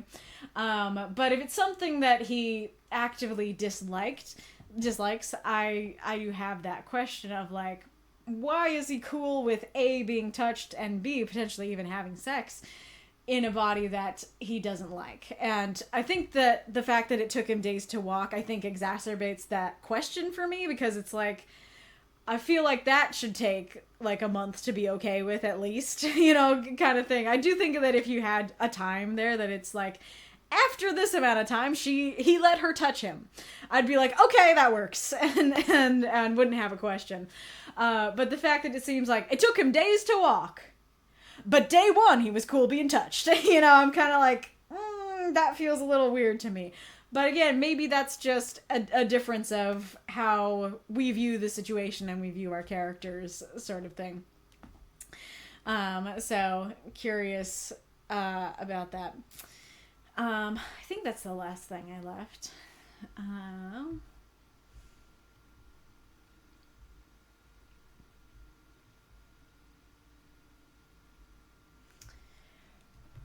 But yes, as hopefully you can tell very well by now, I very much enjoyed the story, very much enjoyed you exploring this aspect, this what-if situation. I think you did a great job with that. Alright, so let's see what you and others have been saying.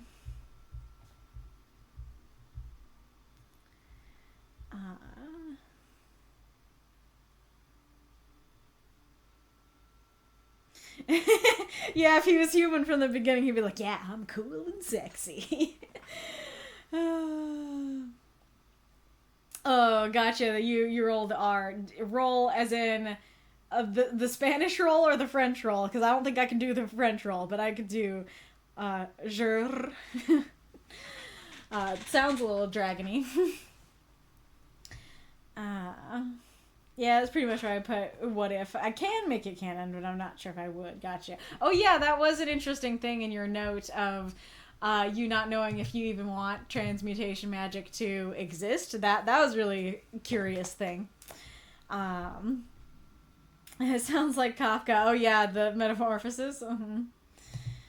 I'm not sure exactly what that's in reference to, but that's wild.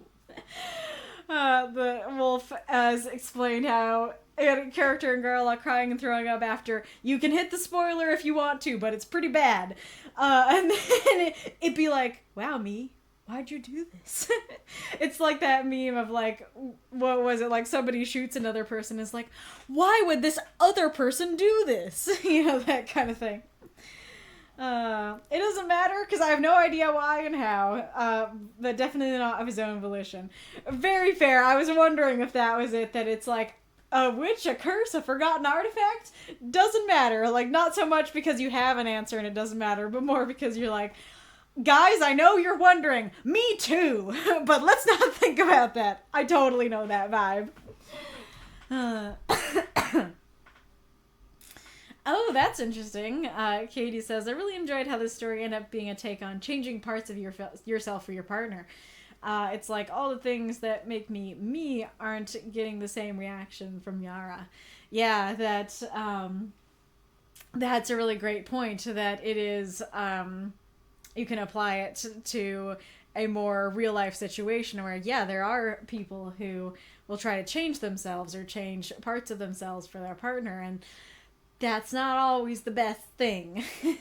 That's that you want to be allowed to be yourself in the relationship. And if you feel like, it's funny because I feel like that's something I saw on both the Love is Blind UK and the Love is Blind season 7, that there was a couple in each of those where I felt like I was seeing less and less of the guy's personality the more I watched, that he was just having to shut down himself to be in the relationship, and kept going, was like, I love you, I want to be with you, and it's like, no, that's not what love should be. Like, your lover should bring more of you out, not less.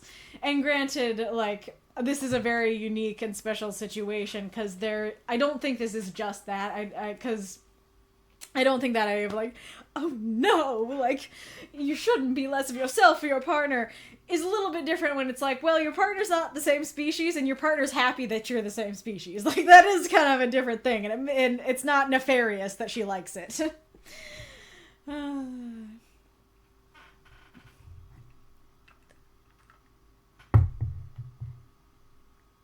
Oh, that's cool, Wolf. That's very neat. Drago says, she wouldn't make him, and that's why he's so, like, oh wow, that's effing pathetic that I care about breakfast so much. I see, so you're saying he would not bring him a fish in the morning, and so it's like, you pathetic little idiot, why do you care about breakfast so much? That does make a little more sense regarding what I was saying, like, why is this the climax, is like, that's kind of the point, that he's like, but why do I like it so much? Why am I crying over the sandwich? And the fact that she could do it when he was a dragon is why he's so sad. Ah, yeah, that makes sense. You didn't have the words for it, but I do think having a sentence in there of that idea of he knew that she could have done this before and she didn't, you know, that would definitely clarify exactly what I would need clarified. Consider just cutting the breakfast line because I don't think it's needed, but I mostly left it for my future self. Fair. You're switching the pronouns, so much better, more clear. Fair. May have fixed the words. Yeah, it should be dysphoria. Gotcha. Aha! There's a wizard sheep. Nice.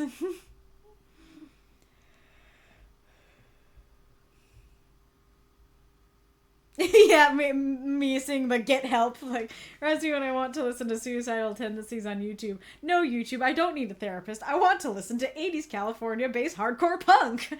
That's great. No, YouTube, I don't need to call anybody. I just want the tunes.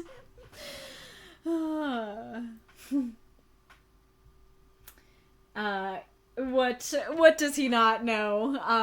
I assume it has something to do with like the mortal stuff. Oh, nice. Mika says, I was imagining it was Isaac from Castlevania. Nice to see it wasn't far off. Yeah, there are similarities.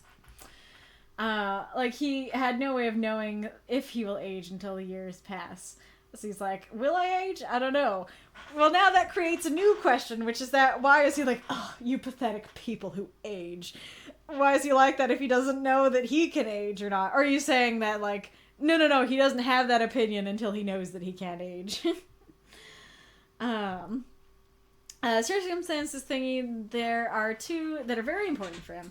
If he knew it was temporary, if he wasn't with a human that treats him better now, this dysphoria wouldn't be as prevalent.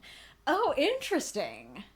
That's really curious, because I was kind of thinking of it as, like, the fact that she's into this is, like, the only thing that's keeping me going. That I'm not having fun, I don't like this body, but the fact that she likes it makes it a little bit okay, a little bit better. But you're saying it actually is making it worse, so that's really interesting. So I guess that's kind of what you meant with the, like, is it possible to feel jealous of yourself kind of thing, of, like, the fact that, like, she likes this, and I'm happy that she likes this, but I want to be me, is now making me sad. You know, is making me feel worse. Yeah, and that's super fair about if you knew it was temporary. Yeah, sure, being human sucks, but oh, new things to learn. Let's go. Gotta check out all the human stuff in the duration of 3 weeks. That's so interesting, because that's totally not how I was viewing his character. I was totally viewing him as more judgy than that. That's super cute.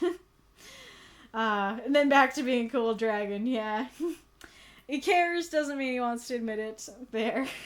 The headcanon is Bella knows exactly what she's doing. Drago says, mostly because, oh no, I actually deeply care about this person, and I will be sad when she die. Oh yeah, that makes sense. That's like, let me see if it's in what I have, because it'll be cool if it's in the books that I have. Hi.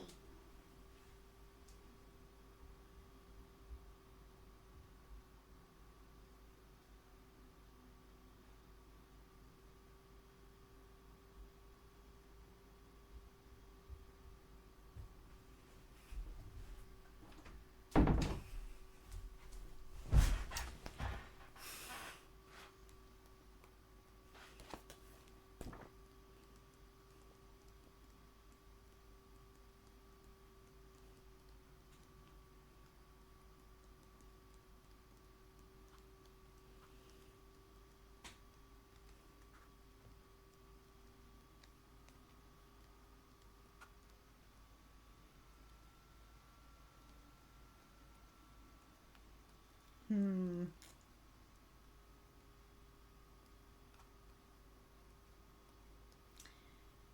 starting to not think it is, unfortunately.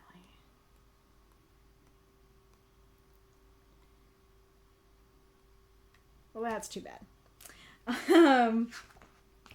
But basically, so this is Who Made Me a Princess. It's manhwa. There we go.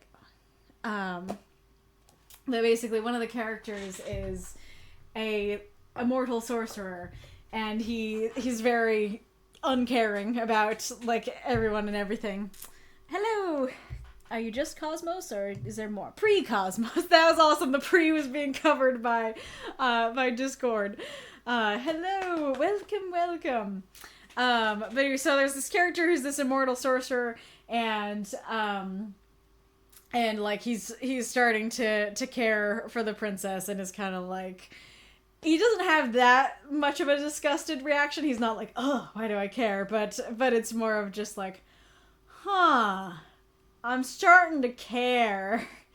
And there's a section that I just love where, so she has like this vision of the kingdom being in flames and stuff like that, and she's talking to him about it, and he's kind of puzzling out, like, why would that happen? How do we prevent that and stuff like that? And he's kind of going through it, and he's like, yeah, like, I don't think this person's gonna lead to the kingdom being in flames. I don't think this is gonna happen.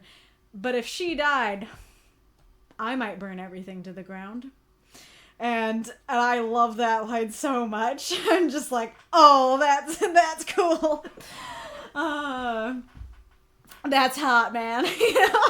And so this, I feel like this maybe has those vibes of just like, it's kind of this steady like, I'm starting to care and I'm not sure I like that. And then it's kind of like, everything's burning.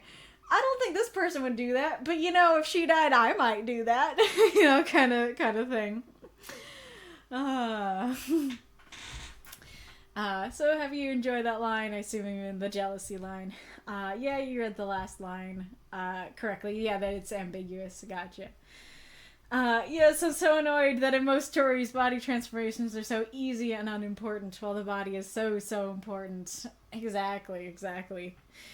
Babies constantly fall. Oh yeah, for like when babies are learning to walk. So the days is, in my opinion, short to learn how to walk and not fall over. Well, here's the thing about that, though, is that he did know how to walk before. It was just on 4 legs. Because, yes, babies do take a while to be able to learn how to walk. But that's because they're going from nothing. I don't know if you'd count crawling as like walking on 4 legs, but to me it is like a different thing. A different, set of skills. And so learning how to walk basically from nothing feels like it's a lot harder than like going from learning how to walk on 4 legs to 2 legs, if that makes sense. But I'm willing to have my mind changed and potentially even change how I do it in my story if you continue to make a convincing argument. Yeah, I imagine it happened after quite a while, but I didn't know how to do that. Oh, yeah, sex after a few months, or a month. Gotcha. Okay, so it was meant to be some time. Jure has a tendency of doing stuff for curiosity's sake. The Spanish one. Well, Polish, actually, so short and rolled. Gotcha. So a little, maybe less than I've been doing. Gotcha. Yeah, that does make sense. That works for me, that it's like, okay, it's been a couple months, I'm curious now. I forget if I offered you something, but I mean, where'd it go? Oh yeah, I think I said something like, after a month, or after a few months, he let her touch him. Yeah, I think that's what I said. Yeah, it's pretty much, okay, I have new stuff to experience, that's kind of cool. Oh, she's nicer to me now. Oh, she's nicer to me now. Lady, why are you preferring this body? Nice. I mean, I know why, but I'm sad.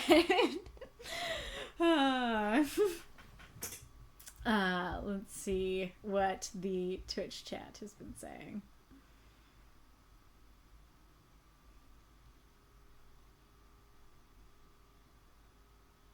Decoy says, man, I found this one so sad. Explicitly not a gift for our poor scaleless dragon. That's a really good point, that you have both the unexpected gift positive and unexpected gift negative in the same story. Positive to her, negative to him. Hello, Jack and Nia. I've logged onto my Twitch account to answer that. First of all, thank you. Yes, it is sad, but also we have 2 unexpected gifts here. His curse being a gift for her, and her kindness is a gift for him, but he's salty about it. Yeah, that's very fair. Stupid Sexy Dragon happened, the name, because after my first story, I think Eddie made a joke about Stupid Sexy Flanders, and I made it canon. Fantastic. I feel like your universe name is one of the best, because it's just like, yeah, that's exactly what it is. Like, it's funny, it's clever, but it's also perfectly descriptive.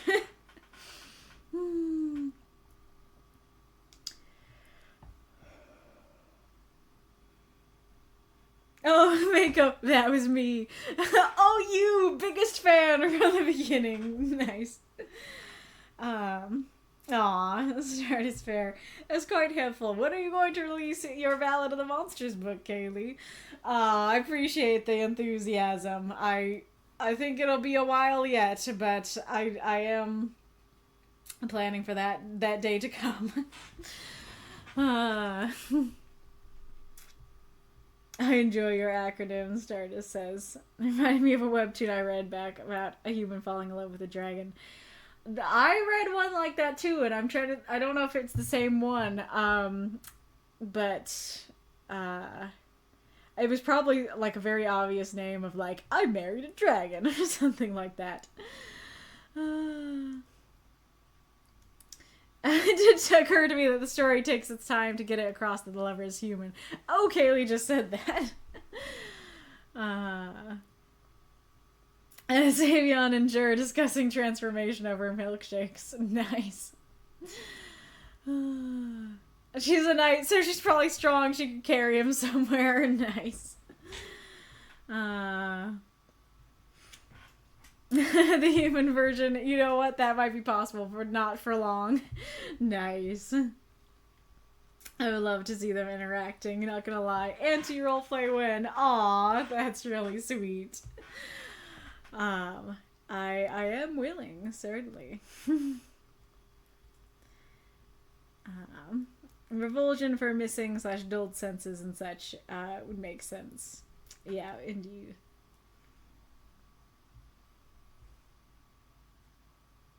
That to be the truth. My cat likes announcing that she's getting on my bed before she does. She knows she's not allowed and wants me to chase her.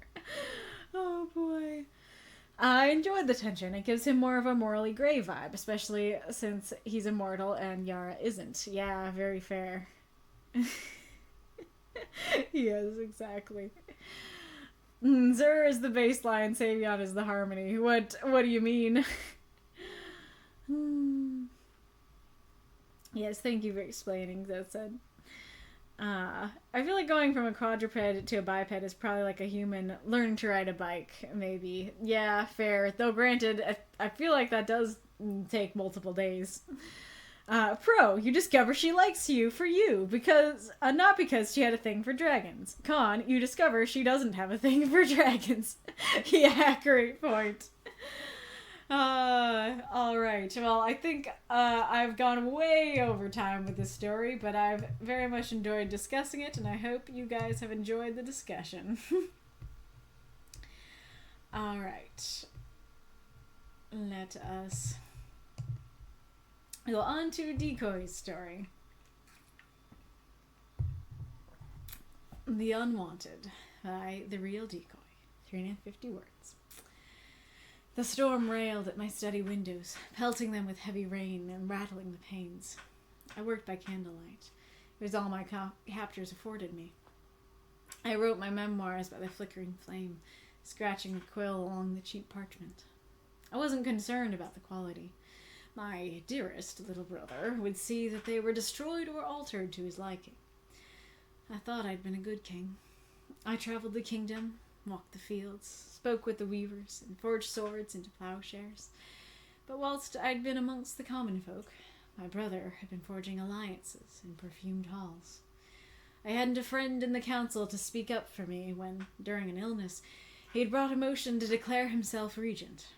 With no queen or heirs, I'd awoken to find myself deposed, trapped within the backwoods estate of Duke Karshaw. The beatings were fierce. My bruised hands trembled. I'd considered drinking the ink from the pot to shorten my suffering, but decided not to give him the satisfaction. I knew in the coming weeks I'd either succumb to my illness or be found wanting in some manner and put to a public spectacle. The storm blew a window open, extinguishing the candle. Before I could move, I realized a figure was in the room with me.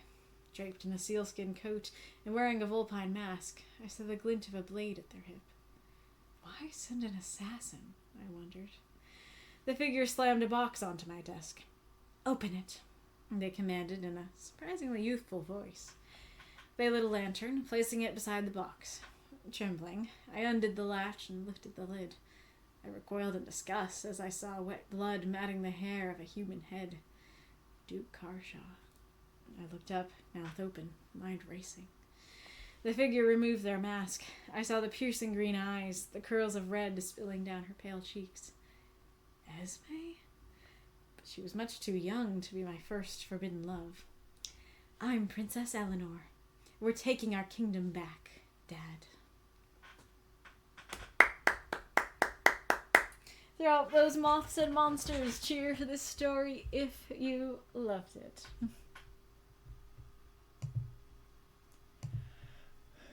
Aw, thank you so much, Auntie. I loved it so much, said Drago. Also, I'm wiggling my eyebrows at the idea of a roleplay. Especially that I would love to introduce these characters outside of their relationship context. Aw, awesome. That's very sweet. I was thinking of the Baby Back Rib song, but I wasn't sure if that was what you were thinking. What? I don't know. Well, I don't know if I could sing it, if that would be a problem. Excellent reading, thanks, says Decoy. I'm glad you liked it. I guess you didn't have notes on that one. You usually do, but anyways, I like this story. I think it was good. I always enjoy me a good kings and princesses and stuff tale. I think it's fun. I guess first question I have is, I find myself wondering why it is titled the way it's titled, because the Unwanted conjures to me this idea of like a child or a pet being abandoned or feeling like, you know, they're not wanted by their parents or loved ones, or, you know, even just like a Christmas gift that was, you know, not wanted or something like that. And in this case, it doesn't really feel like, oh no, like I'm a king who is unwanted and abandoned. It feels like brother wants the throne more. Brother wants the throne, and so he's going to, you know, put you in some backwoods estate and make you get beaten. So it's not so much like, I'm unwanted and unloved, and more of like, I would like the crown, so you need to go over there. You know, that kind of thing. Anyways, so what did you mean by that? What was the meaning behind the choice?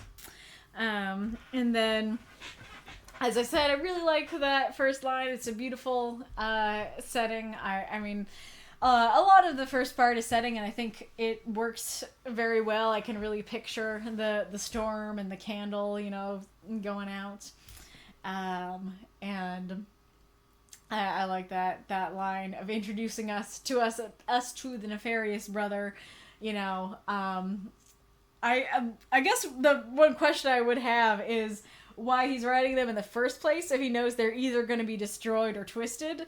I don't know if it's just like, I need something to do, man. Like, I know he's going to twist it, but I'll do it, kind of thing. But I do like that introduction of like, hey, it doesn't matter how good or bad they are, my brother's gonna twist them to his liking, you know, kind of thing. And then I like the introduction of, I thought I'd been a good king. I think that's a great way to introduce the story, the conflict, what's going on, that there is a yearning and a personal, yeah, it kind of goes along with that idea of, when you're writing in first person, like, you really got to get into the mindset of this person and who they are. And I think that line is a good job of that, of, you know, I thought this, but hey, like, why am I here? Kind of thing. I like the cadence of, you know, walked the field, spoke with the weavers, forged swords into plowshares. Well written. I do like the sentence and idea of, well, I'd been amongst the common folks. My brother had been forging alliances in perfumed halls. I do really like that image of perfumed halls, though I think the flaw with it is that it is not quite clear what that means, because that could mean, like, other kings and queens. That could mean the nobility, the aristocracy. That could mean the brothel. That could be, I don't know, like the like psychic, you know, there's a lot of halls that could be perfumed for a lot of different reasons. And I feel like I get the idea of, like, okay, like, I'm here with the common folks and he's up there and plotting. But I do feel like maybe a little bit more context would be helpful, but I do like the image, and I do think that saying perfumed halls is a lot more evocative than saying, like, he'd been forging alliances with the aristocracy. Like, yeah, that might be clearer, but it's a lot less evocative. I do feel like during an illness, and I added those commas. They weren't there in the first place either.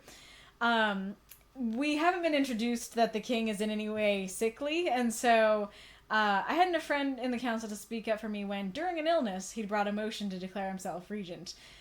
That could mean the brother. That could mean the brother is ill, and during the illness, he brings this motion, rather than, I was ill, and so I couldn't speak up for myself, you know, kind of thing. Maybe that's nitpicky, but it is quite important to what's going on, so I think that being a little bit clearer would be helpful. Sort of a similarly nitpicky thing here. So, with no queen or heirs, that I will confine myself deposed, trapped within the backwoods estate of Duke Harshaw.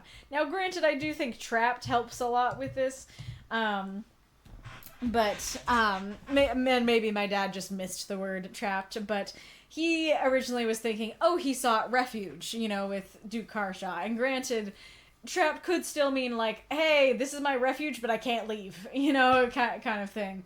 And so I think saying, instead of just trapped within the estate, you know, trapped by Duke Harshaw might make that a little bit clearer. This is a problem, not a refuge. These are the captors. I think it works well of, you know, the beatings, the bruised hand. I was thinking about drinking the ink that I was provided, but you know what? He would be satisfied with that. Then he'd totally be the king then. And I like him knowing, you know, oh yeah, I know in the weeks to come I'm gonna succumb to my illness. Or be found wanting in public spectacle. I don't know if that means public death or public spectacle of some other kind, or both, you know? But I like him thinking about that, and that totally makes sense. It makes me think of this post that I saw the other day. I don't know how easy it would be to find, but it's somebody saying, like, why do people think that Victorian children are the picture of innocence? That, like, if we came to them, we'd be like, hey, we got TikTok dances, ain't that fun? More fun than staring at the fire. It's like, when's the next public execution? Like, I got executions to watch, lady.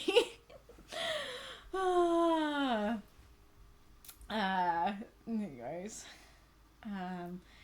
And then I like the image of the window blowing open, the candle extinguishing, and then the figure just kind of appearing nice and spooky.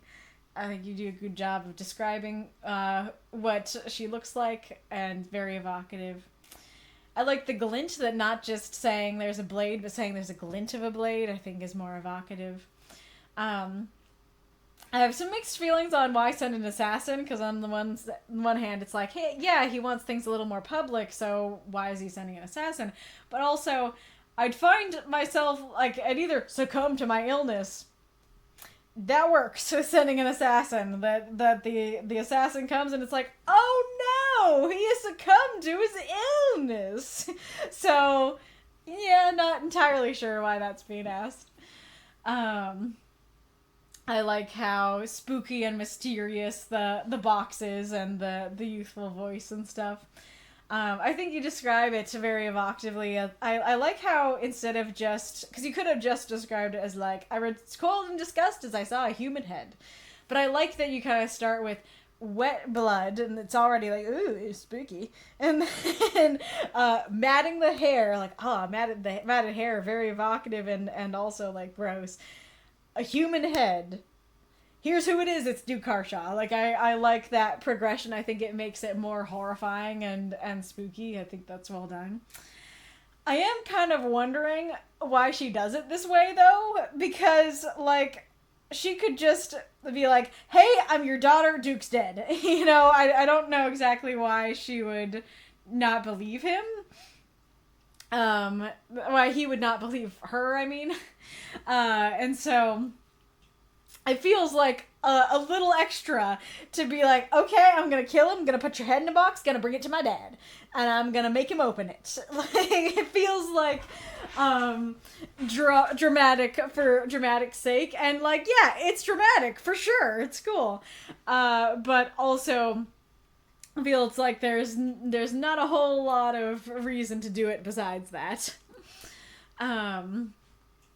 And then similar thoughts to her waiting so long to remove her mask. Again, like, super dramatic and enjoyable for that drama, but also kind of feels like it's there for the drama, that in actuality she would reveal herself right away, kind of thing. Like how you describe how she looks. I like how you introduce, you know, she was much too young to be my first forbidden love. I think that's a cool way to bring about the context in a very natural way. And then the ending is a wonderful twist, and it makes me feel fired up. And I am ready for more of this story. I don't think you usually write continuations, but this would be a particularly fun one to see you continue in the future. So I do feel like, and the more I think about it, maybe it's a bit nitpicky, but I still want to talk about it, that the word princess is basically my biggest critique. Because earlier he says, with no queen or heirs. And granted, it did take me a reading to realize that he did not know that she existed, and that's why he didn't think he had an heir. He did, but he didn't think he had one, and we'll come back to why I thought that. But she is illegitimate. She's illegitimate, and he's deposed right now. So it feels weird for her to be like, I'm Princess Eleanor.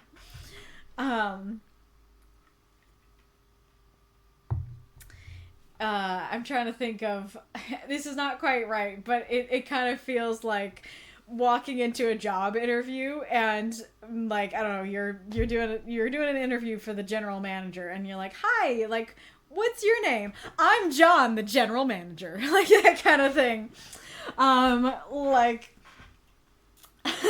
Quite the move, but I don't know. But anyway, so, granted, I don't know the intricacies of, like, a ruler having an illegitimate child, and if it's just like, yeah, they're the only child, they're the princess, or if they still need to be declared, you know, the princess. And granted, this is fiction and a fantasy world, so it may not be true to the real world, but it makes a lot of sense to me. It's really funny that I referenced this earlier, but the only thing that the only, like, experience I have with this sort of thing is from this. That at the end, I guess this is a spoiler, but at the end, he is crowning her the princess. He's like, yes, I am declaring you my heir. I am declaring that you are the crown princess.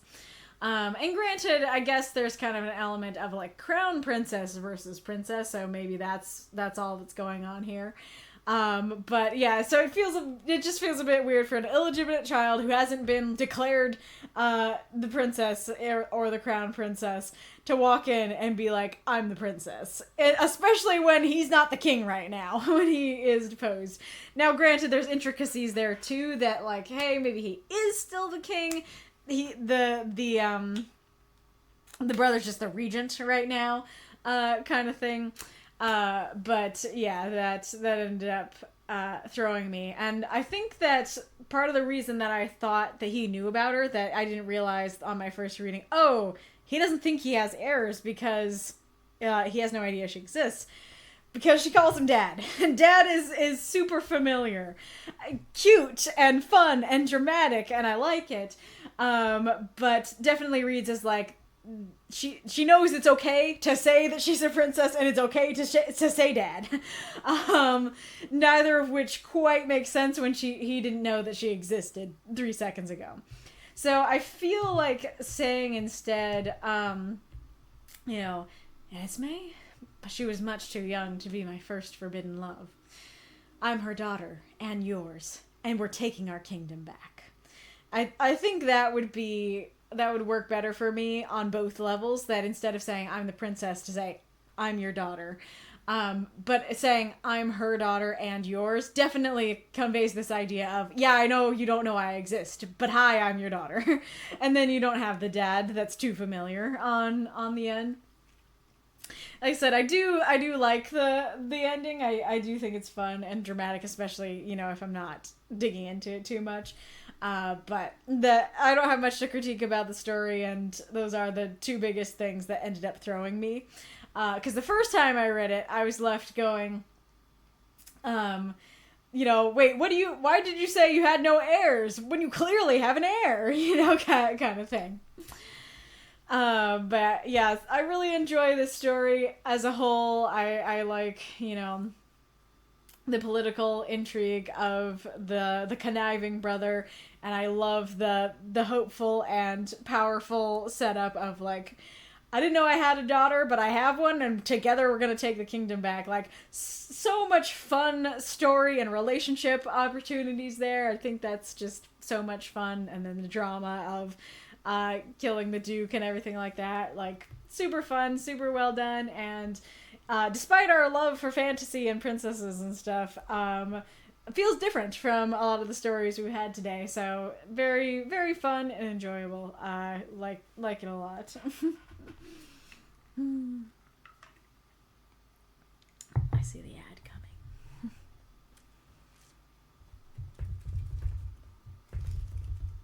There it is. All I have is one kitty in the box. I can look, but I don't pick the other kitties out. No, I don't see him. I don't see him.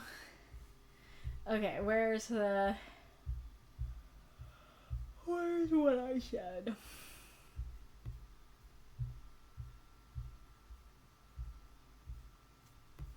Nope. If we hit pickles, we've gone too far.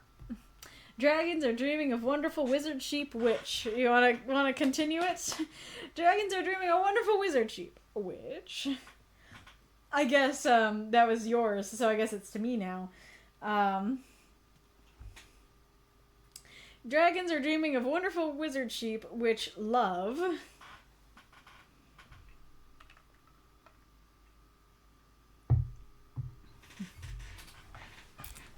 I'm waiting to read the comments. I mean, I guess I can look and see if there's any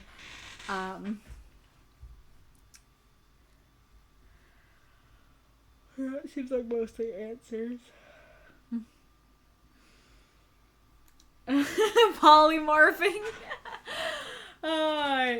Dragons are dreaming of wonderful wizard sheep which love polymorphing into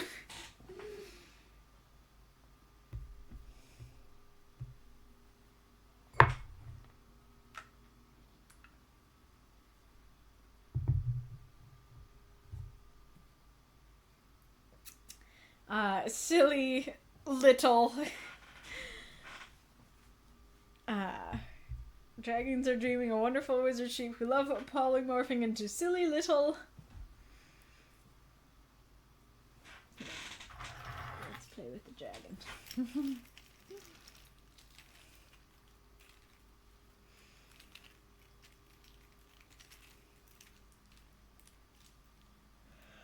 Chickens.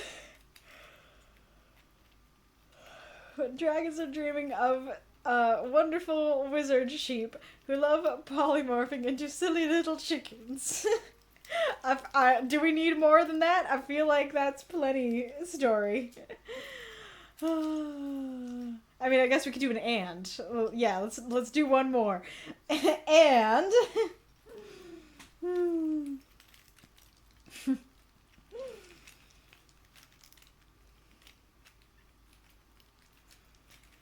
can you hear the clinks of the dragon? Is it good ASMR?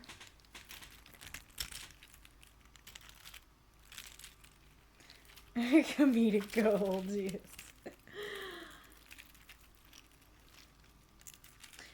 Well, the ad's over. If anyone wants to throw in another thing they turn into, otherwise we'll end at chickens. Clicky clacks. Yay! Ad is over! Woo! Alright. Oh, you're adding another verb, not another thing to turn into, huh?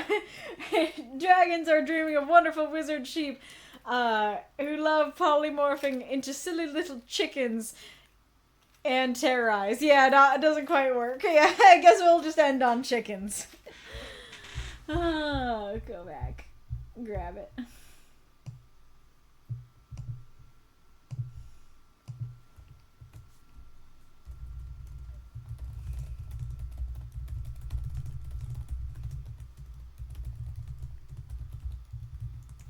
There we go. Alrighty, room. Oh yeah, so what have people been saying? Decoy says, I really struggle with the title. He was unwanted by his court. Initially, it was the unwanted king, but then I figured his daughter would be unwanted too. Well, I guess that's the thing, because it's like, she's the gift, so she feels very wanted, right? Because, I feel like if he knew that she existed and was like, I do not want you, that feels like that creates a very different dynamic, like, as opposed to, like, yay, the gift! My daughter's here to help! I didn't know she existed, but I'm happy she's here. Feels very different from, like, yeah, 20 years ago I said I don't want you, but now you're helping. You know, it feels a little more icky. But I guess if that's what you wanted to tell, that's what you wanted to tell. I think he's writing them to keep sane. That's fair. There are a lot of perfume dolls I'd not thought of. Fair. At one point, the illness was a poisoning, but I ended up cutting it, and the remainder could certainly do with a tidy. That's fair. There's no need for a secretive assassin when his captors can kill him at any time easily. Oh, gotcha. That makes sense.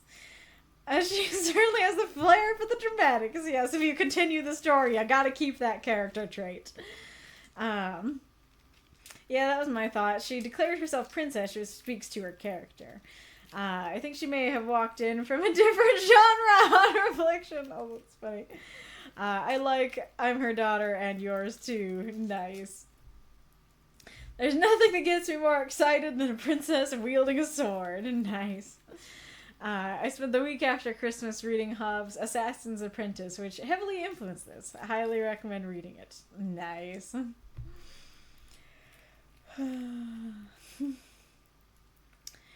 She's wanted by him, but not by the guy she just murdered and the brother. Fair enough. Gotcha. Yeah, I guess it's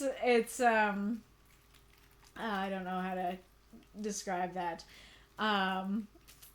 Yeah, I guess it just goes back to what I was saying before of just, like, unwanted as the title just conjures to me the idea of, like, sad little abandoned creature that nobody wants, as opposed to, like, don't bring her in here. Don't bring her into the kingdom. She'll take it back, you know. But that is a fair reason to be unwanted, I guess. I want the whole book. Yeah, exactly. I really like the narration in the story, says Drago. Everything flowed so well, and you could quite easily imagine the bigger political context. I agree.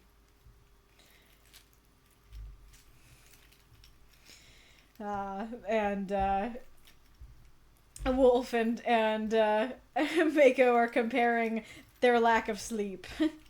If you guys need to sleep, you're allowed to sleep. I appreciate your presence, but you're allowed to sleep. Alrighty, Roo. Very fun, very good story. Let us go on to Stardustfaire. Are you a debut or are you not? Because when you arrived as Katie Starr, you seemed to be a new person, but I feel like I recognize Stardustfaire from way back from the website days. So yes, but anywho. I'm home for Christmas. Rin and Lilith by Stardustfaire. 339 words. Oaks and cottonwoods obscured the sun, branches reaching towards each other, interlocking to keep the road dry. Snow blanketed their canopy, and the outlines of tall, elegant houses peeked between their trunks. The narrow road to Rin's house was stuffed full of cars. Rin burst from the limo, stomped up the hill. Anger nearly boiled over by the time he reached the front garden. A quick glance up gave him pause. Christmas lights cast a kaleidoscope of color across the freshly fallen snow. Am I at the wrong house? The front door to his house opened, and out walked the most beautiful girl he'd ever seen. Red curls cascaded around bright blue eyes, wrapped him with excitement. Rin, you're early! The skirt of her Santa dress swayed as she waved furiously. Rin chuckled and nearly floated up the stairs. The soft, colorful lights outlined her figure with whimsy and magic. Her tackle nearly knocked into the ground. Surprise! Somehow I managed to organize and plan an entire party. Everyone is waiting for you. She tapped her feet in excitement. She squeezed the breath from his lungs. I see that. Rin returned her hug, melting into her arms. You're a master of subterfuge, Firefly. I didn't want to lie, but you would have figured it out otherwise. She sighed into his chest. So, my love, what kind of chaos awaits beyond that door? Oh, Christmas decorations, a tree, lots of presents. Jasper's spreadsheets led to a fully finished Christmas dinner. Also, everyone made it. Seriously? Rin blinked. Yes.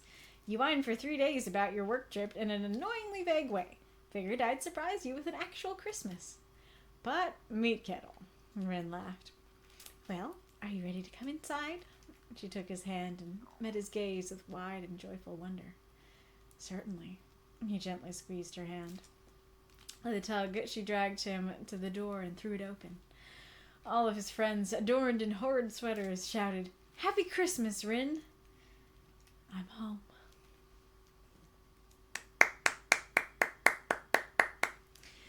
Throw out those moths and monsters. Cheer for this story if you loved it. Yes, I am the same person. I assume you're saying yes to, you were there from the Tale Founder days. Nice.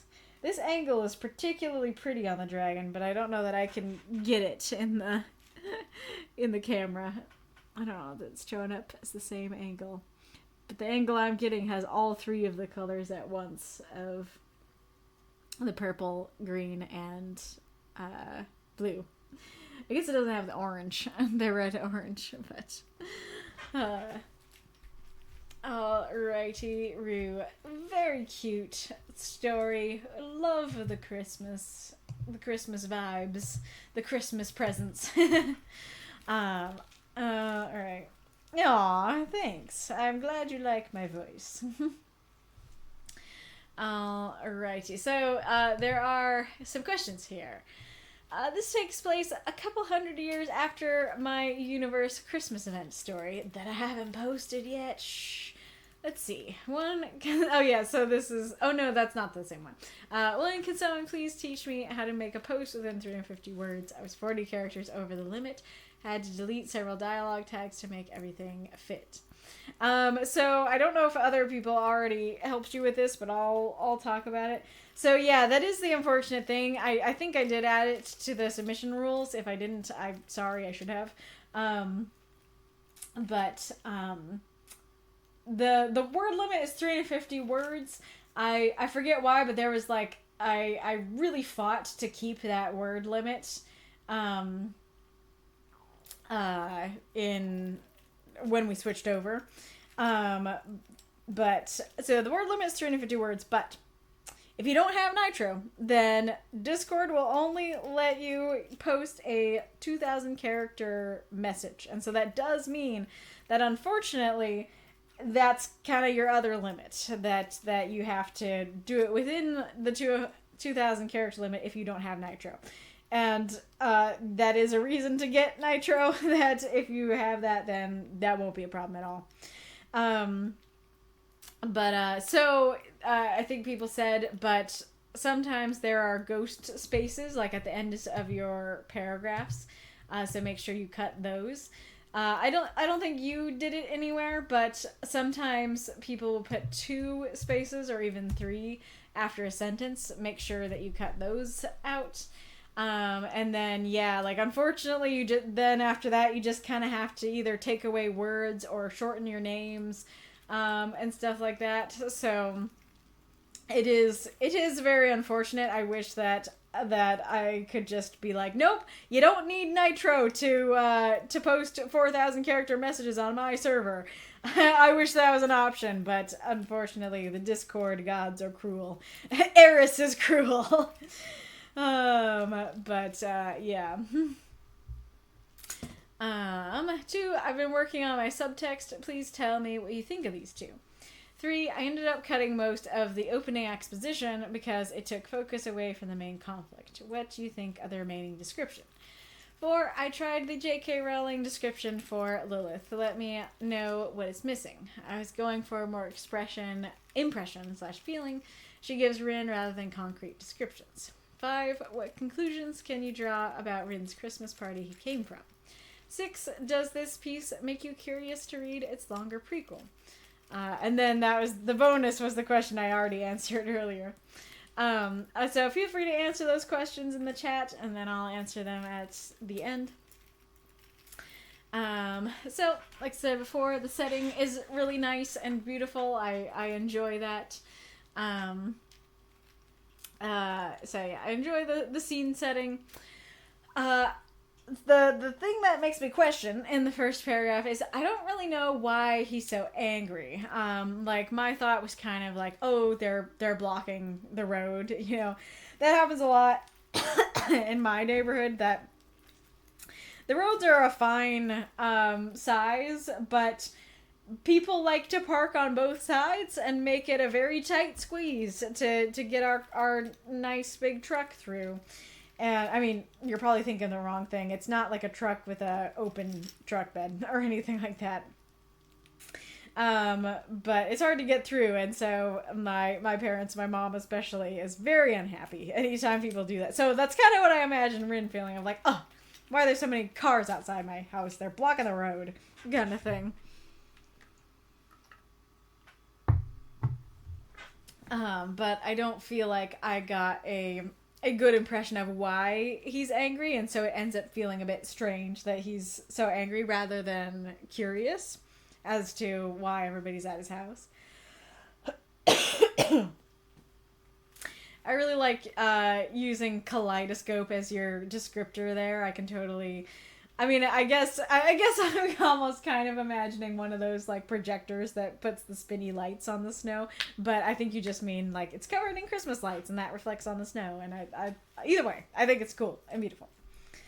Am I at the wrong house has me a little bit conflicted, because on the one hand, I do think that's cute, the idea of, like, the house looks so weird and different, I'm wondering if it's the wrong house. However, we don't have a good enough impression of, like, oh, like, is his house very unique, or is it like a cookie cutter house? Everybody else in the neighborhood has the same house. Because if it's a unique house, it doesn't really make sense that he would be wondering if he's at the wrong house, because it's like, yeah, that's my house, but why is it Christmassy? You know, rather than... but if it is, like, his house looks the same as the third house over, he might be like, oh, did I go 2 houses down? Or something like that.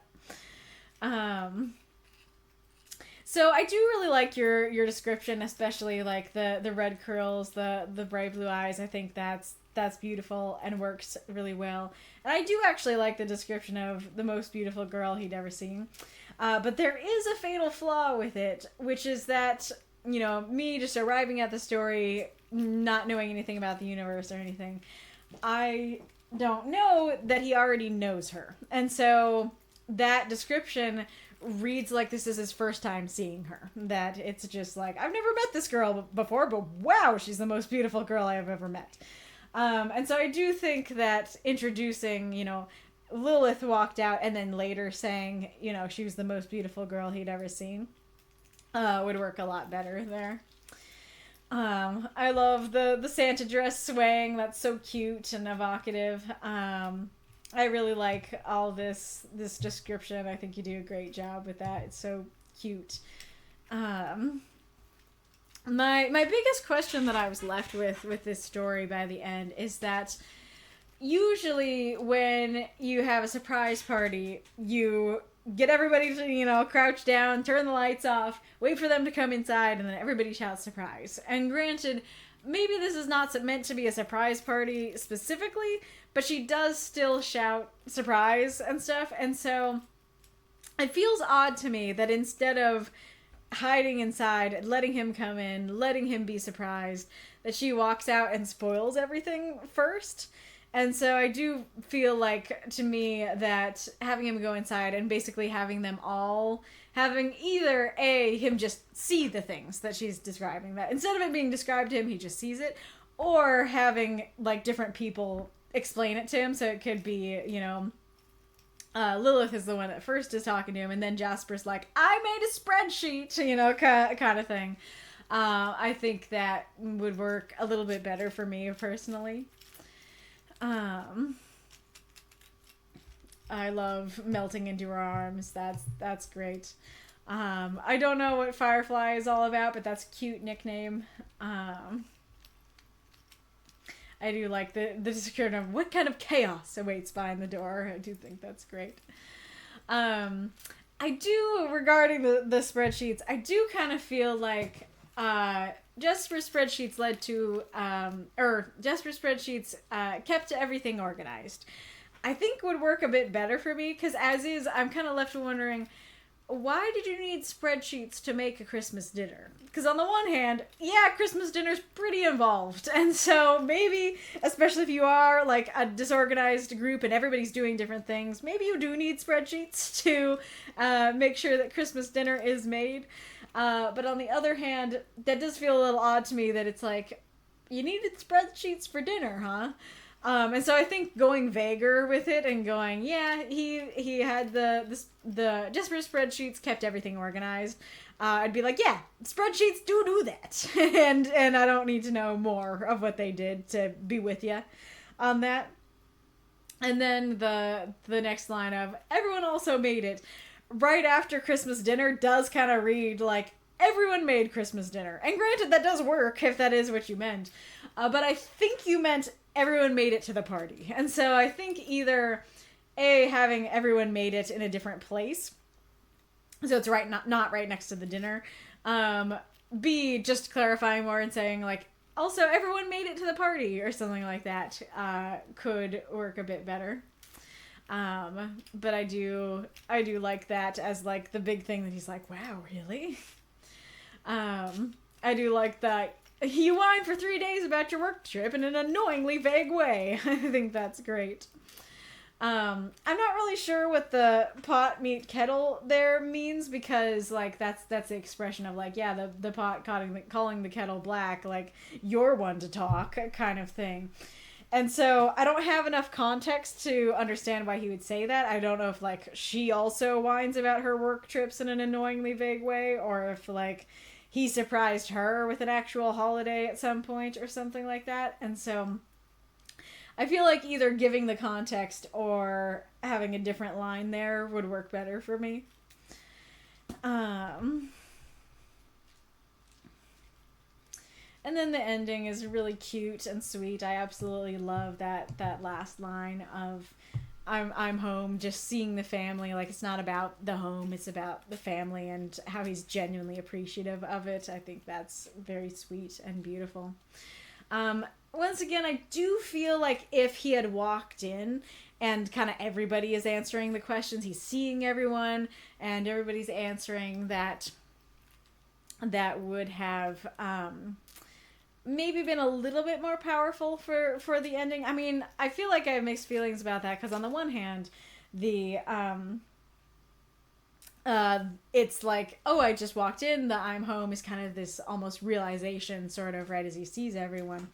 But on the other hand, I do feel like if the whole story we'd been seeing the family and then in the end he's like, I'm home, that could be a beautiful wrap up. So I don't know, a little torn about that, but I do like the line just as is.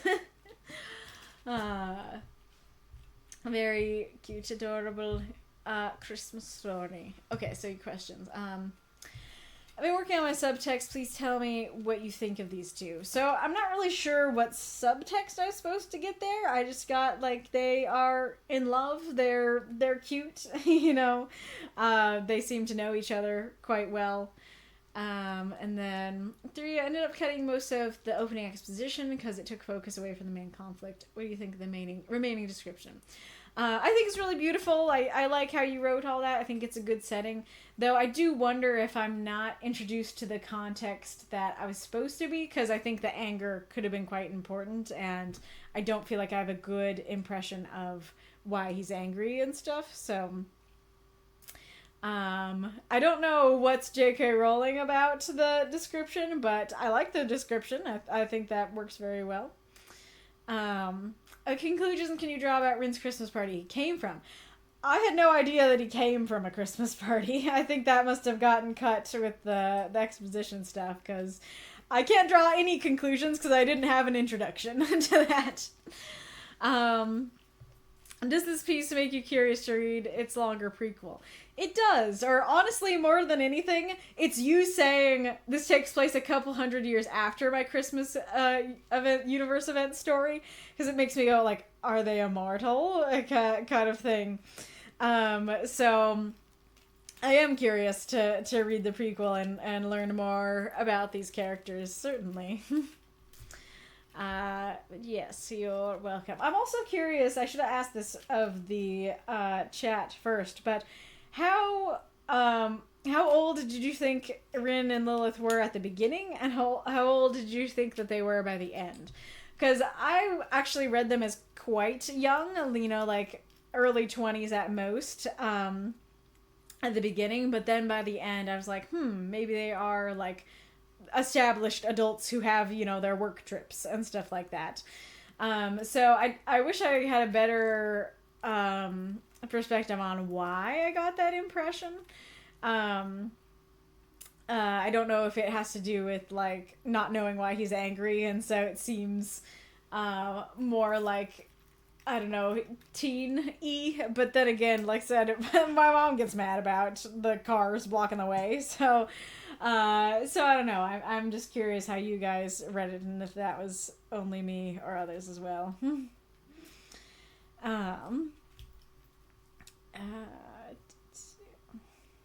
Oh yeah, I'm also curious because you were saying I cut it because it took focus from the main conflict. What is the main conflict? Because it doesn't really feel very conflictual. It reads more as like, yeah, like he's like not really sure what's going on, and then she clarifies like, hey, we threw a party for you, and he's like, oh, cool. And so it seems like the only conflict was really whatever he's angry about, and then that gets resolved quite quickly.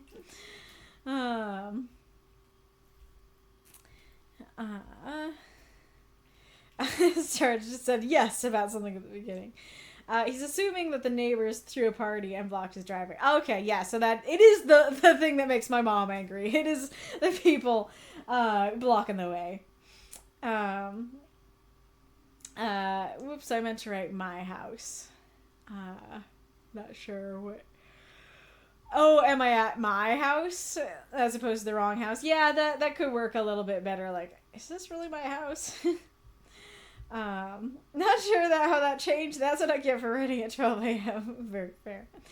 There's some world building that I couldn't squeeze in, but he's either thinking a notorious character breaking into his house and throwing parties while he's away. Interesting. We have a notorious party thrower. Very curious. Someone broke into his house and he's going to have to do something about it. I'm not sure I quite follow why seeing a bunch of cars outside your house that are not police cars, and B, seeing a bunch of Christmas lights all up in it, would make you think someone broke in, because like most burglars that I know and understand, A, would not lead to a bunch of cars that are not police cars parked outside the house, and B, wouldn't put Christmas lights on the house. So not sure I follow that one. I definitely thought they were like ... question marks. So you thought that they were ambiguous age of any time. I definitely thought they were like middle school. Oh, gotcha. Drago, I know their actual ages, so I won't answer that question. Fair enough. And so you were thinking even younger than I was with my potentially high school hypothesis. Gosh, it's so pretty. I love it. It's so interesting, the fact that I don't think that we are seeing the same dragon. That what I'm saying is so pretty is not something that I think you guys can even see. Hello, police! Someone decorated my house! Yeah, that's why it does make more sense if there's a notorious party thrower around who does do that, but if it's just normal burglars, I'm not sure I follow. Alright. Super fun story, super fun debut after a while. Very much enjoyed it. Ghoulish said, I got high school or college age. Yeah, so similar to me. Yeah, why a limo is definitely a question for sure. But anywho, yes. Oh yeah, so serial party planner, exactly. Okay, so you guys wanted me to read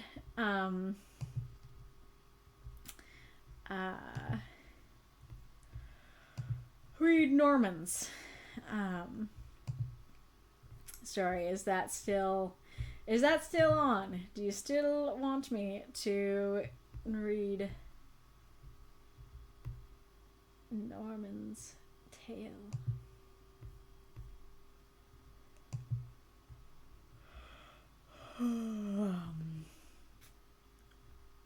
Well, it did get a lot of likes, even though I'm the only one who left a comment. I'm glad to see it got lots of likes. Jeremy, I still can't wrap my mind that you can have a high schooler or a middle schooler riding a car. Strictly a plus 18 activity in Poland. Wait, so there's no, like, car seats, no children riding in cars in Poland? That's wild. Yeah, exactly. It was a limo. I didn't assume that he was driving. Oh, you meant driving. Gotcha, not riding. Rin has severe PTSD, so that's why Lilith came out to meet him at the door. And isn't the kind of person you'd spring a surprise on without warning. Gotcha. Yeah, I think that if you had a line in there of, her, instead of her being like, I didn't want to lie to you, instead being like, I know you don't like surprises, so I'm telling you ahead of time, like that kind of thing. I think that would have worked. Oh yeah, I think it's like 16 is kind of when you start driving in the States. But yeah. So are you guys still wanting the Norman reading or not? Yes, 16, Mako says. These are true facts. Yes, says Mako. I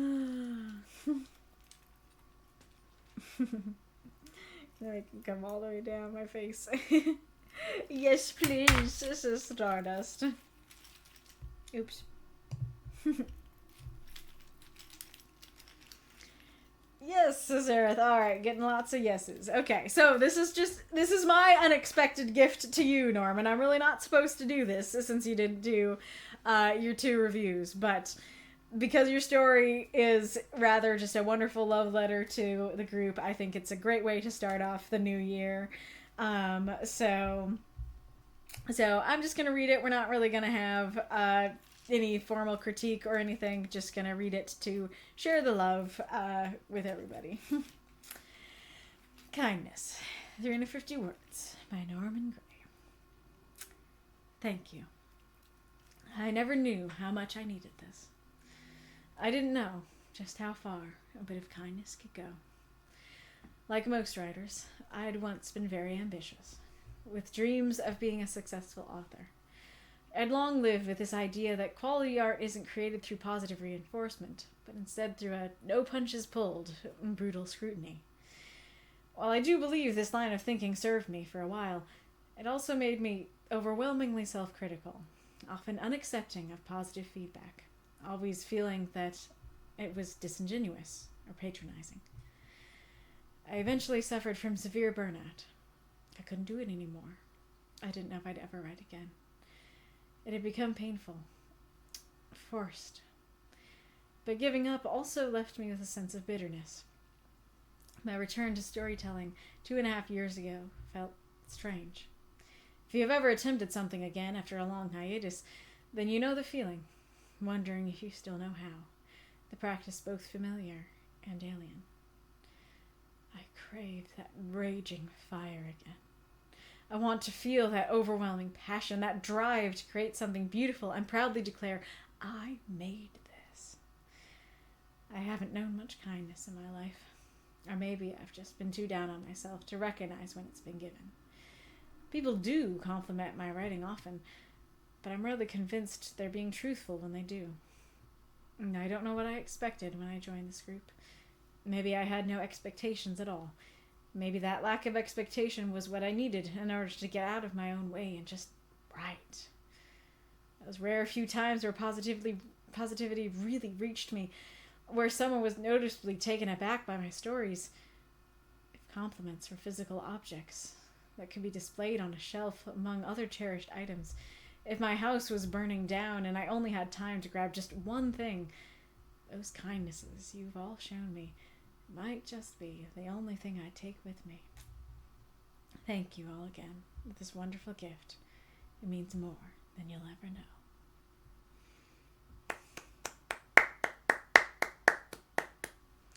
I guess I can just read what I said. So, crying kitty. Thank you, Norman, for being here. We love both your writing and your presence in the group. I'm so happy this group means so much to you, and touched to read about it in this way. I'm glad it was able to get you to write, and even if it's for small moments, give you compliments and kindness to hold on to. This feels both real and simply said, and also well written. I love your burning house image, and it puts tears in my eyes more than anything else.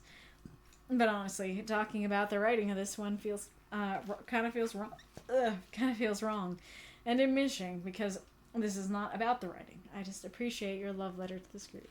Thank you for saying this. And I don't know if you could tell, but very much evidenced by the fact that I was not tearing up the second time until I got to that image. Applause! Hearty applause! Yes, exactly. But yes, I don't know what else to really say besides what I've already said, that this is such a beautiful love letter and means a lot. And I'm really glad that, like, Norm just posted really fast, and so I usually don't read the stories that just get posted just because they are fast. But this time, I don't know, something drew me to this one, and I'm glad it did. Because it's very, very wonderful. Give standing ovation. Yes, exactly. Agreed. Lots of clapping and crying. Exactly.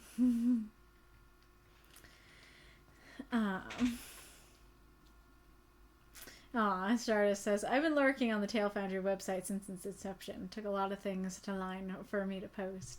Gotcha. Well, I'm really glad that you've come back. I'm happy the things have lined up again.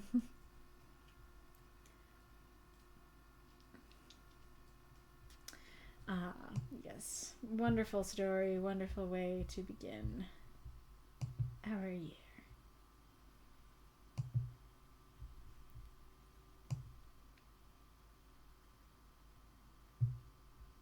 I love this text. It's so genuine. I wasn't expecting to read something like this. Yes, exactly.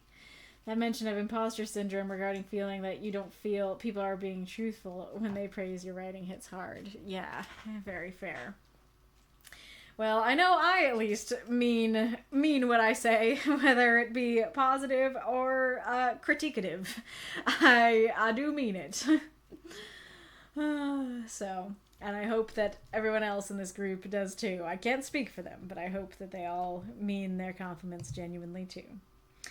But it is time, and you can keep talking about the story, but it's time to announce the prompt for next week. And you guys know what it is, but we'll still head over there.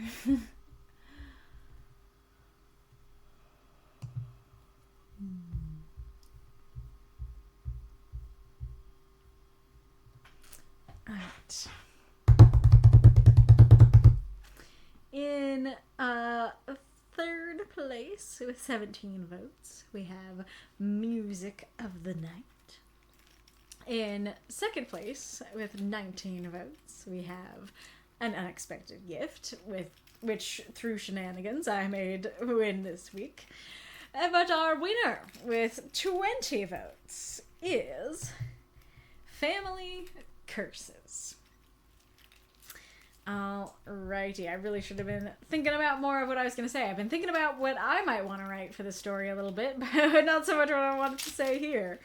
But yeah, so this could be like a literal magical curse that is cast upon the family, like the werewolf curse in the Haunting of Castle Lovos. It makes me think of Lee Strangely's Maddie. That I don't even know what the curse is, but I know that there's a curse that she is trying to deal with. It could be something a little more real that, you know, maybe you feel like the character feels like their family is not kind, or like in a bit heavy of a way. Like that's kind of something that happens with abuse, right? That it becomes a cycle that the parents abuse the child and they become an abuser. Like that's definitely qualifies as a family curse. And it could just be, I don't know, that it could be something simple like our family is bad at baking, and that could be a family curse. It could be something more, instead of like a line thing, it could be like somebody doesn't like their father for whatever reason. They're like, oh yeah, they're my family curse, or because I'm attached to them, my family, you know, that's a family curse. And so yeah, a person in the family could be the family curse, sort of thing, or just we are cursed to be family. It could be the situation there. What inspired the prompt, Wolfie? Fair enough. Just says, I've already written a story based on the Lovos family and their werewolfism. Gotcha. Is there a new angle you could go with that, perhaps? Dealing with your crazy in-laws, that's a curse. Yeah, totally, exactly. It could just be like, yeah, having to deal with the family, that's a curse, you know. And you could go with kind of what I was saying before, of like, even though I switched it out because I didn't feel like it was Christmassy enough, there is a Christmas element in there, which is the fact that you have to see your family at Christmas, and that might feel like a curse. that might be an unpleasant thing. Wolf says, this is originally our family curses, which gives it more of a double meaning. What made you decide to change it? Drago says, not gonna lie, I knew about this prompt for a while, but my mind is just blank. Well, that actually makes me think of another thing of, like, a non-blood family. Because I feel like a lot of the times this kind of thing is to do with, it's just to do with a blood family. However, I think you just said it too, that Yara's order, like, could be a family of sorts. Yes, not by blood, but they are who she considers to be her family. And so, and I can definitely see how they could be a curse in one way or another. Yeah, exactly. I mean, I could go with the crafty dealings of Yara's order. Wolf said that our family curses felt too forced. Gotcha. Does Jur have a family? Does he have a family that he knows of that you could consider to be a curse? Or maybe, it could be I could see a character like Zur considering family itself to be a curse. And so, yeah, you could have a character who's kind of a loner who doesn't really care about the world, who's like, family, what a curse, kind of thing. That could be very interesting, of like, if you had enough words, you could go for the idea of like, oh, family, what a curse, and another person convincing them, no, like, they have their problems, but they're great. He had a family, but they're dead, and he's sad. Fair. Well, like, could death be the family curse? Could it be that it's like, oh yeah, my family, they're all dead, you know, kind of thing. Our family curses sounds more like denouncement of your family's propensity for being potty-mouthed. Oh, I did not expect that sentence to go that way. That's so funny. That still works, and I love that. I love that idea of a family curses is just like family being potty-mouthed. Now, granted, you do have to be kind of careful with it because, I did note in the submission rules the curse words that I would not like to say on stream, and so if you include those, your story either won't get read or the words will be changed. And also there's still that rule of you can't have too many curses, and so if it's just like every other word is the F word, yeah, I'm not reading that. So you'd have to be careful with it, but I do think that you could make it work with just like different characters in the family are all swearing in different ways. Or I guess it could be like creative curses. It could be the family curses. Could be like, yeah, we say son of a biscuit, you know, that kind of a thing. I definitely like I've experienced that where like the family has the fun curse of the week, you know, kind of thing. That could work. You could just have them all bleeped out while speaking. I'm not sure what you mean. Oh, Drago saying with like the symbols and stuff. Molly Speckles, exactly. Yes.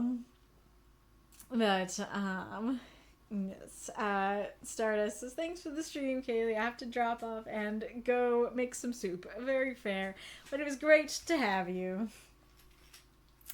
I don't know what you're talking about, Dark Shadows, so it's related to the death curse for everyone. Yep, exactly. This feels very Obi-Wan Kenobi, that it's like, oh yes, my family, they're all cursed. Oh no, what are they cursed with? Death.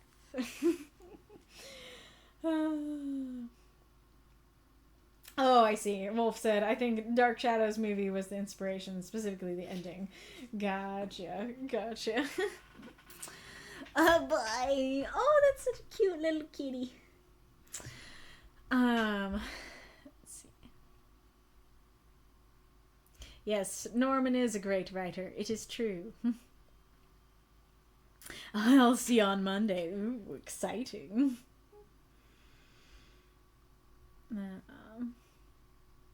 Thank you for reading my story. Appreciate all your insights and feedback. I'm glad to hear that. I appreciate your feedback on my stories. Thank you for that. Ooh, yeah, mortal family finds immortality to be their curse. That would work too, for sure. Exactly. A lot of fun. Really enjoy this stream. Really looking forward to this prompt and what we're all gonna do with it.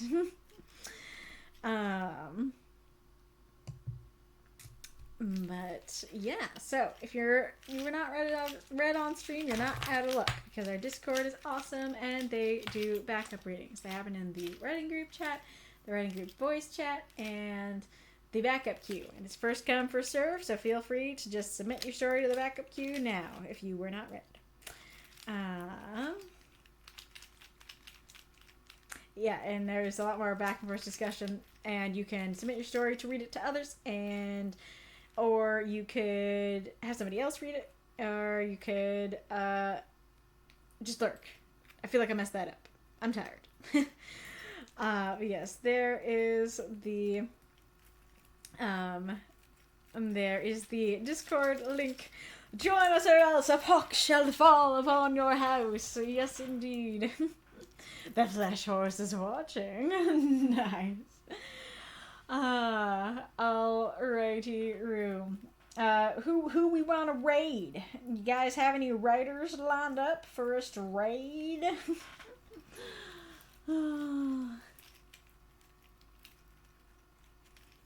I also think it's very interesting how the bottom is the one place, I don't know how well you can tell.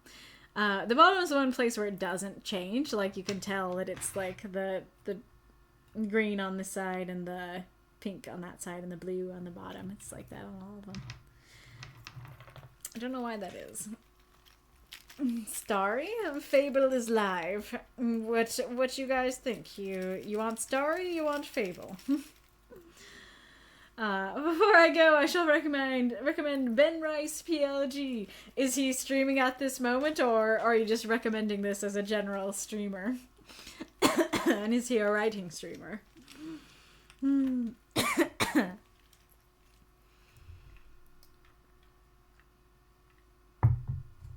Yes, he is. Yes, he is to live, or yes, he is to a writer. Oh, he's a fitness streamer. Gotcha. Nice. I'm not sure if that quite fits our vibe. We like to go to other writers to gather more peeps, but I do appreciate the recommendation nonetheless.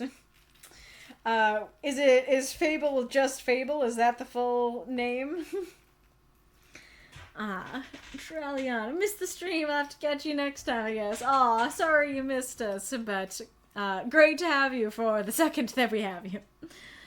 I found D Double Blindy, who is currently editing live. Well, that's a new person. Should we go to the new person? What is your guys' vote? Would recommend D Double Blind raid.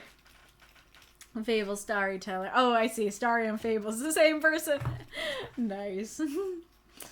Okay, so we have 2 votes for D Double Blind. We have, I think 1 vote, or maybe 2 votes for Fable Storyteller. Can we get a tiebreaker or 2?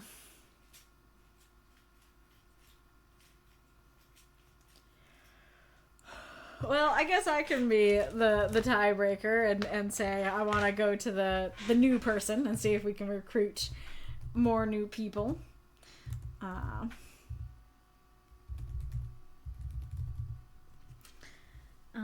Alrighty. Yes. Alright, great stream, everybody. I am looking forward to seeing what you guys do with this prompt and what we got for next week. So, see you next time. Goodbye.